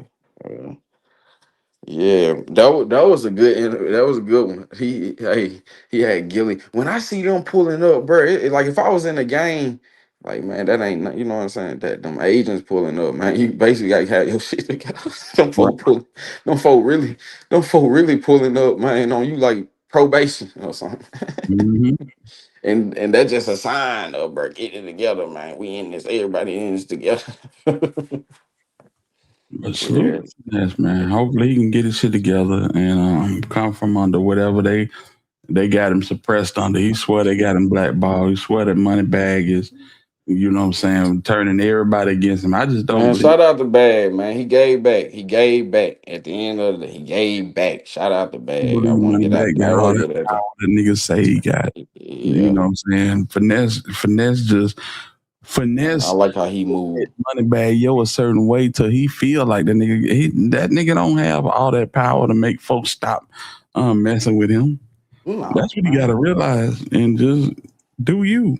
Just do you. Just do you and make it and be and positive impact. Like positive going good always gonna outweigh the bad. You know what I'm saying? Right. So you know what I'm saying? But hey, bad did give back and he gave back a few other times. So he give back. So I give him that and bad do his thing, you know.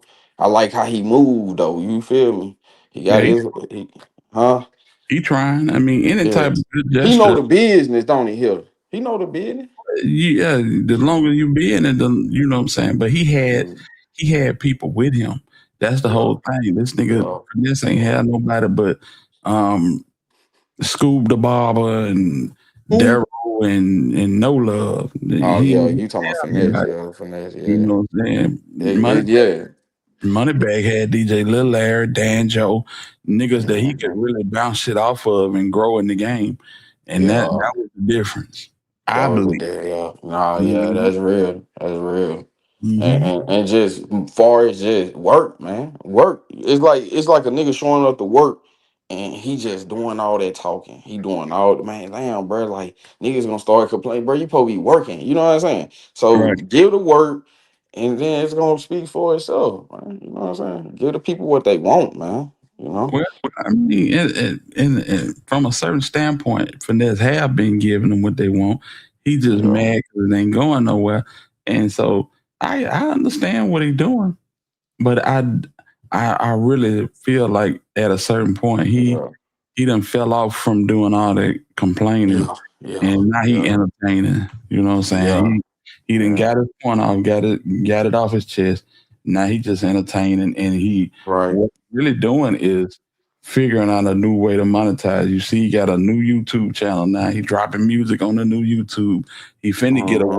website to where niggas can go over there exclusively and check. Yeah. Like Sauce and them, Sauce walking and them doing. I see all of them doing their thing, trying to He Mhm. get gonna run a along with the bag shit. up on that too. You can run a bag up, man. Shit, man. That's why I say, man, Hilda, all y'all motivated me. Yeah, then you can do it. Everybody can do their own thing, and that's the thing. When you try to do what somebody else doing, that's when your blessing ain't gonna be. You know what I'm saying? You That's gotta do your right. own thing. Miss T, we love you, Miss T. Hey, I'm glad you should have sent the link. We popped out. New Year. Hey, it was a good live though. It was a good I'm live. sorry I ain't been on here. I mean, I've been listening, Oh, but I've been running. it's all good. My mama should be here in a minute. Whew. You have one because you don't lie to us. You don't want the Kroger's. Real quick at this. Yeah. We done went to the market and everything got greens and Yeah, everything. it's Sunday. I know she gonna make her a good something good. Man. Miss T like them Oh, this red. is what I Miss meant to T, ask you you. What do you normally make with your turkey wings? What is it? Do you just do rice? Stop. You know, sometimes we do rice. We'll get smoked turkey wings and put them in the greens too. Yeah, I Today, like green. smoked Ooh, turkey wings, yeah. but I got the regular turkey wings that I'm gonna make a gravy with. okay. Ooh, yeah. You can do so much with that turkey though, man. T. You know how it is. You can put so much with that turkey. You know what I'm saying? See, fish is either shrimp, rice, or something, salad or something like that. You can't go too much with it. You know what I'm saying? But with that turkey, oh, you can give it a whole 9 yards. Ain't that right here? Yeah, true. I guess I can do gravy and I kind of don't. I don't really be wanting no rice though. Yeah. Yeah. Oh, I you might want do like a gravy and starch. You want a starch though. So make some mashed potatoes, some red potatoes. Yeah. stop. Make you some, This gonna be your last juice. Do you understand me? Do you understand? yeah. If I don't go with Do you rice, I always go with potatoes. say yes, ma'am? Oh, she's You're so not gonna sit sweet. here and drink up That's a how you whole do it. box of See, juices. that's how we do it right there. Stop. That's how you do it. You But got to man, while you with Granny, because you go home, you know that shit that shit is off the table. Here. This your third juice, and you're not gonna get another one. you said when she go home, it's her world. Hey, Mm-hmm. yeah, that's all right there. Them kids bring joy, man. You know, they want to make you keep Full of going. energy. She done wore the dogs out. They done fell out. Won't even come out. They just done fell out and went to sleep. Mm-hmm. Oh yeah, oh yeah. I know you ain't complaining because No, because they'll I crank guess up. I was wondering. I was like, it's either her or the dogs. I think I'd rather her. Right, right. Yeah, That's but today we just making since we watching the playoffs, we probably do well, ain't no problem. I'm doing that pulled chicken, barbecue pulled chicken and some coleslaw, bread and butter pickles, you know what I'm saying? We're just gonna have oh yeah. sandwiches, finger food type action. Yeah. Mm-hmm. Oh yeah, Sunday football. Oh, so you watch when the playoffs kick in when it come to NFL? Yeah, man. Oh, okay. Welcome, come on in then. Looking at Yeah, you know yeah, I watch NFL when the playoff kick in, but yeah, it's college yeah. football around here for the most part. Oh, okay, yeah. Mhm. I know you like that college. I know you on that Saturday college. Oh yeah, But but that yeah. was so, Miss T. I'm gonna let y'all close it out, Miss T. Thank you for having me on your live. And Hilda, you know where we locked in, man. Shout out to the chat, man. Good live, Miss T. You keep I doing your appreciate thing. you. I Keep really your appreciate you coming up. you welcome, Miss T. Hey, keep your foot on their neck. How All long right, we been? Hilda. Oh, we've been on Huh? here 4.5. Oh my God, I had no idea. What'd you say, Miss? Oh yeah, man. Hey, yeah. Man, you been rocking. You know what I'm saying? So, I I, think Hilda got I, sick of me. I was ready to talk about them missing so persons. He changed the subject. It was a lot going on. Miss T, you just gotta let her crank it up a notch sometime. That's all. You know what I'm saying? We gotta come on here and make you laugh, crank it up a notch. I be You know what looking I'm at saying? all them Alabama cases. Oh, Yes. Like, what y'all got going on in Alabama as it relates to the missing oh, person? for real. Oh yeah. I did see her. She covered a few of them too. You niggas is doing a whole hell of a lot of kidnapping in there. Yeah, for real. It keeps your crime in your algorithm. You know I stay close to home. I can't keep talking about my city. It was awesome. What y'all got going on in Alabama? For real. Alabama, come on, man. They been on the map. We can't act like we ain't know. Especially But Birmingham. yeah, Birmingham ain't playing the radio. Lord have mercy. They ain't playing the radio. I Yeah. hate I missed Stan G. Dog it. I had something to ask him. Shit. You know, he come through. He don't be up but a good 5-10 minutes. Hey, Stan come through, yo. He come through. Hey, Mitch, you done missed the bus. You know, it's like Stan pulling I off. missed the bus because my grandbaby was doing all that hollering and talking. Mm-hmm. But I thought it was pretty smooth how he bladed it out and kept it moving. You know what I'm saying? He did his thing. Shit, Mm-hmm. I think him and Mr. N get ready to drop an interview. And They did did he it say last something night. about that? They did it last night. Oh, that's Oh, what's it's on up. his channel. Mm-hmm. Let me pull that up right quick before we go. That's what's up. Shit, good things, man. I love to see people do their thing, man. Y'all be doing y'all thing. Everybody be doing their thing. I don't Mm-hmm. no negativity.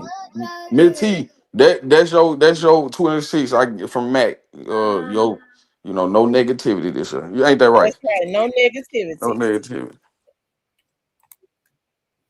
No Mm-hmm. spiky rooster tonight, man.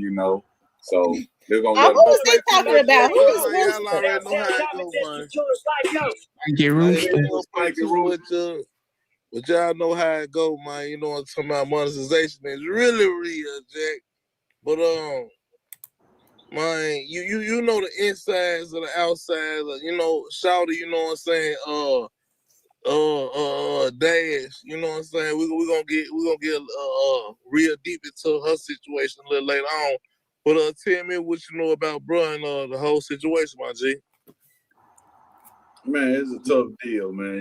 I've been for the past couple of days, I really been dealing with it, and it's been tough, man. I ain't gonna even lie to you. This Rodriguez Poplar. That's my partner. That was my brother, and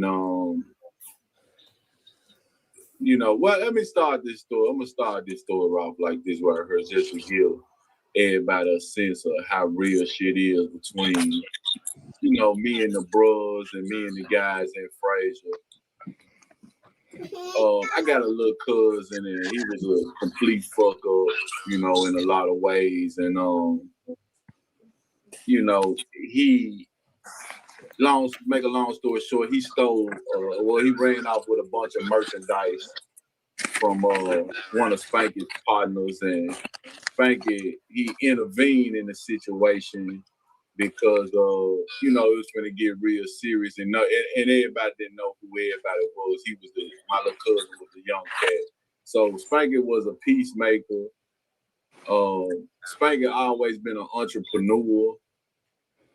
He always wanted to be his own man, be his own boss. He was great at sales. And he come from a family that, they do real estate investing. His sister is really smart. The Popular family is a really accomplished family. And I just hate this habit to him. He married Sheila Booker, who created the character Dick Dash. We got something going on for Spank tonight. we gotta do something. So he married Sheila Booker, who created the character Dick Dash. And the reason I say it like that, created the character, is because when I talk to Spanky and Sheila's in the car, it's business. You know what I'm saying? It was always business. And he also had an R&B artist that he was working with, and he just had a lot of good things going for him. But I think he was trying to get his bread up. You know what I'm saying? For to push the projects and to get everything going where it's supposed to. You know what I'm saying? So big ups to my guy, man. We gonna miss you. The Bay Area. Shout out to the Bay. Shout out to Seattle. L out there in Seattle. Shout out to the whole Humboldt County. Shout out to Tino in Mexico, New Mexico. Shout out to Yogi in Mexico. Spanky had just left Vegas. They came through Mexico. Holla at Tino, holla at Yogi. You can see the border from their backyard. So he hung out What there. that boy sipping on? He got the pills out in Vegas. He went out to Vegas to get the pills. They had them for $3, some tens. And so he came back. And I talked to him all the way back coming through Flagstaff, Arizona, after he left Tino and Yogi. You know what I'm saying? I talked to Yogi. We talked for a minute, and he came back to Memphis, and you know, everybody ain't happy about your success. You know what I'm saying? That's factual. And then him being a street nigga and making shit move. You know, already, you know, he jumping out on, you know, Spanker wasn't playing, you feel what I'm saying, on no level about nothing. But then when he got somebody like Sheila on his side who, you know, had a talent that was funny, you know, I really felt good about the situation, you know what I'm saying? And you know, it's just a shame because see, niggas can already not like you or be hating on you, but when they see you got something great going or you part of a great team, nigga come up with a reason. You feel what I'm saying? Nigga come up with a reason to be on some They bring extra hate. They bring extra hate to the situation. Right. Oh Yeah, though, that's hard. Okay, that's how you gotta call like it. That's just what I'm because talking about. she was in a light, he was in a light, it brought extra hate to the situation. I know it did because any nigga, it happened to the best of them, Stan. You know, nigga having his way a little bit, and now, you know, these nigga full of man. Let me tell you, hold on, man, quiet. You know, hey, Stan, we ain't gonna rush this shit tonight, You cuz know it, man. not Oh, on my nigga, not on my nigga. We ain't finna rush this shit tonight. You heard? For real, man. Shout out to everybody, man. Run them lights so get us hyped up, man. Y'all looking at our face right now. Hit that like button. Take some of that hate out your heart from the start. Man, whatever energy you put out, you must get it back, The man. That's great. motherfucking legend. My nigga, Thank yeah. you, Great Rooster, energy. man. Mr. Thank N you, putting Rooster, down. man. Yeah, but you know, the reason I thought there was a conversation we wanted to have, we see it too many times, man. You know what I'm saying? Nigga having their way a little bit. I'm Don Luciano. You know Don. Don Luciano are both good friends with us. We call him Dirty Red in the hood. Dirty Red had a conversation with me, and he really caught me off guard with this conversation. He said, you know, Ian, when you not around, these niggas, they impersonate you. They being you. And so when you come around, they can't act like they you no more. You throwing they whole game off. So that's why niggas hating on you. And Don told Dirty Red Don Luciano said that, and I was like, I cut him off if I feel like, you know, but this time I had to shut the fuck up because Dirty is older than me. And Dirty told me that shit. Dirty said, listen, man, they round there being you. That's what they didn't even bitch and fight these niggas fight. They around here acting like you, impersonating you. So of course they don't want you Stop around. kicking shoe. You Your feel mom what about I'm to pull up. saying? Exactly.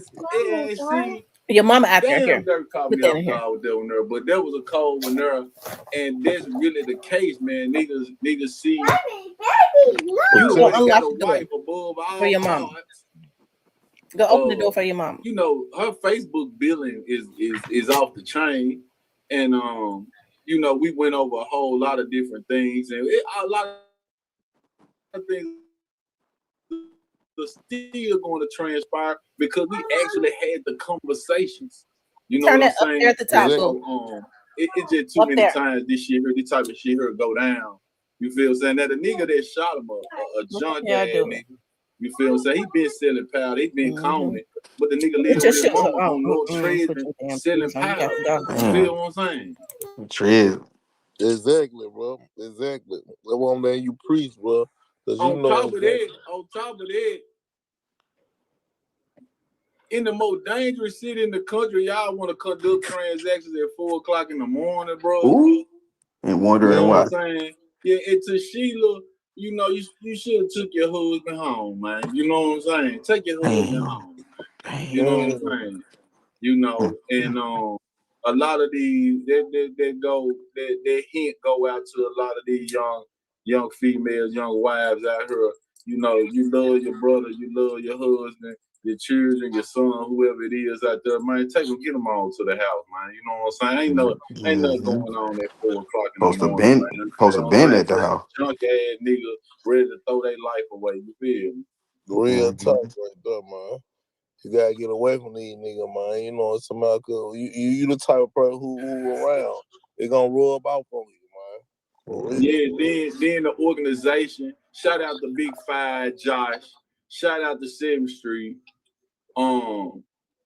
Street You know, murder. all my gangsters, 16, 13, 12. You know what I'm saying? But the organization that Spanky is a part of and in that area and some of them guys, man, I ain't see the right structure. Niggas on dope, niggas on pills.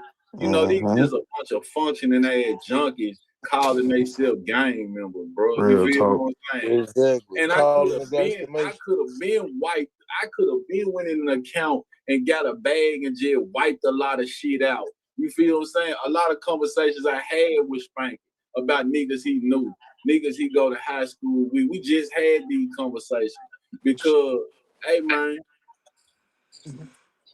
whatever I'm on, hot rod on. Whatever I'm on, markers on. Whatever y'all think, y'all think, y'all go van play in front of these cameras. Hey man, from Big Five over there, he gonna come right around the corner. You feel what I'm saying, Josh? Ooh, Big Y'all know Five. that my brother-in-law. You feel what I'm saying? Oh man. Listen, the structure ain't there, man. You feel what I'm saying with this shit? You know what I'm saying? Shout out to Matt Calvin. But a lot of people respect Matt Calvin.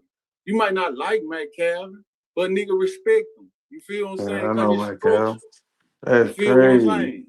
Exactly. Yeah, it's structure. And we respect that. But if y'all got bros killing bros and niggas on dope, bro, we can pardon your body, but we can't pardon that dope though, nigga. You feel what I'm saying? And you ain't standing over no 5 pillars, nigga, cause you niggas high as hell. You niggas really hoes. You niggas ain't mafia, bro. Mr. N said that, fool. And I just told you, whatever I'm on, hot rod on, my niggas on, everybody's on, bro. He's on a lot of city shit right there. A lot of city shit. Big Josh is all the way back down the 7th Street. Everybody ain't shit gonna move, man. I'm letting you niggas know, man. Hey, man. Marvin insane. Keep thinking. Keep thinking. It get real. It get real in the field. Man, listen, man. I'm gonna tell y'all some shit y'all might not know. Nigga, Juke Shooter is trying to bond Lily out, nigga. I'm gonna tell you some shit you might not know. They at Memphis Bond and trying to get him out. Niggas ain't, bro. Y'all don't know what y'all, bro. Listen, bro. One of them likes to get us hyped up. Man, Ian over there sipping good. Oh man, it get real, man. The nigga y'all looking for wanna know who pulled the trigger and try to get Memphis Bond and to get Lily out. If it bonding. Yeah, talk about that tomorrow, bitch. And I heard, boy, hey, you know who I'm talking to up on the Lily picture talking about some free my nigga. Bitch, you next, bitch. And you know who I'm talking to. And y'all can put all them food trucks and all that shit up this summer, my nigga. Oh my. Put all that shit up, nigga. We gonna see, what you heard. We gonna see if I got some money. We gonna see if it's true.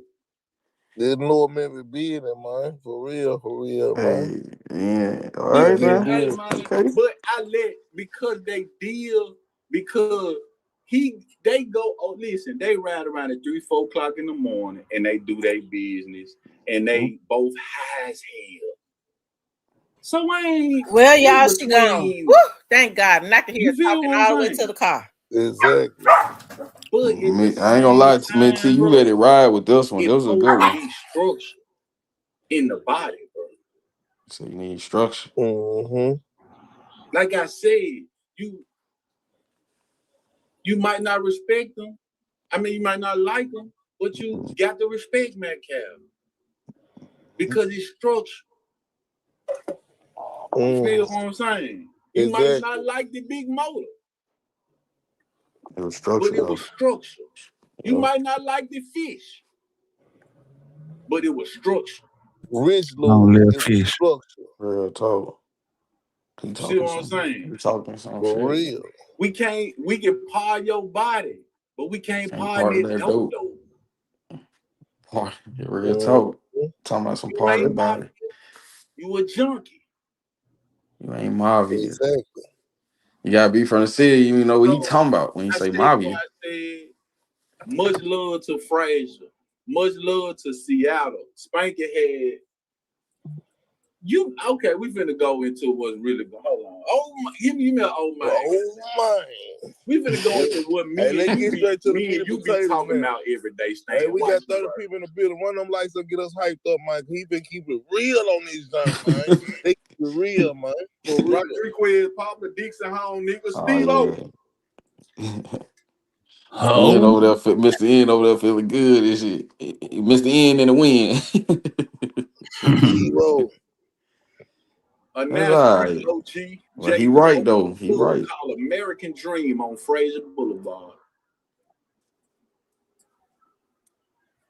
We not even finna get into Yo Gotti in there every goddamn weekend. We finna skip that. Oh my. Spanky. You know the whole Tresman. And he threw his first party at American Dream. And Jay Hugh on that club. My cousin Dirty D was a DJ. Corset, Bowleg Fred was in there every week. And you know, it was the young crew, man. And it was great times. And man, I just, you know, this before all the killing in the hood. You feel what I'm saying? Exactly. Yeah, and it was a golden time, man. You know, golden time. We had some great times, you know. That's when they said the streets was alive back then. Man, it was it. You know what I'm saying? It was it. And you know, Spanky had he got a set of boys. I think he got 3 boys, if I'm not mistaken. He kept them with him in the car. And they would put in their ideas in the conversation because they becoming young men. And I was like, man, you really been working. You know what I'm saying? Because the young nigga talking with plenty sense. You know what I'm saying? I really was proud of Spank, man. You know what I'm saying? I was proud of Spank. But see, I told one of my niggas today, and I'm gonna get back to that conversation I said we finna have. But I told one of my niggas today, I said, man, see in Memphis, man, you cannot been seeing a nigga in about 2 months, pull up back over there, man, it's a whole different program, bro. It's a whole different program, bro. You feel me? Did Juke know Spanky? And was he around them people? So just recently, Spanky got a run on the yellow, on the snot.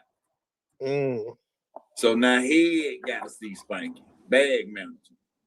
Now Juke got to see Spanky because Spanky got the yellow. You see what I'm saying? And they had a little on the touch and shit. I wouldn't even call it an argument because they, you know, 2 big ass niggas. It's just they go check each other, joke on each other before they do. You know what I'm saying? So it was My old head was on that shit too.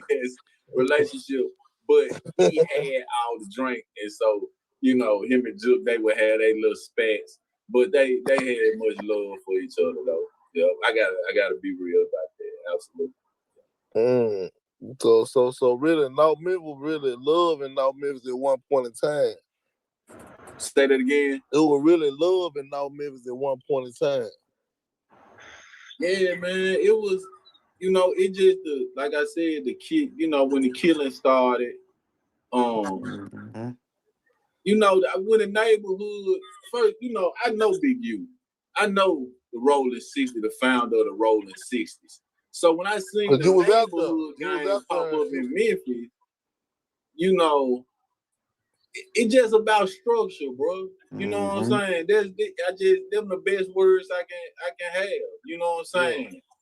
you can run a legitimate business and look out for the bros and lead the bros in a righteous direction, man. You feel what I'm saying? Exactly. Yeah, there ain't nothing wrong with that right there, man. You know what I'm saying? And like I said, dude in Raleigh is doing a pretty good example, man. Y'all start getting folk they flowers and shit, man. He ain't doing no bad job of been over the past 5 years leading the organization out there. But you know, in Fraser, you know, man, y'all gonna, you know, that shit there. I don't know what y'all got going on as far as that. You know what I'm saying? On the other side, you feel what I'm saying? Cause these, you know, they functioning junkies, man. I got respect for Ian though. To be at his age and he know. Yup. Yeah, as soon as somebody money That getting sure out what of happened. whack or that dopamine rush coming down from that blow, and you don't know how to control yourself, you don't know how to land properly, and you just running it with sleep deprivation because you niggas up to 3, 4, 5 o'clock in the morning, ain't getting proper rest, and then one day you get pushed to the edge and you give that gun the amount of pounds of pressure on that trigger that it need and point it at a nigga. Now let's talk about this stupid ass nigga for I ain't gonna give him too much time. Yeah. The police responded to an alarm at Brookmead School. They walked around the corner, bro. These folks ain't drive, bro. These folks walk around the corner, bro. Man, you might well put it all on commissary. Don't even get no lawyer, none of that. Man, these folks walked up on you with the, man, you had the gun in your, man, listen, man, you might well break the pen on a 25, 30, 40 what they give your stupid ass, man. Real talk. But he not even that he was stupid. He a junkie. Oh yeah. Oh man. Damn. I told Spankin, man, I said, you must don't think it's no none down here you can afford because him and I'm like you and Sheila just y'all just he told me said she just left Miami, she came down there. I'm like, bro, y'all just you know. Like real she talk was though. doing so well in the game, you know what I'm talking about? Deep there with all her accolades and everything. Like it's like when you was coming up in the game, you know what I'm talking about? And folks calling your name out, like Mr. Ian, look at me, gotta call your name out because you was doing major things in the game. Hey man, it's just a bunch of, you know, see what you gotta realize, man, if these niggas is walking around trying to be you, they want to bitch you with, they aspire. Niggas might spend 5, 10 years wanting to be you.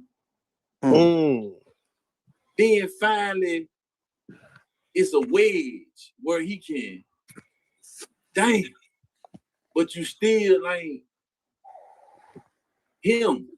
Exactly. They'll You make understand what I'm them saying? mad because they still ain't you. Yeah, you still, like Dirty Red said, in the absence of, you a great impersonator. But you ain't him a thing. You ain't him though. You feel what I'm saying? Exactly. Yeah, and so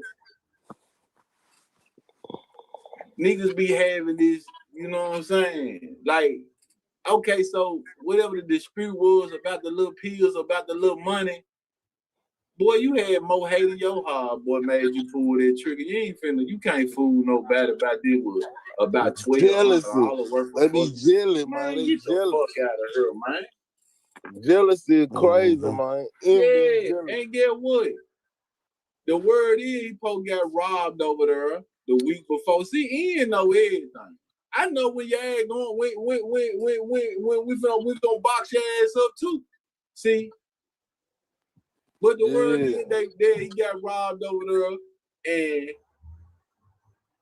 you know I'm gonna get more information on it right there. But if that's true, why you back over there if you got robbed over there? You must think he wasn't a part of it. He must played you into thinking he wasn't a part of it. See what I'm saying? Exactly, man. Then when you come back over there thinking, well, he got robbed too because they took his money, they took my money, they took his money. But really the whole time, then it's the same nigga who hates you. You see what I'm saying? See, this Memphis for you. See, they don't talk about this right here. They don't talk about these hating ass niggas. You know what I'm saying? Exactly, man. Yeah, man, these niggas spend years hating you, wanting to be you. Wanna be you, man. Wait, like I always say, my dad, That's wait on you, turn crazy. around and hate on you at the same time. That's why I said when you get up on a level and you ain't even get where you want to be at, but they still hating on you because they hate your moves and the mind you got, man, and they can't have the mind you got, bro. That be the whole thing.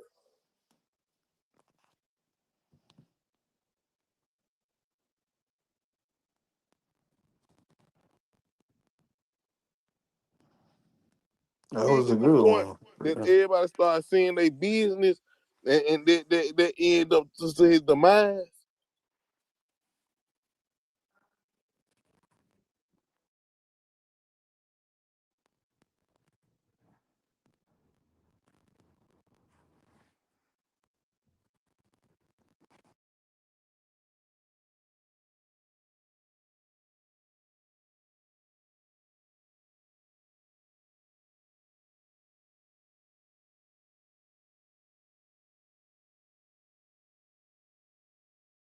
On the phone with Corey. We're gonna go ahead and do this. We're gonna do that. All right. You know.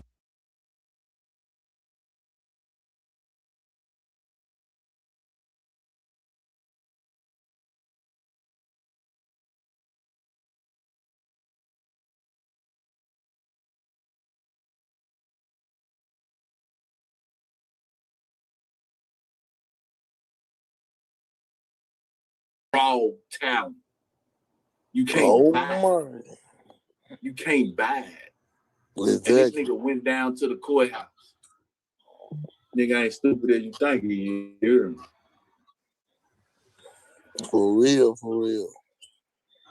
And so those were the conversations that we were having. And but back to what I was telling you about. This also goes with spanking. With spanking. Everybody don't know. We got the #1 cannabis app in South Florida. So. You know that, but everybody else don't know that. So Spanky was the conduit to making a lot of things happen with the connections in Seattle, Humboldt County, Santa Rosa, California. He would get in the car and drive to Seattle. Like it ain't just fuck it. Grind.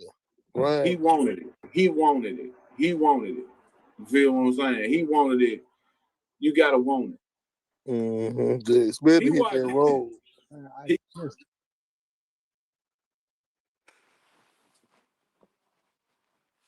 said he wanted it now. Came down to it. He wanted it and he was willing to go get it. You know what I'm saying?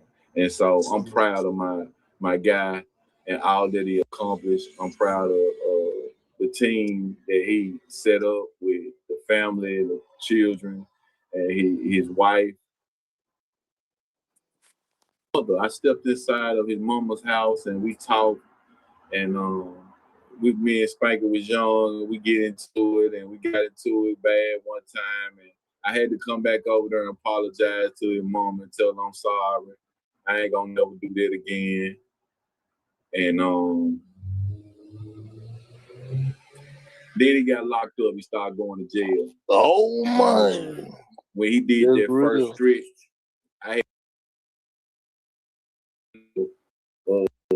$800,000. Nice, like really nice house I had got. And he got out of jail.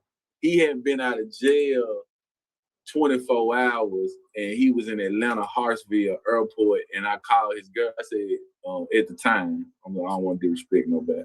Priya, I said, Priya, I think he lost. It's very possible to get lost in Atlanta motherfucker airport. I said, that nigga said Priya. In the middle for 2 years. The next day, the nigga in Atlanta Hartsfield Airport, I said, Priya, I think the nigga lost for real. Oh my! But he found his way We went to Lucky's downtown Atlanta that night. When I got the drop top Jag, the G-Wagon, the Bentley GT, he drove all them cars. He was there the first day I got, all this stuff. And he came to my house in Miami, and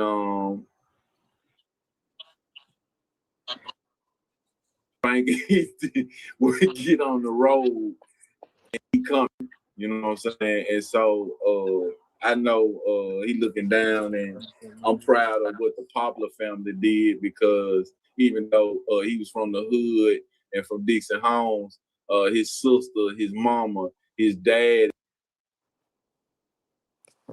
they got a good, you know what I'm saying? I look at the boys and they look,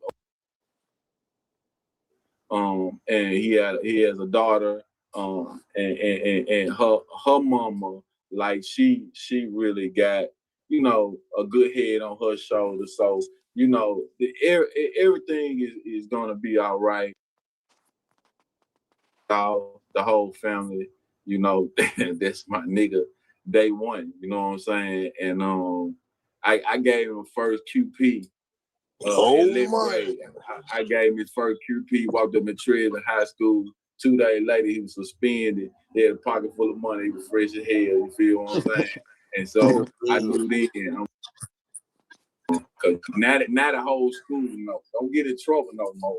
But now the whole school, you know what I'm saying? Now you get the picture. You feel what I'm saying? And so that's my dog, man. And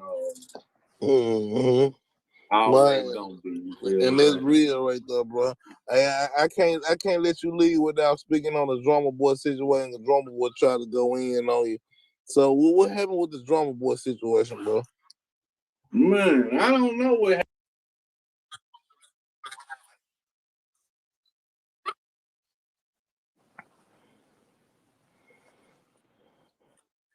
Before I get into this right here, let me say it's much love to all of these folks that I'm naming and that I go into, but I'm just the guy that's gonna tell motherfuckers the truth.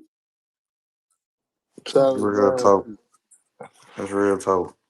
Was ripping Drummer Boy, but not ripping them off. I'm gonna retract this statement. Nakia Shine was all the beats for Drummer Boy. Too universal.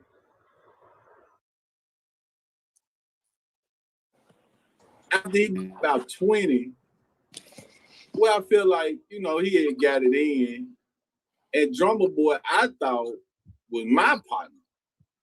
So when I get to LA to La Cienega, which you had never been to, Drummer. And I'm talking about not just a publishing company, but they also had a function where we recorded all the songs from life over your beats, and you weren't there. And I went and I met Manny Edwards, drummer. I met Manny Edwards, and I called you on Manny.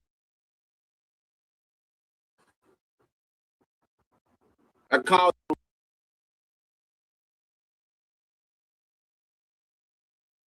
making all those beats, man. If that wouldn't have happened, drummer, where would you be? Oh my. You would definitely have hot ass beats, and definitely would have done the Thug Motivation 101. You're very late on getting credit and getting your money. I spent a lot of time with your brother, Insane Wayne. I respect him a lot. I'm not trying to insult you. I'm telling you the truth. You got Pepper, David Steele. Y'all did me like a nigga did Spanky. On me. And y'all scared to let world to know and know y'all haters. Is that what it is? Oh, So,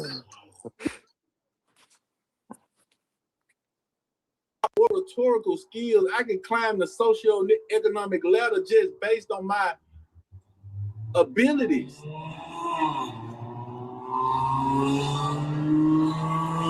I could have been done this. I ain't never had to rap. I've been recording other types of music. I have so many, the spectrum is so far. Y'all can't fuck with me. And I ain't fucking up back. I don't need to prove that. I got to prove shit, bro. Oh, funny. Ain't no Jew, ain't no Crocker, ain't nobody going. No. People validate me, my boy.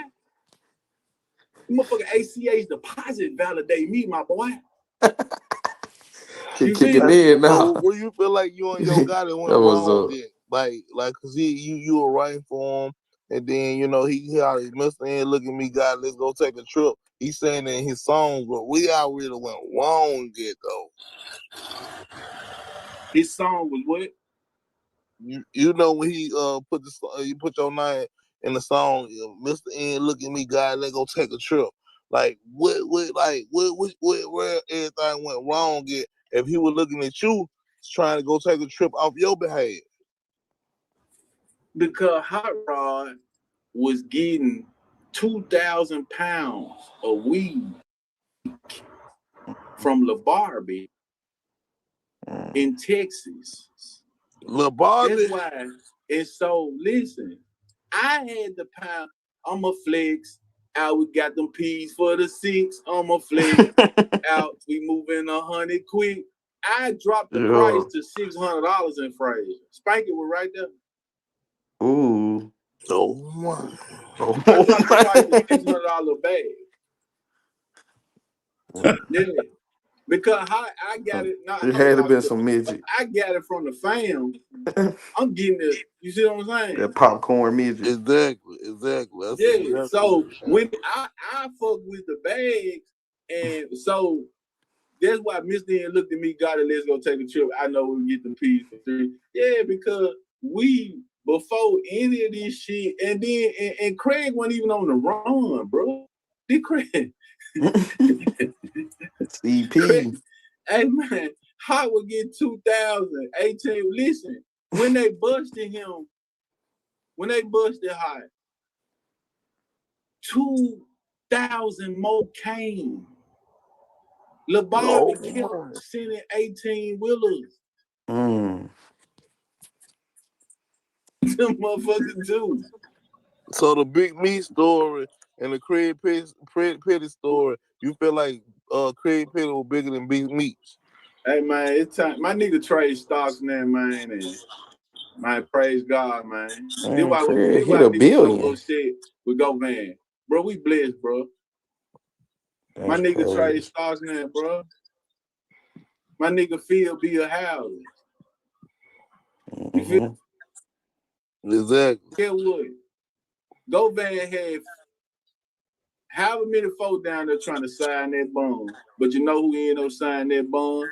The nigga Big Poochie took 80 poles from. And so you just don't know how shit gonna come back Big around. Poochie, I remember. Oh my. It's always that going on in the background. It's real, man. We like one more time because Spanky would have wanted this. L, I'm coming to see you in Seattle, L. Listen, L. I know they took the land. I know whatever happened with the land in Humboldt County. Nah, I wouldn't come. Nah, don't come see me. Spanky told me the whole story. I'm coming to Seattle to see you. It's gonna be all good. It's in, baby. You know what's going on. Shout out to you feel what I'm saying? Me and Rollo got the same folks in Santa Rosa. Everything gonna be all right, man. The laws are changing. Things are good, man. Money is great, man. You feel what I'm saying? Music money, he ready on his money. way. It's gonna be all right. Shout out to the Popular family. I send out my love. Yogi, hold your head, man. Ain't gonna be all right. You heard me. Big We all Yogi. love him. God gave us a certain amount of time with him, Yogi. You Big heard me. Yogi locked up. And I he ain't mean, in no Oh Memphis. my. If he talking about the Man, Yogi y'all y'all get talking ready about, for part three, man. Part three, man. Y'all see he it ain't first. connected like a Man, straight from Memphis to Miami, man. Watch the next move, man. We ain't playing it all. We taking over the Yogi game, locked man. up. With number Man, they real gave Yogi stories, man. 55 years on Number probation. He real still stories, couldn't do straight right. from the gutter, straight from the wild, straight from the street Shit, of Memphis, I was man. just North keeping it Memphis real here. end, man. Yogi probation. had Y'all 50 better years know on who it is, probation. bro. We the biggest pop. And you got Holiday for my And telephone. they I get finally information, got him, my though. G. They Hey finally man, got him. at MISTAIAN. I'm trying.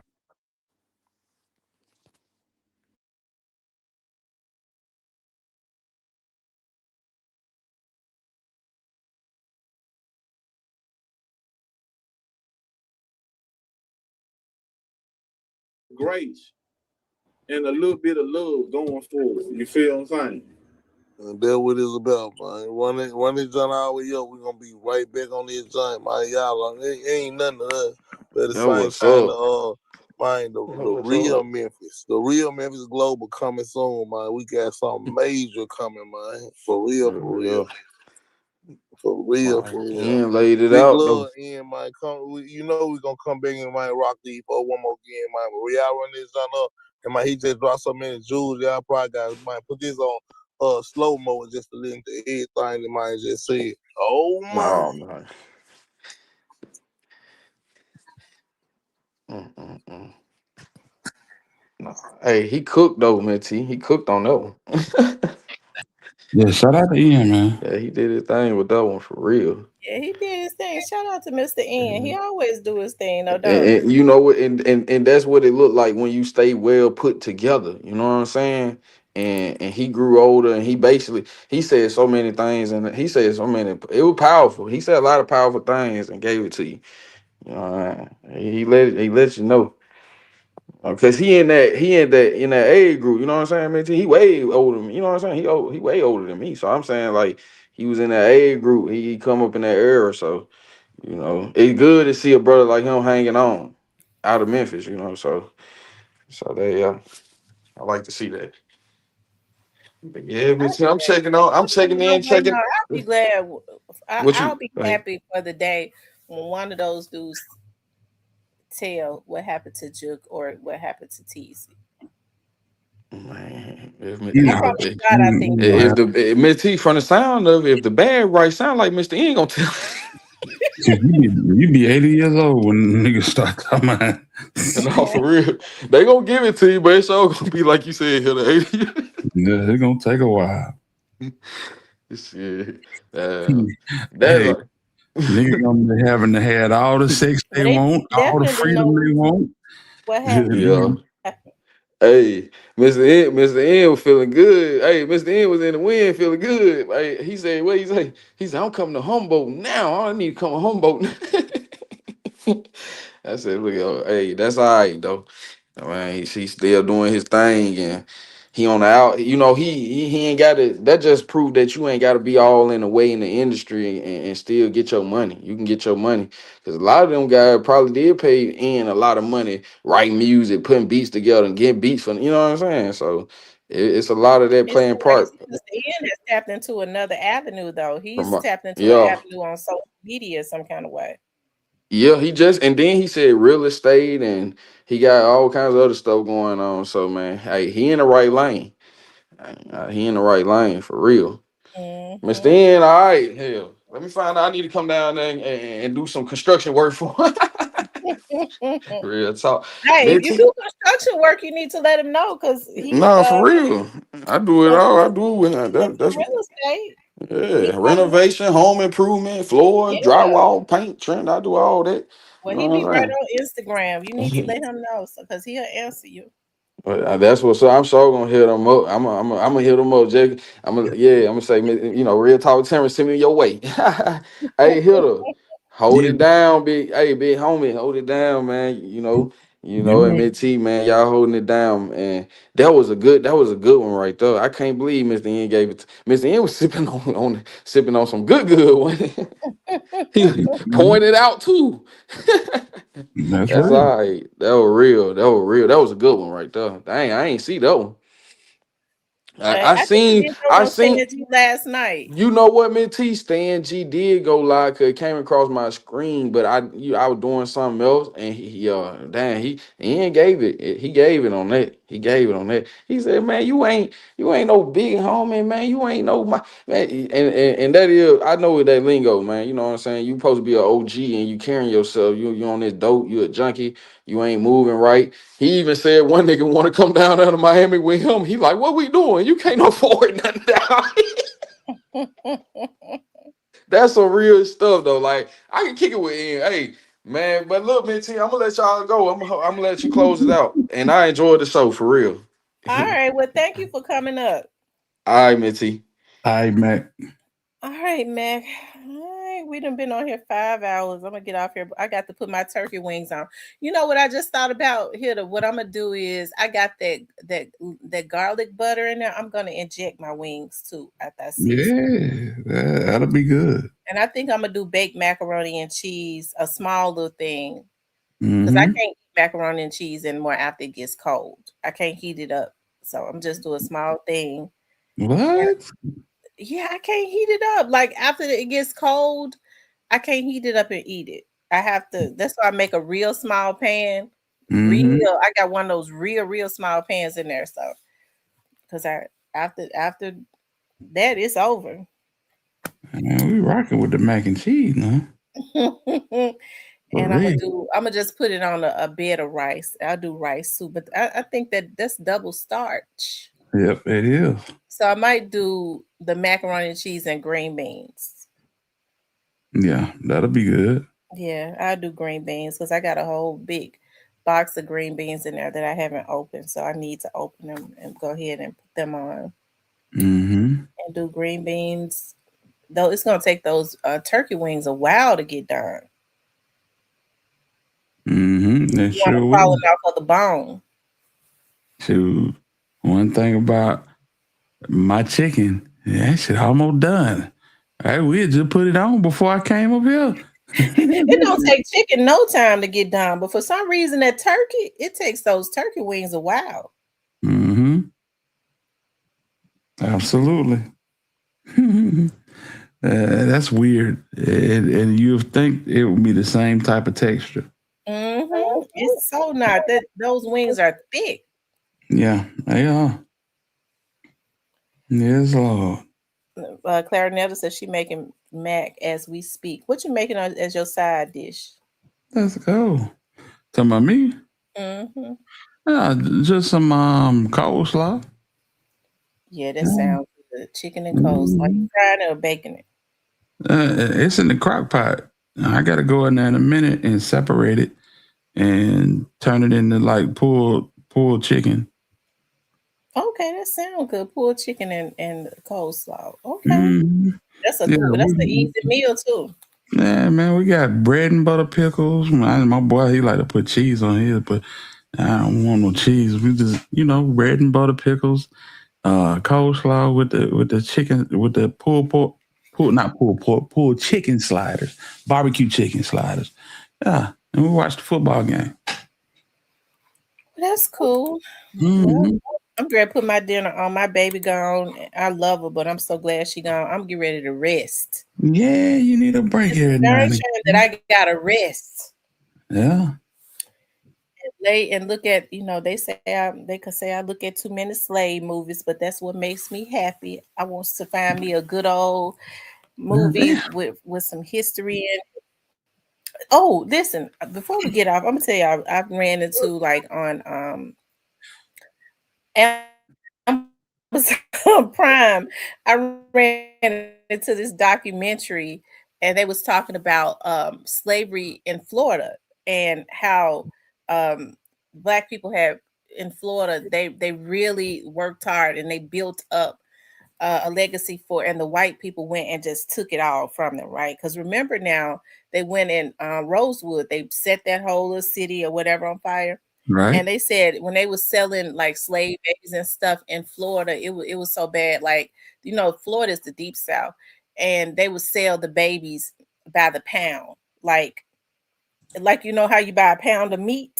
Mm-hmm. That's how they would decide on how much they was gonna sell them for. They would weigh all the babies, put them on top of each other, and sell them by the pound. Isn't that sad? Shit, yeah. And that's what you like to watch. Let me cuddle up with a good slave movie. You know what? I don't know what it is about looking at that and looking at our history for some reason or another. It motivates me to go so hard. I don't know why, but like I know it's weird. Mm-hmm. It just motivates me. Yeah, but I get that. I get that. It was a point in time where I used to like watching those type of movies. You know, we all got somebody to say, I can't watch that shit. That shit make me go home, go to work and go crazy, you know. But I like to watch stories on Fred Hampton and you know what I'm saying. There's no story more intriguing to me than Fred Hampton, the chairman. You know, Fred Hampton was 21 when they laid him down. You know how powerful you got to be for the police to go in and execute you at 21 years old because of the influence you hold in your city. That's crazy. That's crazy, man. But yeah, I feel where you come from. I done my research on Dr. King and all the things that he had to deal with, and Malcolm X as well. I haven't done as much research as I'd like to on Marcus Garvey, but yeah, I like that type of stuff too. The slave movies, you know. I do, and the documentaries. Like that's why I've like developed a real like. It's so much history in Alabama. I know they speak about Memphis all the time. I guess because you know that's where Dr. King was killed at. But it's a Mm-hmm. lot of history in Alabama that I don't feel like they talk about as much. But But you got I'm the gonna tell Edmund you, Pettus Bridge. You got all of that. Like I right? was looking at that documentary when they was marching. I didn't know that it was that far. Like they marched. Oh Yeah, my God, 88 like they miles. was stopping and Yeah, had tents and shit up and sleeping yes. and So imagine this. Imagine marching from Memphis to Tunica oh yeah. and then camping on the side of the road. You know how dark that road is and going from Tunica into Memphis. Yes. You know, that's what it was from Selma to Montgomery. 88 miles. And you got the Klan, you got all type of racial agitators. You know, they used to call us the racial agitators, but them was the real racial agitators. You had the FBI down there. And these folks, it was cold too. You know, they march until they get tired, then they set up camp on the side of the road. And shout out to the entertainers of that day, like what's the guy? Harry Belafonte. They would pull up and they would entertain these. Ali. Yes, Muhammad yes. Ali. These civil rights workers why they were on their journey and risk imminent death. You know what I'm saying? Because if you from Alabama, you know about Selma, you know about Whitehall, you know about Camden. Your hat can make it to the hospital before your head in some of these Bible Belt counties. And the bravery that it took to accomplish that is unmeasured and is unmatched. And I think the reason why you don't hear enough about this type of stuff is because the people in the places where this happened are not even educated on it. Like when I went to Selma, I made it my business to take pictures at the Edmund Pettus Bridge, at the foot of the Edmund Pettus Bridge. You know, people in Birmingham, they don't give a damn about the civil rights movement. I'm not saying everybody, but I'm talking about the younger people, the people that need to know so this can go from generation to generation. They don't give a damn about it. Some of the stuff that happened in the corner of 16th Street and what it was, 3rd Avenue North. You know, water hoses, the bombing of the 16th Street Baptist Church, the fact that they locked so many black kids up because when the civil rights movement was going on, the parents had to work. So the Birmingham public school system would let the kids out, high school kids. Middle school and high school kids would get let out to protest, and they locked up so many of them babies that they had to open up the fairgrounds and incarcerate them kids in the fairgrounds, busting them in paddy wagons. It's a whole generation that don't even know nothing about this. They're too busy popping perks and wearing shiesties and Nike Techs and toting guns with boxes on the back of them. Mm-hmm. You got to know your history. Because I'm telling you, it's trending back that way. When you look at Vanilla Ice, and when I'm not talking about the rapper, when you see Vanilla Ice all through your feed on Instagram, pulling up on people while they door dashing or performing daily activities that are perfectly legal and taking them away from their families, don't think that can't happen to you. It's trending in that direction. You don't know your history, you're doomed to repeat it. So I'm sorry, I'm off my soapbox. No, I love it. That's why I love learning about our history, because if you know where you came from, you won't return. You know where not to return to. Right. So even if you get, that's why I tell people, if you get started late, like I feel like for me, and it's not, I'm just finishing what I started. I'm in my late 40s now, and I'm about to graduate from college, and then I'm going to enroll in law school, right?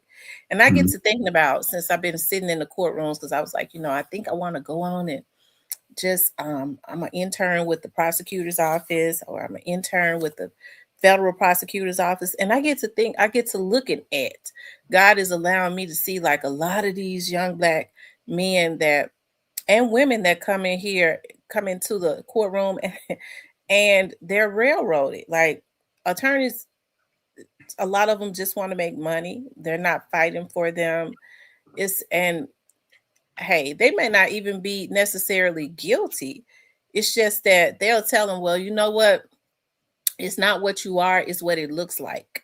So, I mean, you may as well just go on and sign, and do 5 years and get out, rather than go to trial on your innocent. You're talking about you're innocent, and you take a chance of doing 30 years. And you got people, and hey, they may be in the in crowd, but they ain't necessarily the ones that did these crimes, And a lot of these kids is getting charged. That's why they're going to have to be taught something. A lot of them are getting charged because they'll go, well, hey, he's with them. Hey, this he will do because he is in this little gang, even though if he was not necessarily the one that did it. So it's definitely a lot of people, and it's been happening, that's getting railroaded. I'm gonna tell you something and this is an age-old lesson I told my son. We used to sit up and watch old movies, and one of his favorite movies is Cool It High. And I love the fact that he's so young and he liked that movie because there's so many teaching moments in that movie. And you had the two thug dudes that was riding around in a stolen Cadillac, and then you had the fun-loving guy like Coach Cheese and his group. And I tell my son, I say, listen, it's all about morals. It's all about right and wrong. There's a consequence for every action. Now, if them boys hadn't hopped in that Cadillac, Coach Cheese would have still been living. The mother boys wouldn't have had to suffer the trauma that they had to endure by burying Coach Cheese. Small decisions can bring forth great consequences. See what I'm saying? Mm-hmm. They got pulled up on the corner.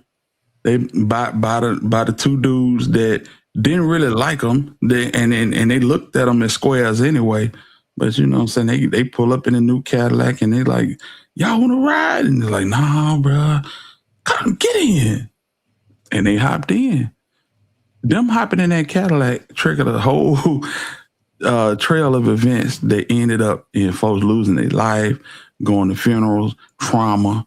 This is the lesson that needed to be learned. This is the lesson that needed to be taught to our kids. Bruh, you just don't go through life and hope shit works out.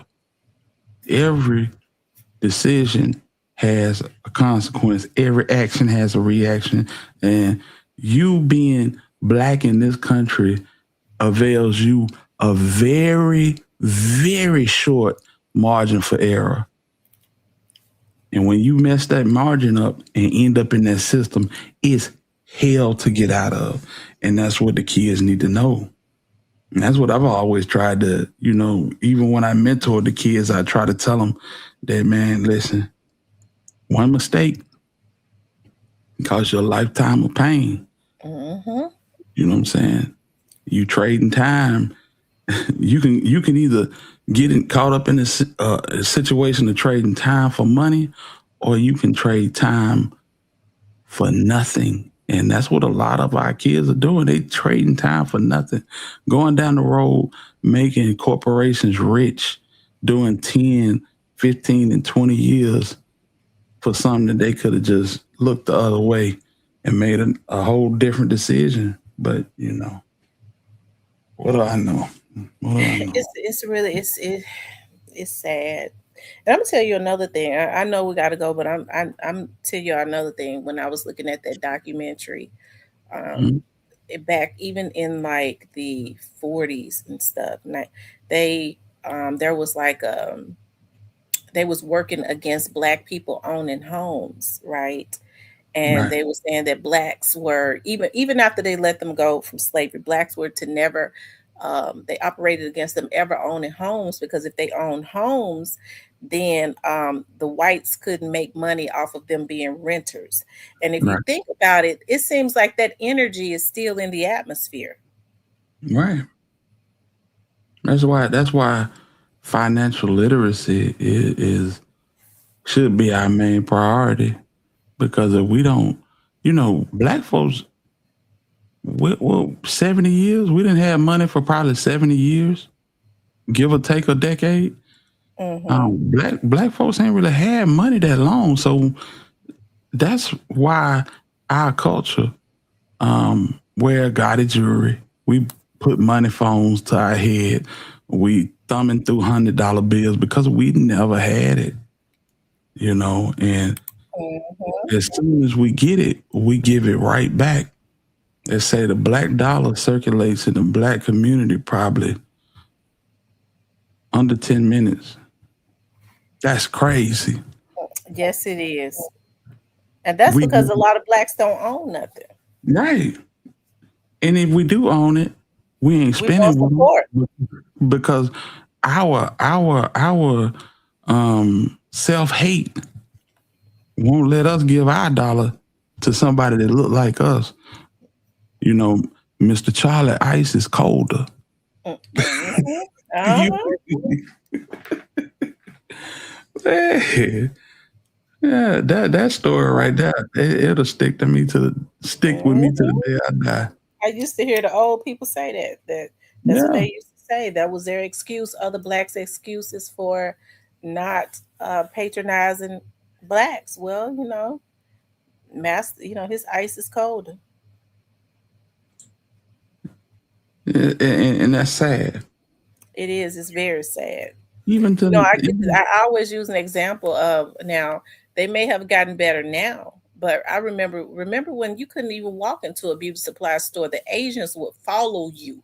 They would follow you from aisle to aisle. They let you know. See, they have cameras now, so you yeah, don't necessarily technology see it. they They got just able to click on those better. cameras and watch you. But they will And follow you from owl to owl, and they was very nasty to you. And you couldn't keep a lot of you still can't keep the black folks up out of there. But right, then they'll say, well, black girl got an attitude. I'm not gonna patronize her. right, and that's really how the LA riot started. If you want to be technical about it, you got a little girl that came up into a corner store and got followed around by one of them people. And she got to arguing with him at the counter, took her juice. The lady got so mad at her after she paid for the juice that she took a shot at her when she had her back turned. And right after that, Rodney King happened. I forget what was her name. Tasha Harlins. Was it Tasha Harlins? But yes, Tasha Harlins. Mm-hmm. That type of activity really sparked the LA riots off. You know, bruh was the icing on the cake. He was just the icing on the cake. The powder keg was set with Tasha Harlins. You know, they don't have to follow you around now. The technology makes it so they don't have to. But what they do is, I don't know how they do it in Memphis, but if you go into one of them beauty supplies, they will have the technology watching you, and they will put black girls on the floor as customer sales associates. And they watching them too. Why the sales associates watch you? And they don't allow the black girls to check you out. No. They'll never check They you out. operate their registers at all. Yeah, they're gonna show you what a blue magic at, what a yaki at, what a Brazilian yaki. They're gonna show you what a bone straight TCB at. But when it's time for you to check out, yeah, you go up. You got to go up there to Miss so and so. Yeah. And if you ever, I don't know if you noticed, but down here in every one of them beauty supplies, they register is elevated so they can look down on the floor and see what's going on. Yes, it is. Uh-huh.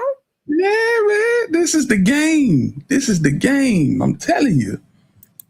Yeah. But when you see a black beauty supply store come up, they don't stay in business long. No, because they don't have that plug. See, these folk got the plug back to China. Mm-hmm.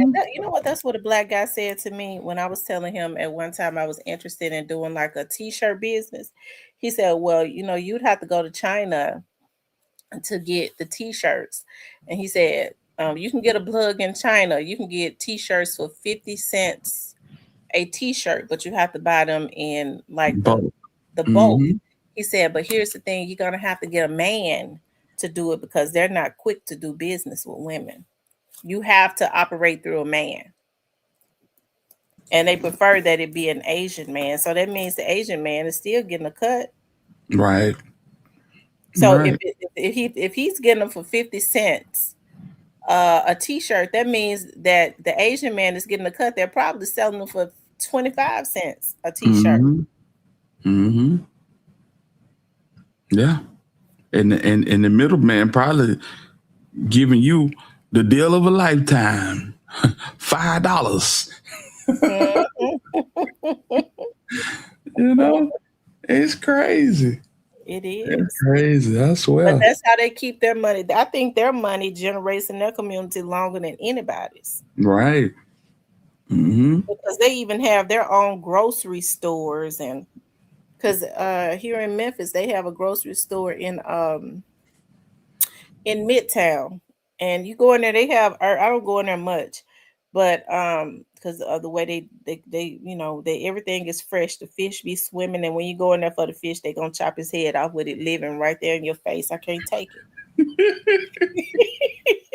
I can't take it, so I don't go up in there. But yeah, and you don't, and if I to think about it, I don't see a lot of Asians and stuff in Walmart and places like that. They'll come clean from Collierville, Germantown, or wherever to come to that Asian grocery store. Mm-hmm. And we can't be mad at them because they understand that they, that you're supposed to support your community. You can't get mad. The Hispanics do the same thing. The Hispanics got grocery stores popping up everywhere. Yeah. Tiendas. Yeah, they got them. But I ain't gonna lie. watching Vanilla Ice and the way they've been carrying on, boy. That's crazy. Vanilla Ice. Just take the vanilla off the front. Oh, yeah, Ice. just take the vanilla off the front.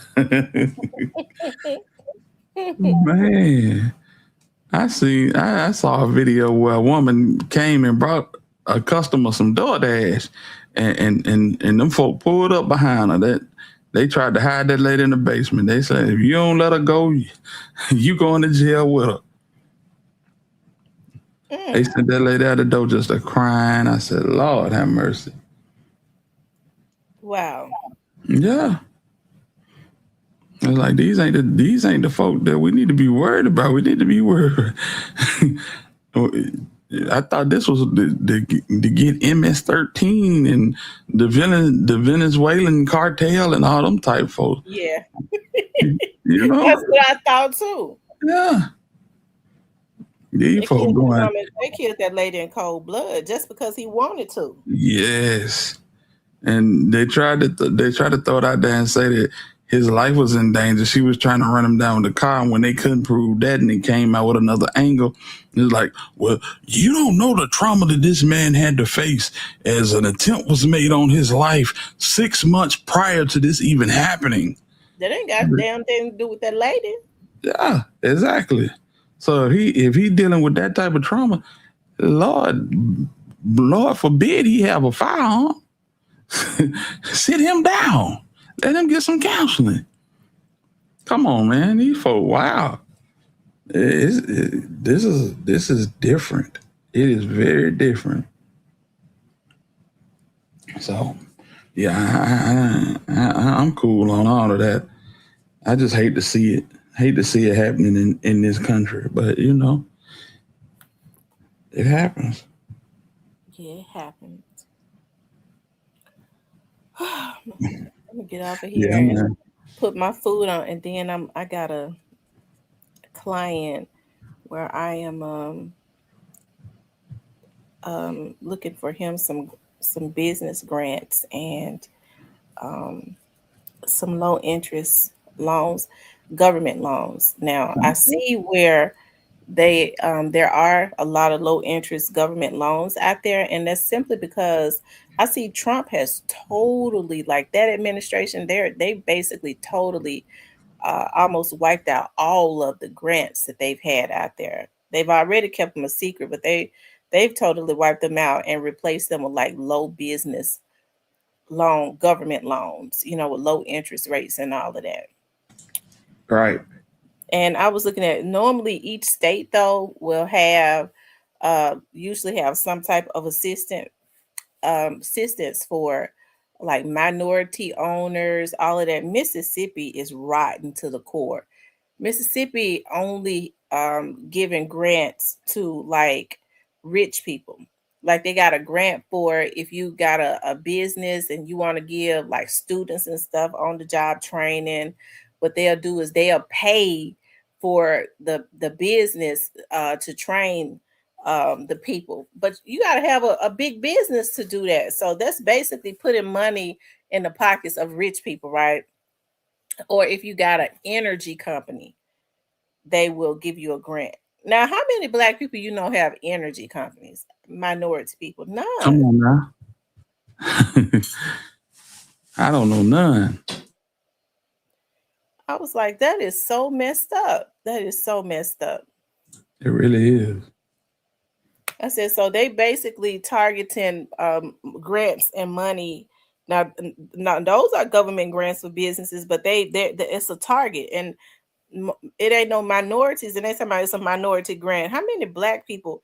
But now white women and women of other races are considered minorities. So it's basically aimed to put money in the pockets of, because they'll just get their wives to get the businesses in their names, okay, and it still goes back into a certain community, and it's not the black community. Exactly. We got a lot of that in the city now. Yeah. minority-owned business, and it may off rip you think one way, but it's a totally different way. Right, because a lot of people don't know that all women of all races are considered minority. So when they say we helped a lot of minority businesses, black people, a lot of black people automatically think that they helped a lot of black businesses, and No, that's just not the case. it's Anglo-Saxon women. Hmm. And I was like, Lord, that's the last thing that I wanted to do. I was like, I wanted to help this man to get some, but he's in a state where their governor is rotten too. But they ain't, it ain't even like federally or nothing. Like Trump has really wiped out a whole lot of stuff, and Mhm. he's replaced it with government loans where you have to pay like a 1.9% interest rate or whatever. But people don't necessarily want loans, but you pay a 1.9 interest rate. If you got a business, I guess it would be okay, and a real low monthly payment back a month. So Mhm. I wanted that to be a last resort, but it looks like I'm gonna look a little bit more. Mhm. And I'm gonna call a couple of my friends that do it every day to see if they got any business grants hiding out there. If not, I'm gonna have to hit them with a low interest business loan. Right. Cause I kind of lucked up and found a grant. Cause I was getting ready to do tuition reimbursement, meaning I was gonna pay for my tuition and my job was gonna pay me back. And I Mhm. lucked up and found a grant, a Tennessee grant where they was paying for school, and signed up for it and got it. There you go. Hmm. But see, Tennessee, you could find, you have to look for them because they have them hidden really good. But Mississippi ain't even got that. Ain't Nope. got nothing. Mhm. No hope. No hope at all. Yep. Anyways, I'm gonna get off of here so I can put my turkey wings and stuff on because I'm thinking about my baked macaroni and cheese and my turkey wings. I'm gonna go ahead and put it on and recoup from my grandbaby and get back on here and start looking for this man. See if we can look up on him at least. I was like, Lord, normally I could run up on like when it was bad, like grants to help businesses, like they giving $5,000, 2,500 for the first quarter, 25. Make sure you got the business. You know what I mean? They'll check Mhm. up on making sure it's used for your business, and then 25 for the next quarter, 2,500 for the next quarter. That's how they would split it up when it was Mhm. a government grant for it to help with your business. You don't see none of those no more. Nah, you don't. Kyle Hatter said, but he is stopping a lot of investors who's buying up all of these homes. It gives the less fortunate a chance. I don't know. I Yeah, I don't. saw that he is restoring. Now, I will say that as far as that is concerned, Mhm. he is that will help to restore the American dream. He is banning big investing companies, especially those that was from outside of the United States. Exactly. It was I think that was his aim to get foreign investors out of the way. I think that's where the buck stops. But I'm gonna let you go. Yeah, he so now what's going to happen is he's stopping them from outbidding. That's the reason why the housing market was so out of whack. Um the prices of houses were inflated because investors were coming in. A single family, a house was like $150,000. Okay, so you got investors from overseas. They see their houses up for sale. They're outbidding families, and would have their lawyer to contact the person that was selling the home and say, well, we'll give you $350,000. That is what has been happening now. It should have been stopped a long time ago. So what I did was I was looking at um it's going to make a rent go all the way down. That's what it's going to do because um it was forcing people to become renters instead of homeowners in the United States. You had foreigners buying up all the land and Mm-hmm. property in the United States. It never should have been allowed to happen. No other country would have ever allowed that. Right. That's true. I agree with you. Yes, indeed. So people need to get their credit right and get themselves ready to buy a home because, if he stop it, people when he leave office, regardless to whether it's a good thing or not, somebody's going to come in and want to reverse everything that he's done, and that would be included. He's gonna go to the upper room from that office. If you think that he's gonna leave that office, you crazy. Well, he can't do another term. Says who? Those are the laws. Like you can only serve 2 terms. Well, we've seen a lot of laws be broken and changed. Oh, He hey, just said that they taking over what they say, Everland or Greenland, because he said he don't want China and Russia as neighbors. He taking over a country. Ain't that some crap? yeah, it really is. When you see stuff like that, you think Buddy gonna be like, okay, well, this is this is my farewell run. No, I feel like I feel like he gonna meet his extinction his extinction date, and I'm of the belief that Junior would take over. Because that's the type of setup they're trying to establish right now. I'm telling you. Donald Trump Jr. is just stupid. I'm telling you. Mm-hmm. Cal Hader, exactly. He is not going to leave voluntarily. Not at all. It's going to take some real patriots to make sure that this don't happen. But I'm telling you, that's the trend. That's the way it's trending right now.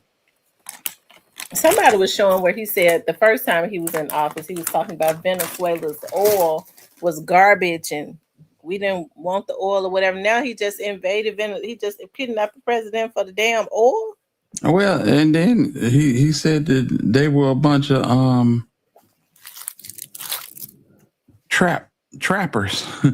You know what I'm saying? Hustlers. They hustling they self-medicated products. And that's why they went over there, but then they went straight for the oil barrels. Ain't that something?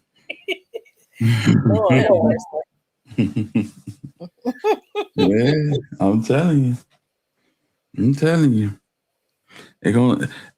Man. I feel like the opinions of the people are gonna cause another revolutionary war as it relates to this situation, and that would set up the door to be open for maybe China to take over as the world leader. Now that's just what I'm seeing from a bird's eye view. Well, remember they was well on the way to doing it Mm-hmm. one time before. Mm-hmm. There's too much funny business going on. Too much malarkey. Too much. You saw what? No, that's not what you saw. This is what you saw. Well, maybe that is what I saw. Maybe you're. Yeah, That's it's exactly how they do it. Exactly. So, I'm not optimistic at all. What a candidate said. Well, you ain't heard no, but I think anybody. I really think he got people in fear of even talking about if they're going to run because he will send somebody after them, so they may jump into the race. Mm-hmm. Like a few days before. Anybody that's thinking about running now, they would dare not say that at this point. That man will go after them. Exactly. All the other races, the young senator from Illinois, somebody is making noise, in the political arena, and they would be a good. No, there's no prospects. Nobody. You had to look at it. He's Yeah, gonna look eat at them up what if it is. they ever even talk about it. At this point, he's going to eat them up. Right. Right. Yeah. Nah, that part of the game over with. Hillary might try to run again, but she better not say she's gonna run right now because he already can't stand her. Right. Right. Mm-hmm. The propaganda machine is, whew, that thing is all greased and fully functioning. Yeah. And so they need to be discovering how to debunk state of emergency, i.e., martial law. Yeah, I agree. I agree. Yeah, but this is crazy. Hmm. Let me say it for you, Miss T. All right, you guys.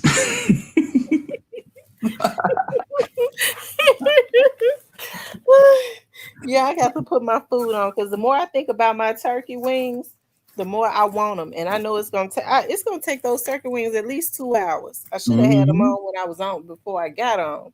Hmm. I don't know what I was thinking about. I was like, I'll put them on later. I forgot they don't cook like chicken. Right. It's So gonna take a minute. yeah, Mine's smelling good though. I ain't even got mine smelling really good if right I now. had some chicken unthawed, I'm so hungry. I would bake that chicken, but it's not unthawed, so I'm gonna just go and do my turkey wings and be happy. Hmm. I But got I about. enjoyed the 6 hours I've been on here with you all today. 6 whole hours. Hey guys, this was another Real Talk with Tamarathon. That's exactly what it was. Anyways, you guys, I love you all. Make sure you all hit the like button, like, share, and subscribe. Go and subscribe to the Alabama Hitter. I don't know if he's gonna come on tonight because y'all know the games and stuff is on, but make sure you No, all we subscribe. probably be on tonight. We probably be on tonight. Okay, he gonna come on tonight. So make sure y'all hit the alarm button so that you'll know when he comes on. I'm getting ready to put my dinner on. Thanks for coming up, Hitter. Miss T, you mind if I drop my link in your chat? Go ahead. All right. Let's see here. All right, I'm finna let me see if I can put it in here. Give me 1 second. Kyle had to ask what the channel was. So yeah, I drop it in here right now. Let's see here.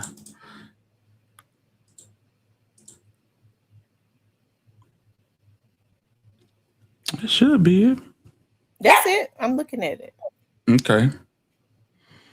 All right, Y'all guys. click that link and go and subscribe to his channel.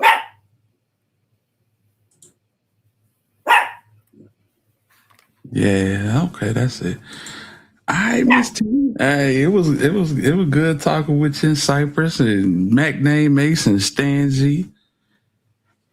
All And that right. was a good interview he did with Mr. N too. Yes, it was a good interview. Yes, it was. It was a good Yep. interview. We're gonna have Yeah. to get the end back on here. They said bye, pup. All right, you all. Talk to you all later. All right, peace. Bye bye.